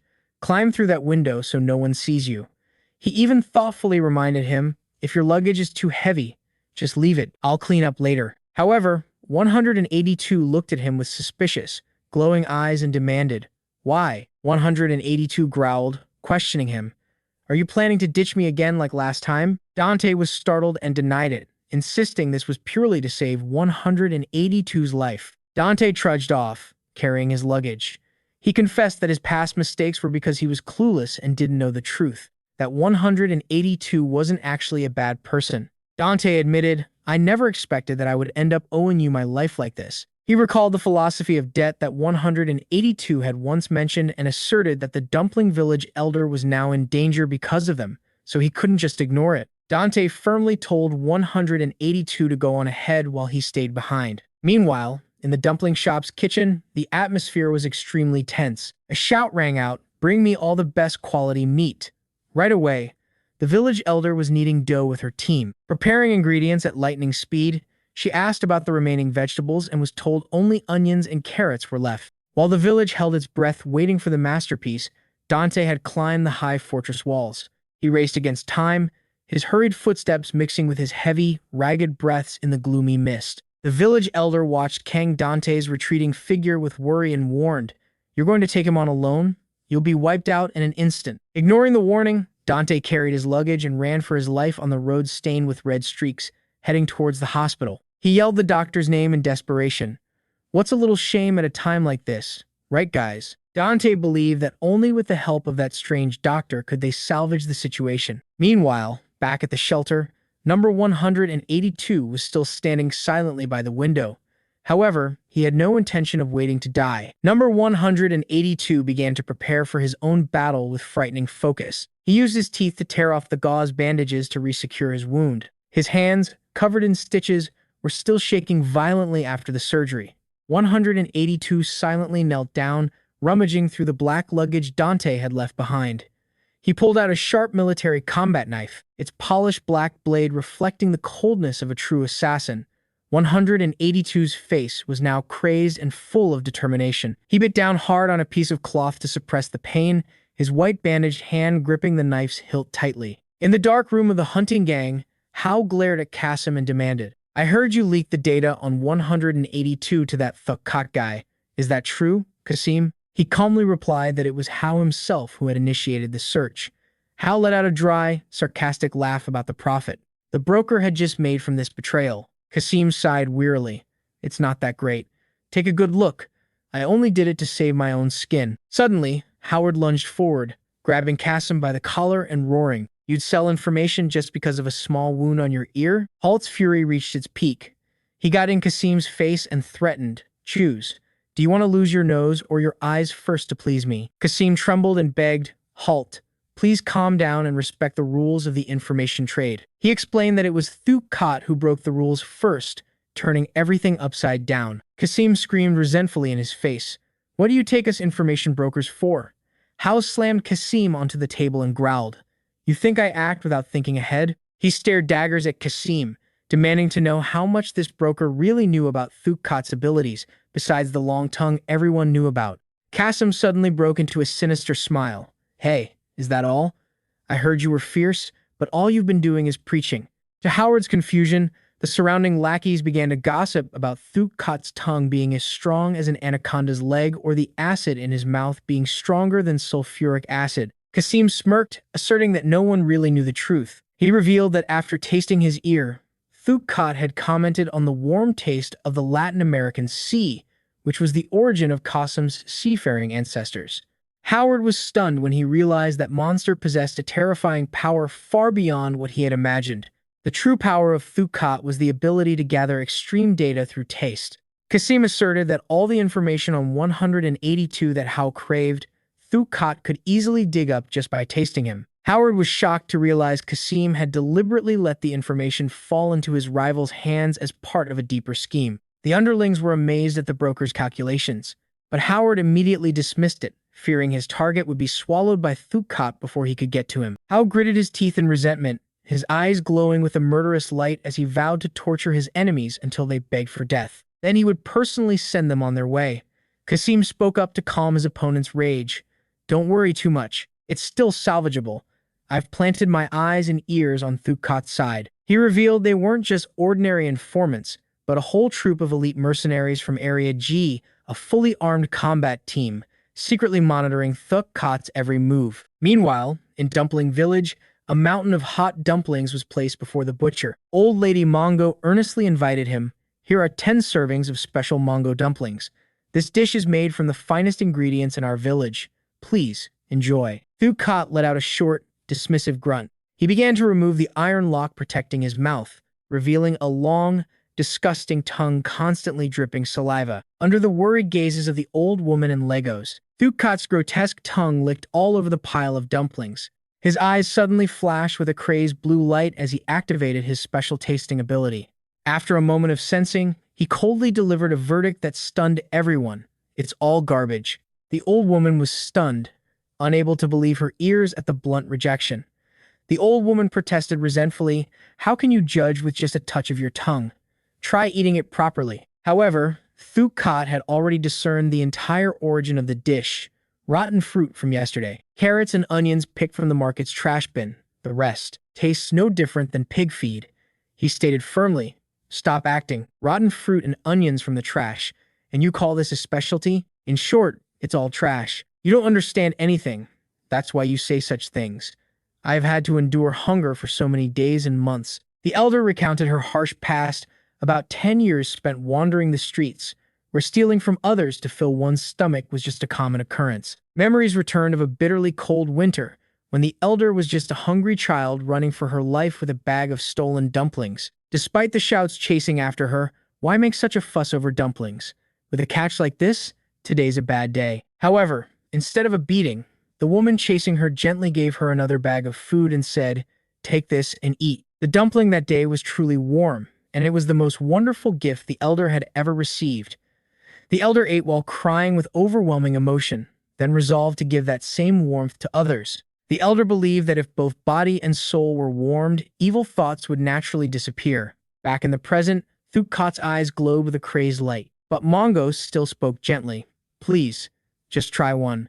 His long, disgusting tongue suddenly shot out, wrapping tightly around the bag of dumplings in the old woman's hand. Thukat whispered to himself, "I'm also curious to know what it would taste like. This head shaped like a dumpling." Old Lady Mongo's wooden clog fell to the ground as she was lifted into the air by the monstrous tongue amidst the shock of the villagers. Thukat opened his fanged mouth wide, preparing to swallow the poor old woman. In her final moments, Old Lady Mongo could only close her eyes and sob. Her mind formed a belated apology. "This is truly the end. In the end, I have disappointed you once again. I am so sorry, doctor." At the same time, Kang Dante had run for his life to the hospital. He burst into the main hall and yelled, "Hiren!" Dante's face was drained of all color. He panicked, thinking, "This is bad. This is really bad. Old Lady Mongo is in great danger." Dante urgently announced the arrival of the crazed giant who was threatening to eat everyone in the village. He looked around the dark, deserted hospital and continued to shout in desperation, "Where is Hiren?" Dante stood alone in the dilapidated corridor, his breath ragged as darkness slowly enveloped him. "I know you're hiding in here." He questioned why Hiren would treat Old Lady Mongo so cruelly, when for the past 2 years, it was her dumplings that had kept him alive. Dante recalled the memory of being chased away when he had accidentally seen Old Lady Mongo quietly placing a bag of dumplings in front of the hospital gate, afraid that Hiren would starve. With her crippled hands, she never rested for a single day, just to secretly care for the one who had abandoned her. Dante yelled in outrage, "The reason you're still alive and kicking is because of her dumplings. Stop being so ungrateful." He left one final message before leaving. "It's up to you now." Dante walked out of the hospital, the answer already clear in his mind. "From my perspective, the real traitor isn't the villagers, it's you. At this point, I'm checking out of this conversation." He left the choice to the strange doctor and headed back. At the same time, in Dumpling Village, a riot erupted. No longer submissive, the entire village armed themselves and charged forward with a deafening roar. "Charge! Save Old Lady Mongo." Old Lady Mongo was trapped in the deadly maw of Thukat, her face pale with pain. Seeing the critical situation, the village's giant yelled for everyone to stop because it was too dangerous. Then he himself charged in, swinging his cleaver wildly to rescue the old woman. Thukat's minions fought back furiously. They roared, "Who dares cause trouble on the boss's turf, you idiots?" The weaker villagers were quickly struck down and brutally tortured. Witnessing the scene, old Lady Mongo sobbed and begged everyone to stop. She was willing to sacrifice herself, to be eaten obediently, just to save the villagers. However, Thukat was still not satisfied. He held up the photo of the shackled number 182 and declared that only this person was worthy of taking the old woman's place. Thukat's eyes widened crazily as he asked one last time, "Where is he?" Just as old Lady Mongo was about to give in, a cold voice suddenly rang out. "Right here." Number 182 appeared arrogantly, with his white hair and a sharp knife in his hand. He looked straight at the monster and declared loudly, "Looking for someone? The man himself is here. Let's do this." Kang Dante stood in the dark hospital corridor, desperately shouting the doctor's name. Dante thought to himself, just as I expected, if I want to lure this doctor out, the only way is to drive him crazy with the most provocative words. He shouted into the empty space, "Hiron, so you really are hiding here. You're definitely going to save her, aren't you?" Dante reminded him of old Lady Mongo's kindness, but from the darkness, Hai Yirlin replied with utter contempt, "That old woman who sells trashy dumplings saved my life. Stop with the sob story. I'd be just fine without those dumplings." Dante still didn't give up. He tried to sway the doctor's heart, but you understand, the elder put her whole heart into them. Please, save her. If the elder really dies, aren't you afraid you'll regret it later? Did you hear me? At the two words regret it, Hai Yirlin loomed out of the darkness. His face, covered in stitched scars, became more terrifying than ever. He growled, "Regret, huh? Do you know what my biggest regret in life is? It was using these hands to save a dying prisoner. And because of that damn prisoner, dozens of my fellow doctors had to die." His eyes blazed with hatred as he looked at Dante and declared coldly, "The life or death of that filthy trash. I couldn't care less." Meanwhile, in Dumpling Village, the situation was hanging by a thread as the Bone Eater prepared to strike. Number 182 suddenly appeared, looking defiant in his orange prison uniform. He raised a sharp scalpel high and boldly declared, "I'm here." His presence left Elder Mongo and the villagers in a state of shock. The Bone Eater lumbered forward, its eyes glowing with a crazed blue light upon seeing its prey deliver himself. "So, you finally decided to show your face, huh?" Number 182 stared at his opponent and realized this was the fearsome hunchback who had single-handedly wiped out the entire Howard gang. 182 stood his ground, his eyes shining with the determination to protect his benefactor.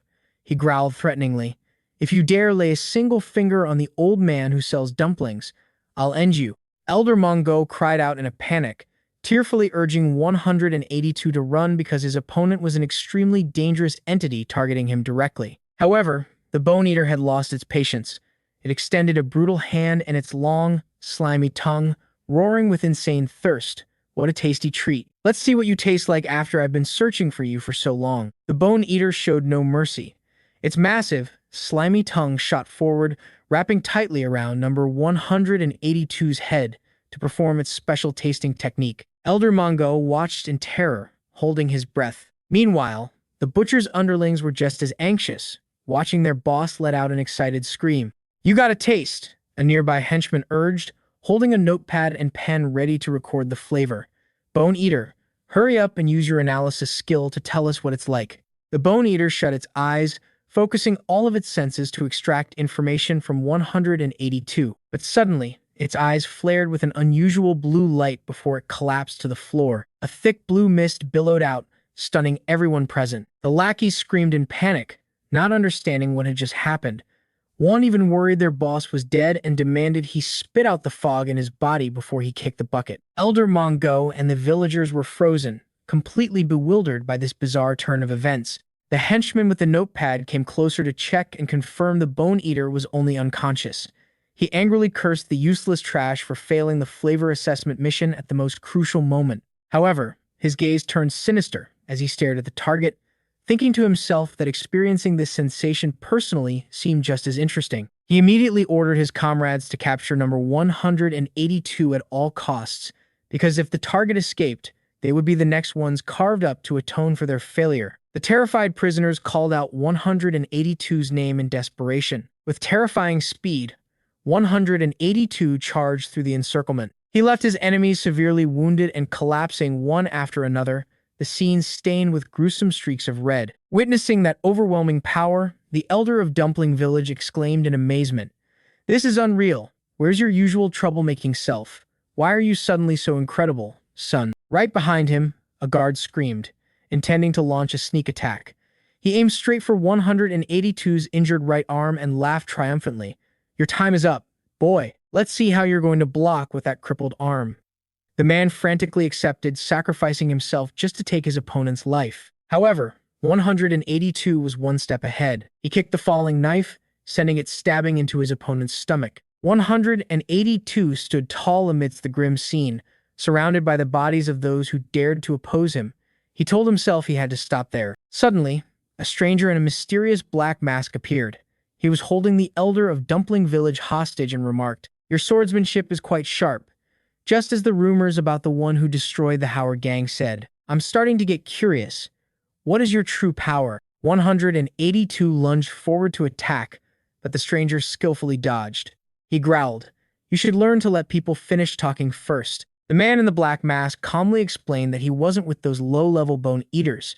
He was only sent here to retrieve him. 182 pressed him. "Take me where? And who's the bastard who sent you?" The reply was a cold denial. "I've never heard that damn name.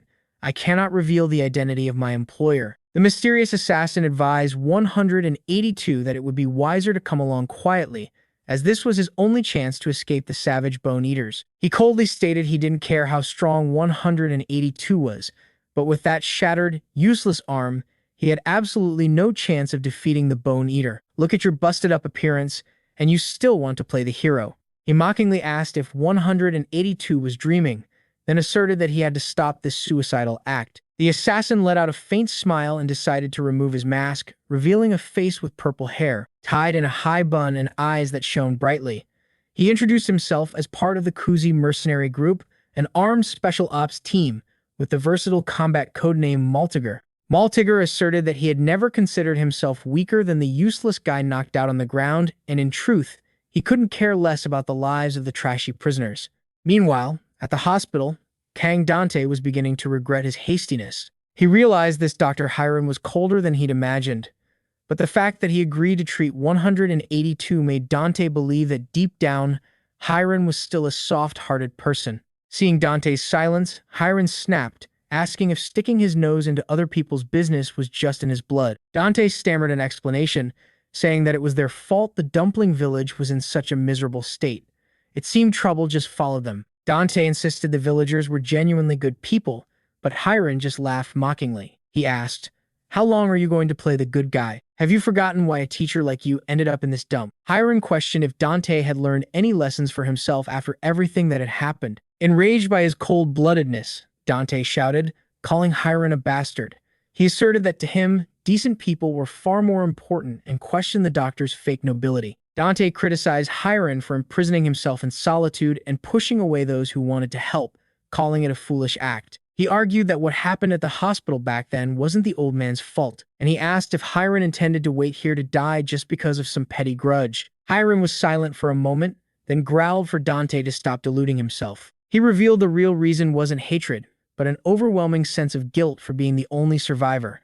This kind of survival was a trial all on its own. Hiram stared intently at Dante and concluded that he was just ashamed for still having the nerve to keep breathing amidst this wreckage. Maltiger introduced his versatile combat codename as Maltiger and asserted he had never admitted to being inferior to anyone. 182's blade clashed fiercely with the shield on his opponent's arm, creating a shower of blinding sparks. Maltiger began to philosophize about the story of the spear and the shield, where the shield could block any attack and the spear could pierce any armor. Maltiger coldly declared that if forced to choose between the two, he would seize the power of both the spear and the shield. He blocked 182's attack with his shield while simultaneously swinging his sword in a lightning-fast counter, leaving his opponent no time to react. Maltiger's eyes widened with a crazed look as he claimed he was capable of putting his full power into both sides at the same time. This wasn't just a flexible switch, but the ability to perfectly execute both offense and defense in absolute parallel. Maltiger mocked that someone like 182 was only capable of choosing between attacking or defending.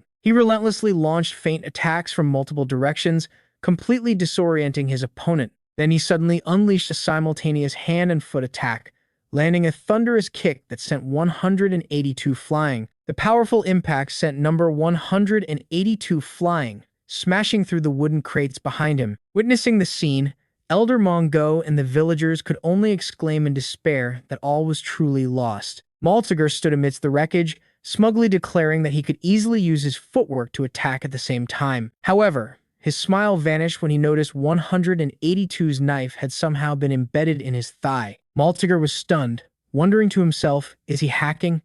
How did he stab me so fast? All right, I'll give you credit for your stubbornness, kid. Maltiger gritted his teeth, mocking 182 for recklessly throwing away his only weapon and challenging him to see how long he could last. Maltiger continued his pursuit, comparing 182 to a nimble, hiding eel and daring him to just cower in a corner. He swung his sword wildly, taunting that people like 182 were only good at hiding and scurrying away. How long are you going to play Ninja Turtle? Huh? Suddenly, instead of retreating, 182 recklessly charged straight at his opponent. Maltiger was stunned by this daring move. He stared into 182's eyes, which shone with a determined blue light. Maltiger roared that 182's fate was sealed and unleashed a finishing blow with terrifying power. But right after, terror became evident on Maltiger's face. He realized in a panic that he had accidentally used his full power when his mission was explicitly not to kill the target. He questioned himself in amazement. This is unreal. Maltiger was shocked to realize 182 had intentionally taken a fatal blow just for a single chance to counterattack. He looked at the person gasping for breath on the ground and shuddered. This damn kid. What kind of monster are you? Just then, the heart-wrenching scream of the old village chief rang out. Number 182. But Maltiger quickly blocked the attack with his steel shield, creating a harsh metallic clang. He roared threateningly, "Don't you dare move. Shut your mouths and stay put." Maltiger turned to look at the motionless 182 and scolded him. Does this madman want to get everyone killed? He repeated his important mission. I was ordered to bring you back alive. However, as he looked closer at the slash on 182's back, Maltiger suddenly stopped, full of doubt. Wait a minute, he was shocked to see a strange, deep wound that had been there from before. Maltiger looked at his opponent with a complicated expression. Where did this strange injury come from? You came to a deathmatch with this shattered body? He realized 182 had entered the fight in a dilapidated state from the very beginning. Maltiger clicked his tongue in annoyance, then roughly slung 182 over his shoulder, not caring if he lived or died. He coldly announced that the target had been dealt with. Even after fighting him directly, Maltiger still couldn't comprehend his opponent's true abilities. 182's physical condition seemed completely normal, with no signs of mutation. But before he could leave with 182, a low voice suddenly spoke from behind him. This kind of flavor, I've tasted it before. A familiar, sickeningly nostalgic taste began to flood the Bone Eater's mind. He remembered the dark days in prison, when a hand holding a juicy red apple was held out mockingly before his face. Looks delicious, doesn't it? This is today's lunch menu. From the narrow gap in the iron door, a skinny, grimy arm reached out desperately. Please, give me some. Just a piece, please. The only response to his plea was the mocking laughter of the prisoners outside. In your dreams, idiot. If you want to eat, drag your rotten corpse to the kitchen, you wretch. They looked at him like a lower life form, issuing a challenge. If you have the guts to step out of this place. What a poor little dog. Another prisoner curiously asked about the identity of the one being held captive and received the bitter answer. He's a new recruit. A careless guard locked the cell door and forgot about him, so he's been trapped in there for a whole month now. Roaring laughter erupted at the unfortunate soul's bad luck. One of them came up with a wicked idea. My turn. Let's see. I'll mess with him a little. Using this on him should be fun. He held a glowing orb of mist in his hand. Inside the cell, the starving man whispered, "So hungry. I can't take it anymore." The fat prisoner held out a blackened object as bait. "Hey, kid, I bet you've never seen anything this delicious in your life, have you? Want to try a bite?" In his hunger-induced delirium, the captive could only mumble, "Food, food." He lunged forward and tore at it frantically, his screams of pain echoing through the dark corridor. And that was the first bitter taste the Bone Eater had ever experienced. A bright green energy erupted from his eyes and his fang-filled mouth, transforming him into a terrifying entity with streams of blue tears running down his face. Back to Dante. Hiron stared intently at Dante and growled. It's because you chose to be the only one who survived. That's why you're always tormented by guilt for continuing to exist like a normal person. You're just humiliating yourself for still having the nerve to breathe this air. Dante was stunned. He thought to himself that this cruel way of rubbing salt in someone's wounds was hardly a good method of persuasion. It was the same terrible nature his older brother had treated him with before. He bitterly admitted, "Yes, that's right. My colleagues had to die, and it was my fault." Hiron cried out in pain, tormenting himself, that he deserved to suffer this mental anguish. Images of the past flashed back, with the desperate cries for help from his wounded colleagues as they tried to find a way to survive amidst the chaos. The hospital corridor was stained with blood. "Save me, please, save me." Meanwhile, the other prisoners could only tremble as they watched the horrific scene. The judges from the outside world began to sow their insane ideas. Scream in pain, just like when you were first born. Wake up and realize that this life is just another layer of hell. This place has become an execution ground where no one can be bothered to care who is guilty or innocent. In the torture room, the perpetrators didn't even bother to listen to a confession. They left the sinners to endure agonizing torment. Their fury erupted as they roared. "Don't let them give themselves the right to judge us." Hiron violently grabbed Dante by the collar. His face was etched with bitterness. The things that bastards said. Damn it, they were all completely true. This place is truly hell on earth. And as for me, I can't die, but I can't live either. Someone, please save me. Even though deep down, Hiron always thought it would be better to have died with his colleagues, his wretched body still instinctively struggled to find a way to live. Hiron spoke of his haunting past. To survive, he had even desperately consumed the fog in the hospital like a madman. With the gift he obtained from it, he performed surgery on himself. Hiron didn't hesitate to drain the FOG from the bastards who came to wreak havoc on the hospital, using their very flesh and blood to patch up his current body. It was only by using the bodies of the trashy prisoners he so utterly despised that Hiron was able to hold on until now. He admitted that he had survived in a humiliating and utterly filthy way until he became a monster like this. The kind Dr. Hiron that the villagers needed had never truly existed. Hiron leaned close to Dante's face and growled, "With a broken appearance like this, where else can I go? I'd rather put down roots in this dump until I kick the bucket to be done with it." He declared he would bury himself in this fog land until he died, living a miserable life no different from those perverted prisoners, and that was the fate he had chosen for himself. Hearing the word fate, Dante suddenly remembered his own past with resentment. Fate? What a load of crap. Books on how to cultivate sweet potatoes, theories of elementary science, education, and developmental psychology in children appeared in his memory. In the dark room, Dante's older brother scoffed when he saw the pile of materials. Elementary school? Don't tell me you want to become an elementary school teacher. Dante snatched the pile of books back and shouted, "Give those back to me now. What gives you the right to go through other people's things?" His older brother didn't let up. He asked in disbelief if Dante was serious and warned that if their father found out, he would fly into a rage. Dante gritted his teeth and retorted resentfully, "What the hell does that have to do with you? What I do is my own business. I already declared that I would decide my own life.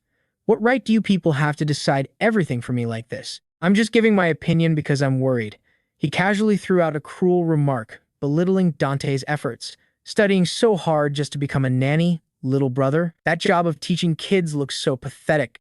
Dante gritted his teeth, his hands clenching the file so tightly it wrinkled. Inside, he screamed about the people obsessed with perfection, those who only worshipped glamorous jobs and the trashy social climbers in this society. Unable to take it anymore, Dante grabbed his brother's collar and roared, "You people are all clearly monsters. Mom and Dad are exactly the same. Stop trying to control my life. I will never become a despicable person like you all. It's my life, and I'll choose my own path." However, looking at the application for his teaching certificate, Dante bitterly realized that even the path he chose for himself had become distorted, straying from his true desires. He told himself that standing at a podium teaching children was truly humiliating because the one in control of his mind from the beginning was never himself. His soul felt shackled, bound to a bright green energy that was suppressed within him. Dante bitterly admitted that the teacher who had molded him was a monster from the start, and that's when the heavy thoughts began to set in. Suddenly, Hiron looked straight into Dante's eyes and coldly refuted him. "You're dead wrong. That wasn't the fate you chose for yourself. It's just the karmic debt that trashy prisoner forced you to bear. Is Dr. Hiron suddenly a therapist today? Dante's eyes suddenly glowed blue through his glasses as he heard the shocking words from the doctor. He told him to open his eyes and witness this dumpling village, the only place in this hell that had retained its identity and morality, built by that old man himself. Hiron screamed in torment. So what the hell does that have to do with me? Go tell that old man to stop doing these useless things. In a filthy place like this, what does he hope to achieve by being so stubborn? Dante retorted sharply, pointing straight to the truth. You were the one who taught him that. You taught him that even if you have to survive in this rotten garbage heap, this life is still incredibly precious. You were the one who made him understand that people must live in a way that is true to their dignity. Dante stared into the doctor's stunned face and delivered the final blow. His teacher was none other than you. What a shocking twist. The chief of Dumpling Village knelt on the ground, solemnly swearing before Dr. Hiron that he would never let the miserable tragedies of the past happen again. The elder was determined to use his own life to transform this hell into a truly safe and peaceful village. As time passed, he sat quietly on his porch, proudly talking about how 3 new dumpling shops had opened, even though those people had unscrupulously copied his cherished dumpling recipe. The elder smiled gently, telling himself he would patiently teach them with sincerity, just as he had been taught. Even when faced with aggressive thugs from afar, he used belly-filling dumplings to win them over, making them voluntarily pack up and leave, preventing a bloody brawl before it could start. The village chief looked at his arm, covered in a web of scars, and reminded himself to take care of the body the doctor had painstakingly saved instead of letting it get covered in new wounds. He excitedly showed Hiron that the villagers had managed to run power lines, lighting up a corner of the sky that had once been covered only by fog. Piles of dumplings were stacked like mountains right in front of the NOA Medical Center. The elder worried they would spoil and go bad if left like that, so he offered to help Hiron clean up and throw away the old dumplings. The elder was truly his most loyal fan. Inside the gloomy hospital doors, the doctor's silhouette stood silently in the darkness, completely separate from the outside world. The elder kindly reminded Hiron, "Doctor, don't you dare skip your meals. I won't allow you to mistreat yourself." Under the bright, warm lights of Dumpling Village at night, Hiron stood silently by the window with a sorrowful expression. His distant gaze fell upon the prosperity he had silently helped to create. Kang Dante was stunned by what he had just heard. He stood silently and asked himself, who was the real teacher behind the village chief's spirit and will? A terrifying surge of energy erupted, shattering the chains that bound his poor soul. Dante was startled, wondering if the monster pulling the strings of Hiron's life was some kind of malevolent force. The image of the kind, late hospital director with a warm smile flashed in his memory, a stark contrast to the cruel reality Hiron was enduring. The young doctor collapsed, hot tears streaming down his face, which was covered in a network of stitched scars, in an agony and torment so extreme it was heart-wrenching. The battle exploded with terrifying force as the bone-eater monster charged in with overwhelming power. Malteger was shocked to realize his opponent's strength far exceeded all his calculations. He gritted his teeth and exclaimed, "That's impossible." Not wanting to confront the bone-eater, he intended to grab 182 and quickly flee. But one of his legs was caught by the bone-eater's long tongue. Losing his balance, he fell to the ground, taking 182 with him. He was stunned as he recognized the terrifying entity before him. This isn't the Bonita I encountered in the outside world. In the chaos, Malteger roared possessively, "Don't touch him, you bastard. He's mine." He frantically swung his sword, hacking at the giant tongue wrapped around his leg. But he was shocked to find his sharp blade was completely useless. Malteger screamed in utter rage, trying to deny his own weakness. "A blade this sharp can't even scratch its tongue? You've got to be kidding me." However, the monstrous tongue suddenly wrapped tightly around Malteger's body. It squeezed hard, suffocating him and making him feel a severe injury inside his chest. He only had time to let out a pained grunt as he was lifted into the air. Malteger fell into complete despair when he saw his opponent was unharmed. "That's impossible. Not even a single scratch?" He screamed in utter shock as he realized the cruel reality. "This is bad. This isn't the normal type I usually encounter out there." The monster with glowing blue eyes let out an earth-shattering roar, emitting a deadly fog. At this point, number 182 had collapsed. Just as death was near, the old woman Mongo suddenly rushed out, spreading her arms to shield him and yelling loudly, "Regalos, get number 182 and run. Now." The old woman looked at Regalos with determined eyes and instructed him, "Sir, You have to be very careful. Rigolos gritted his teeth, urging desperately, "Hurry up and run." The bone eater roared madly, not understanding why these insects dared to block its path and try to take its delicious meal. It screamed, demanding they all offer up their lives so it could feast to its heart's content. At that moment, despite his severe injuries, number 182 charged straight into the monster's mouth to shield the old village chief. Elder Mongo shrieked the boy's name in despair as she saw him being chomped down on by the monster. Even Maltiger was stunned by this act. He thought 182 had gone completely insane, offering himself as food. The old woman sobbed, resentful that the villagers had risked their lives to protect him, only for him to do something so crazy. However, in his hazy mind, 182 had only one thought. He was determined to repay the kindness of a single coin, and the villagers' dumplings with his own life.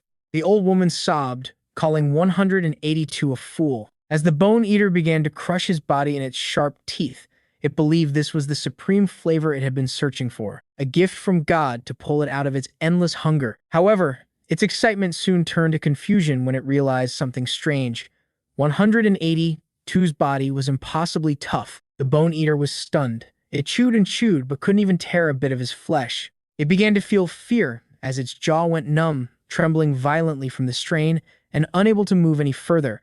In the very moment the monster was struggling helplessly, Hiren suddenly appeared from above like a god of death. With a cold face covered in stitched scars, he plunged his surgical scissors straight into the bone eater's face. It shrieked in pain, while the villagers could only stare with their mouths agape in horror. Elder Mongo sobbed as she looked at the savior who had just appeared and exclaimed, "Wait, Hiren?" Maltiger was frozen by this insane power, wondering in shock, what the hell kind of monster is that kid?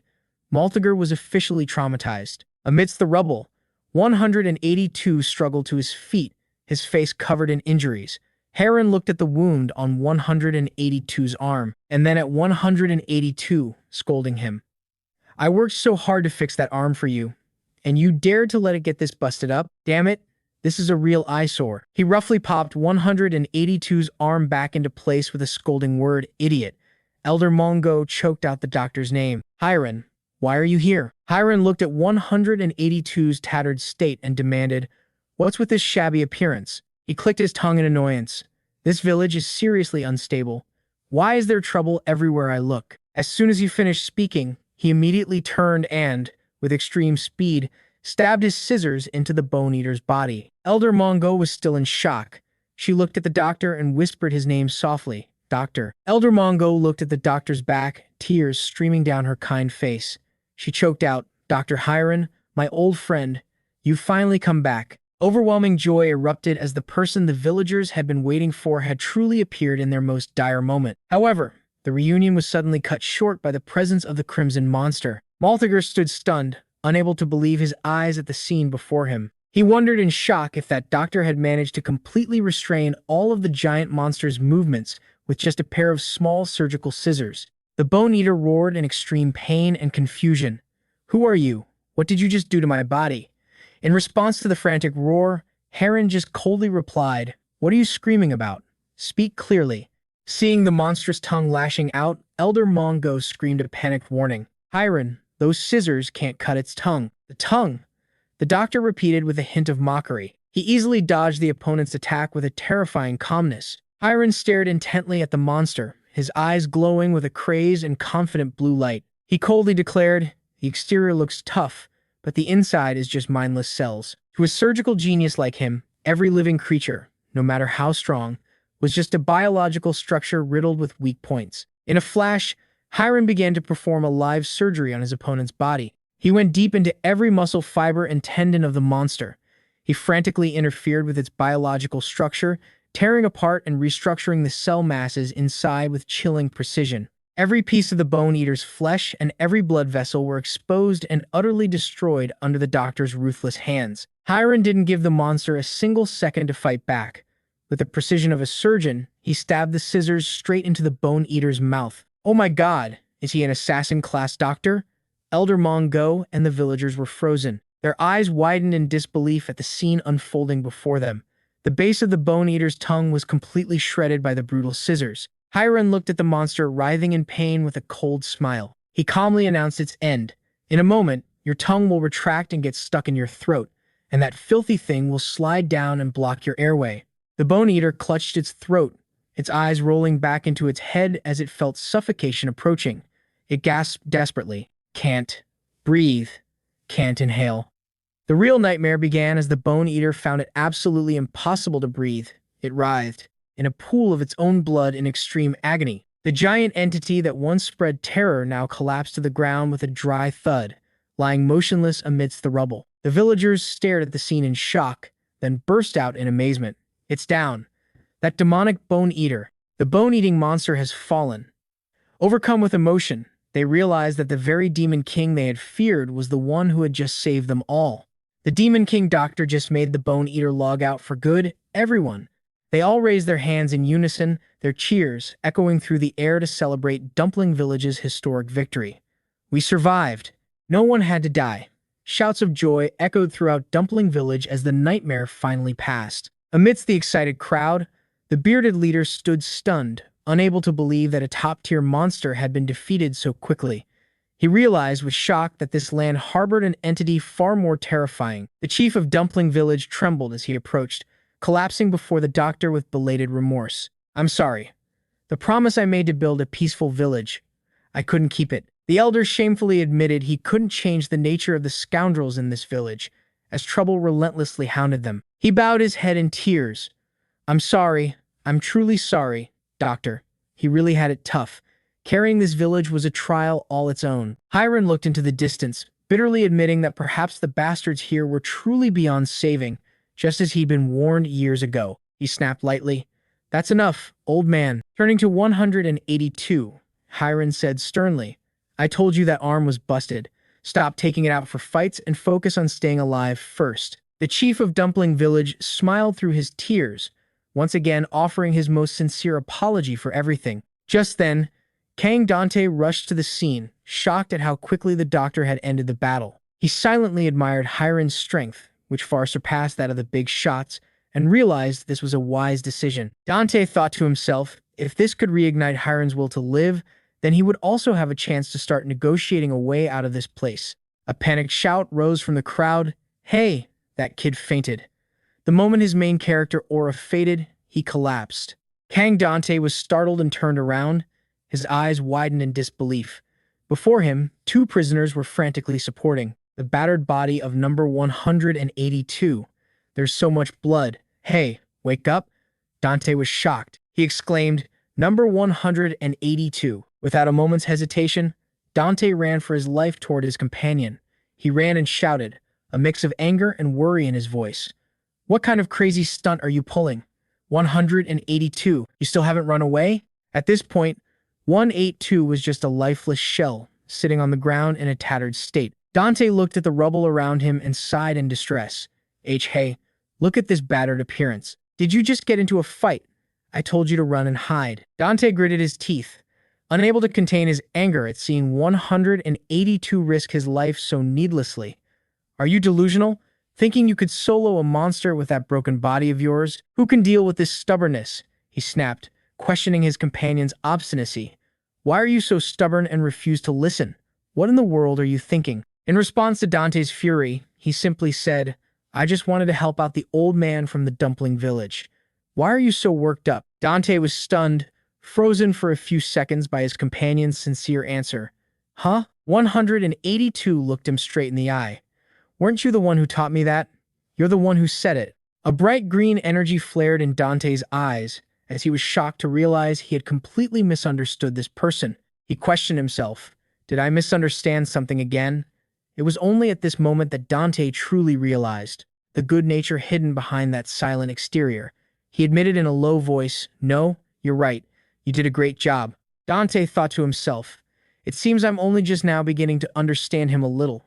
He remembered himself as a child, engrossed in observing the sprouts of a sweet potato in a glass of water, just like how he was now seeing into 182's soul. Dante suddenly noticed tiny, glowing particles like dandelion seeds floating around 182 and wondered, but what are these things that look like dandelion seeds? He took off his glasses and rubbed his eyes, wondering, is my vision getting worse again? After the brutal battle, 182 slowly opened his eyes, waking from a weary limbo. In the hospital room, Hiram was meticulously sewing the orange prison uniform bearing the number 0182. Seeing his belongings in someone else's hands, 182 spoke softly. "That shirt is mine." Hiram turned to look at his patient. "Oh, you're awake." "That uniform is mine," 182 replied curtly. "I know," the doctor asked curiously. "Seeing how new your insides look, you must still be a kid, right?" 182 stared blankly. Hiram began to analyze from a biological perspective that those with abnormally strong abilities here were usually people who had been trapped for over 20 years. But 182's internal organs were still very healthy, so he was clearly still just a kid. 182 retorted, "I am an adult, but I used to be a child." Hiram snapped, "What the hell are you talking about? I used to be a child too. Then we're the same." 182 asked suspiciously, "Same in what way? Are you the same age as me?" 182 looked at the doctor with a contemptuous gaze. "Are you really an idiot?" Hiram was stunned, then enraged. "Me? An idiot? What do you know?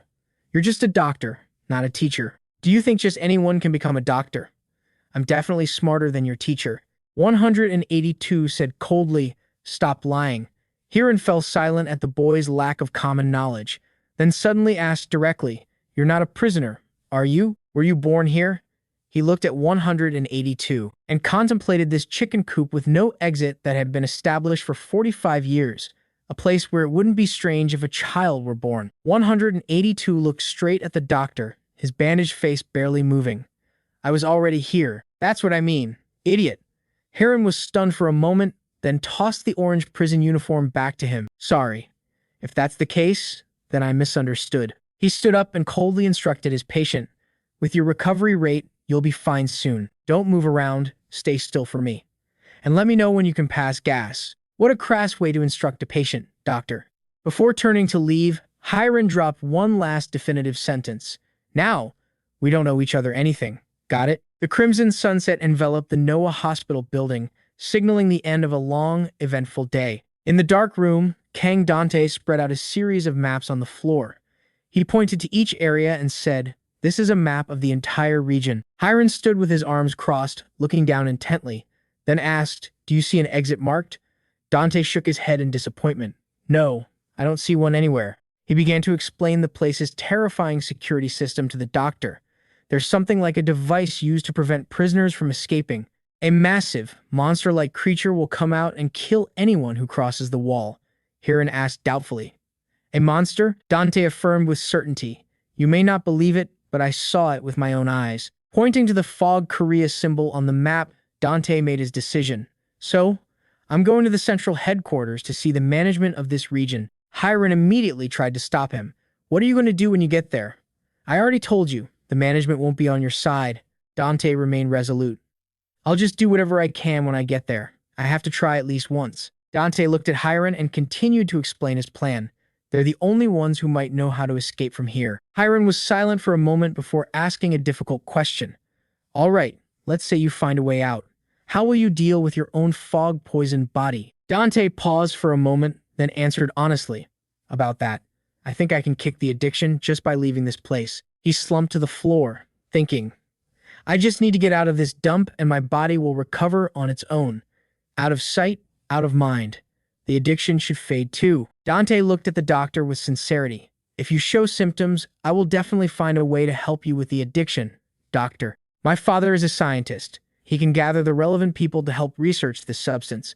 Once this is exposed, it will cause a huge shock to the whole world, and the research will proceed faster." Turns out, Dante is from a well-connected family. Dante gave a reassuring smile. "So, doctor, you don't need to worry too much." However, Hiram looked at him with a complex expression and replied, "I'm not just worried about myself. You should go take a look in the mirror." Dante blankly walked into the bathroom. Suddenly, a horrified scream echoed throughout the room. Dante stared in shock at the mirror, the glasses in his hand nearly falling. His left eye was now glowing with the electric blue of mutation. Dante frantically raised a hand to his face, stammering in absolute fear. My eye, my eye." Looking in the mirror, Kang Dante exclaimed in shock, "It's turned blue. His left eye now glowed with the electric blue of mutation. Hiram leaned against the wall, coldly dismissing his shock. What's there to be surprised about? As long as you live here, everyone ends up like that. Dante trembled as he questioned when it all began. He realized the moment the doctor had warned him about had truly arrived. Fear consumed his mind as Dante worried he would start craving fog from now on. He clenched his fists in frustration. Wait, this is so unfair. I haven't eaten a single bit of fog. I obviously don't have any talent or power. In utter despair, Dante collapsed, clutching his head and crying in the shabby bathroom. I'm really done for this time. He truly had the worst luck. Hiram looked at the crumbling young man and asked, What's the problem? Didn't you just say you could recover and beat the addiction? Dante cried out in tears. It's hopeless. My life is over. How can I live with the face of an addict? The doctor thoughtfully looked at the kid before him and admitted, You're not wrong. He revealed a brutal truth that they had once witnessed. If a person remains in a continuous state of addiction, they will gradually lose their cognitive abilities and fall into a coma. Hiram delivered another fatal blow. Furthermore, if you fall into that state in the outside world where there's absolutely no fog, you won't just become an addict, you could die. Even so, you still want to go outside? Dante could only kneel in silence, his head bowed to the wet floor in absolute muteness. Suddenly, 182 appeared in a tattered patient gown, causing Hiram to turn and ask, What is it? Seeing 182 running around instead of staying put as instructed, Hiram snapped and questioned him. 182 simply replied, I'm hungry. But the doctor firmly told him he had to fast for post-operative reasons, because you haven't passed gas yet. Hearing 182 ask if he needed to use force to do it, Hiram could only scold him. Stop talking nonsense. 182 quietly replied, Of course. In the gloomy space, Dante lifted his head with a determined gaze. He told himself that even if he had to face death, he still had to face it. He had to escape to the outside world at all costs, Dante clearly stated, because living here is not the life I want. Outside, tattered pieces of cloth hung from barbed wire fences amidst the city's ruins. Rows of empty hospital beds lined the quiet, dark hospital corridor. Hiram stood silently in the darkness, whispering, It's over. The decision to leave is final. On the other side, the old village chief smiled, satisfied with the doctor's decision. You've made a wonderful choice, doctor. Finally, the moment of parting had arrived. Standing at the village gate, Rigolos reluctantly asked the group to stay a little longer since winter was approaching, but Elder Mongo intervened. She understood they needed to return to where they belonged. The old woman tightly held King Dante's hand, move that she never expected someone from the outside world to come and help the village so much. Dante smiled brightly. You can trust me. I swear I'll escort Dr. Hiram home safely, without a single scratch. Elder Mongo offered her most sincere thanks to Dante, but he quickly waved it off, insisting he was the one who was indebted.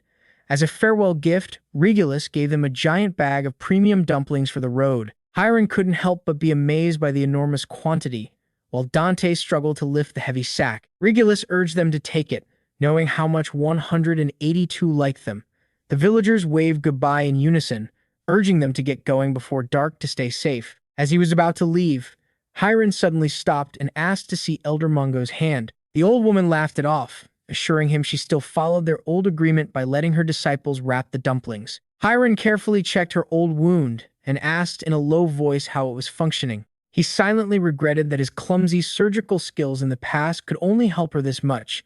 Hiram looked at Elder Mongo with a determined gaze and promised that if they ever met again in the outside world, he would definitely give her proper treatment once more. Elder Mongo smiled contentedly as she watched the silhouettes of the young people gradually disappear under the bright sunlight of the Dumpling Village gate. From above, a mysterious figure silently observed Dante's group leaving and whispered, So, a doctor and a teacher. How interesting. It was the person with a paper bag over his head, his eyes shining as he spied through a gap. This kind of stalking behavior meant some major drama was about to unfold. Suddenly, his phone vibrated with a call from a contact named R. He answered the phone and said sarcastically, This guy keeps calling. Hey, your call came at the perfect time. The 2T wasn't as strong as you said, you know? He's not dead. He continued to report the situation to the person on the other end with a suggestive tone. Someone saved him. It seems he's managed to make a friend. Down below in the city's ruins, Dante, 182, and Dr. Hiron were moving through the gloomy fog. Hearing this, the mysterious red-haired man standing in the shadows suddenly burst out in contemptuous laughter. "Friends, how is that possible?" He growled with a murderous expression.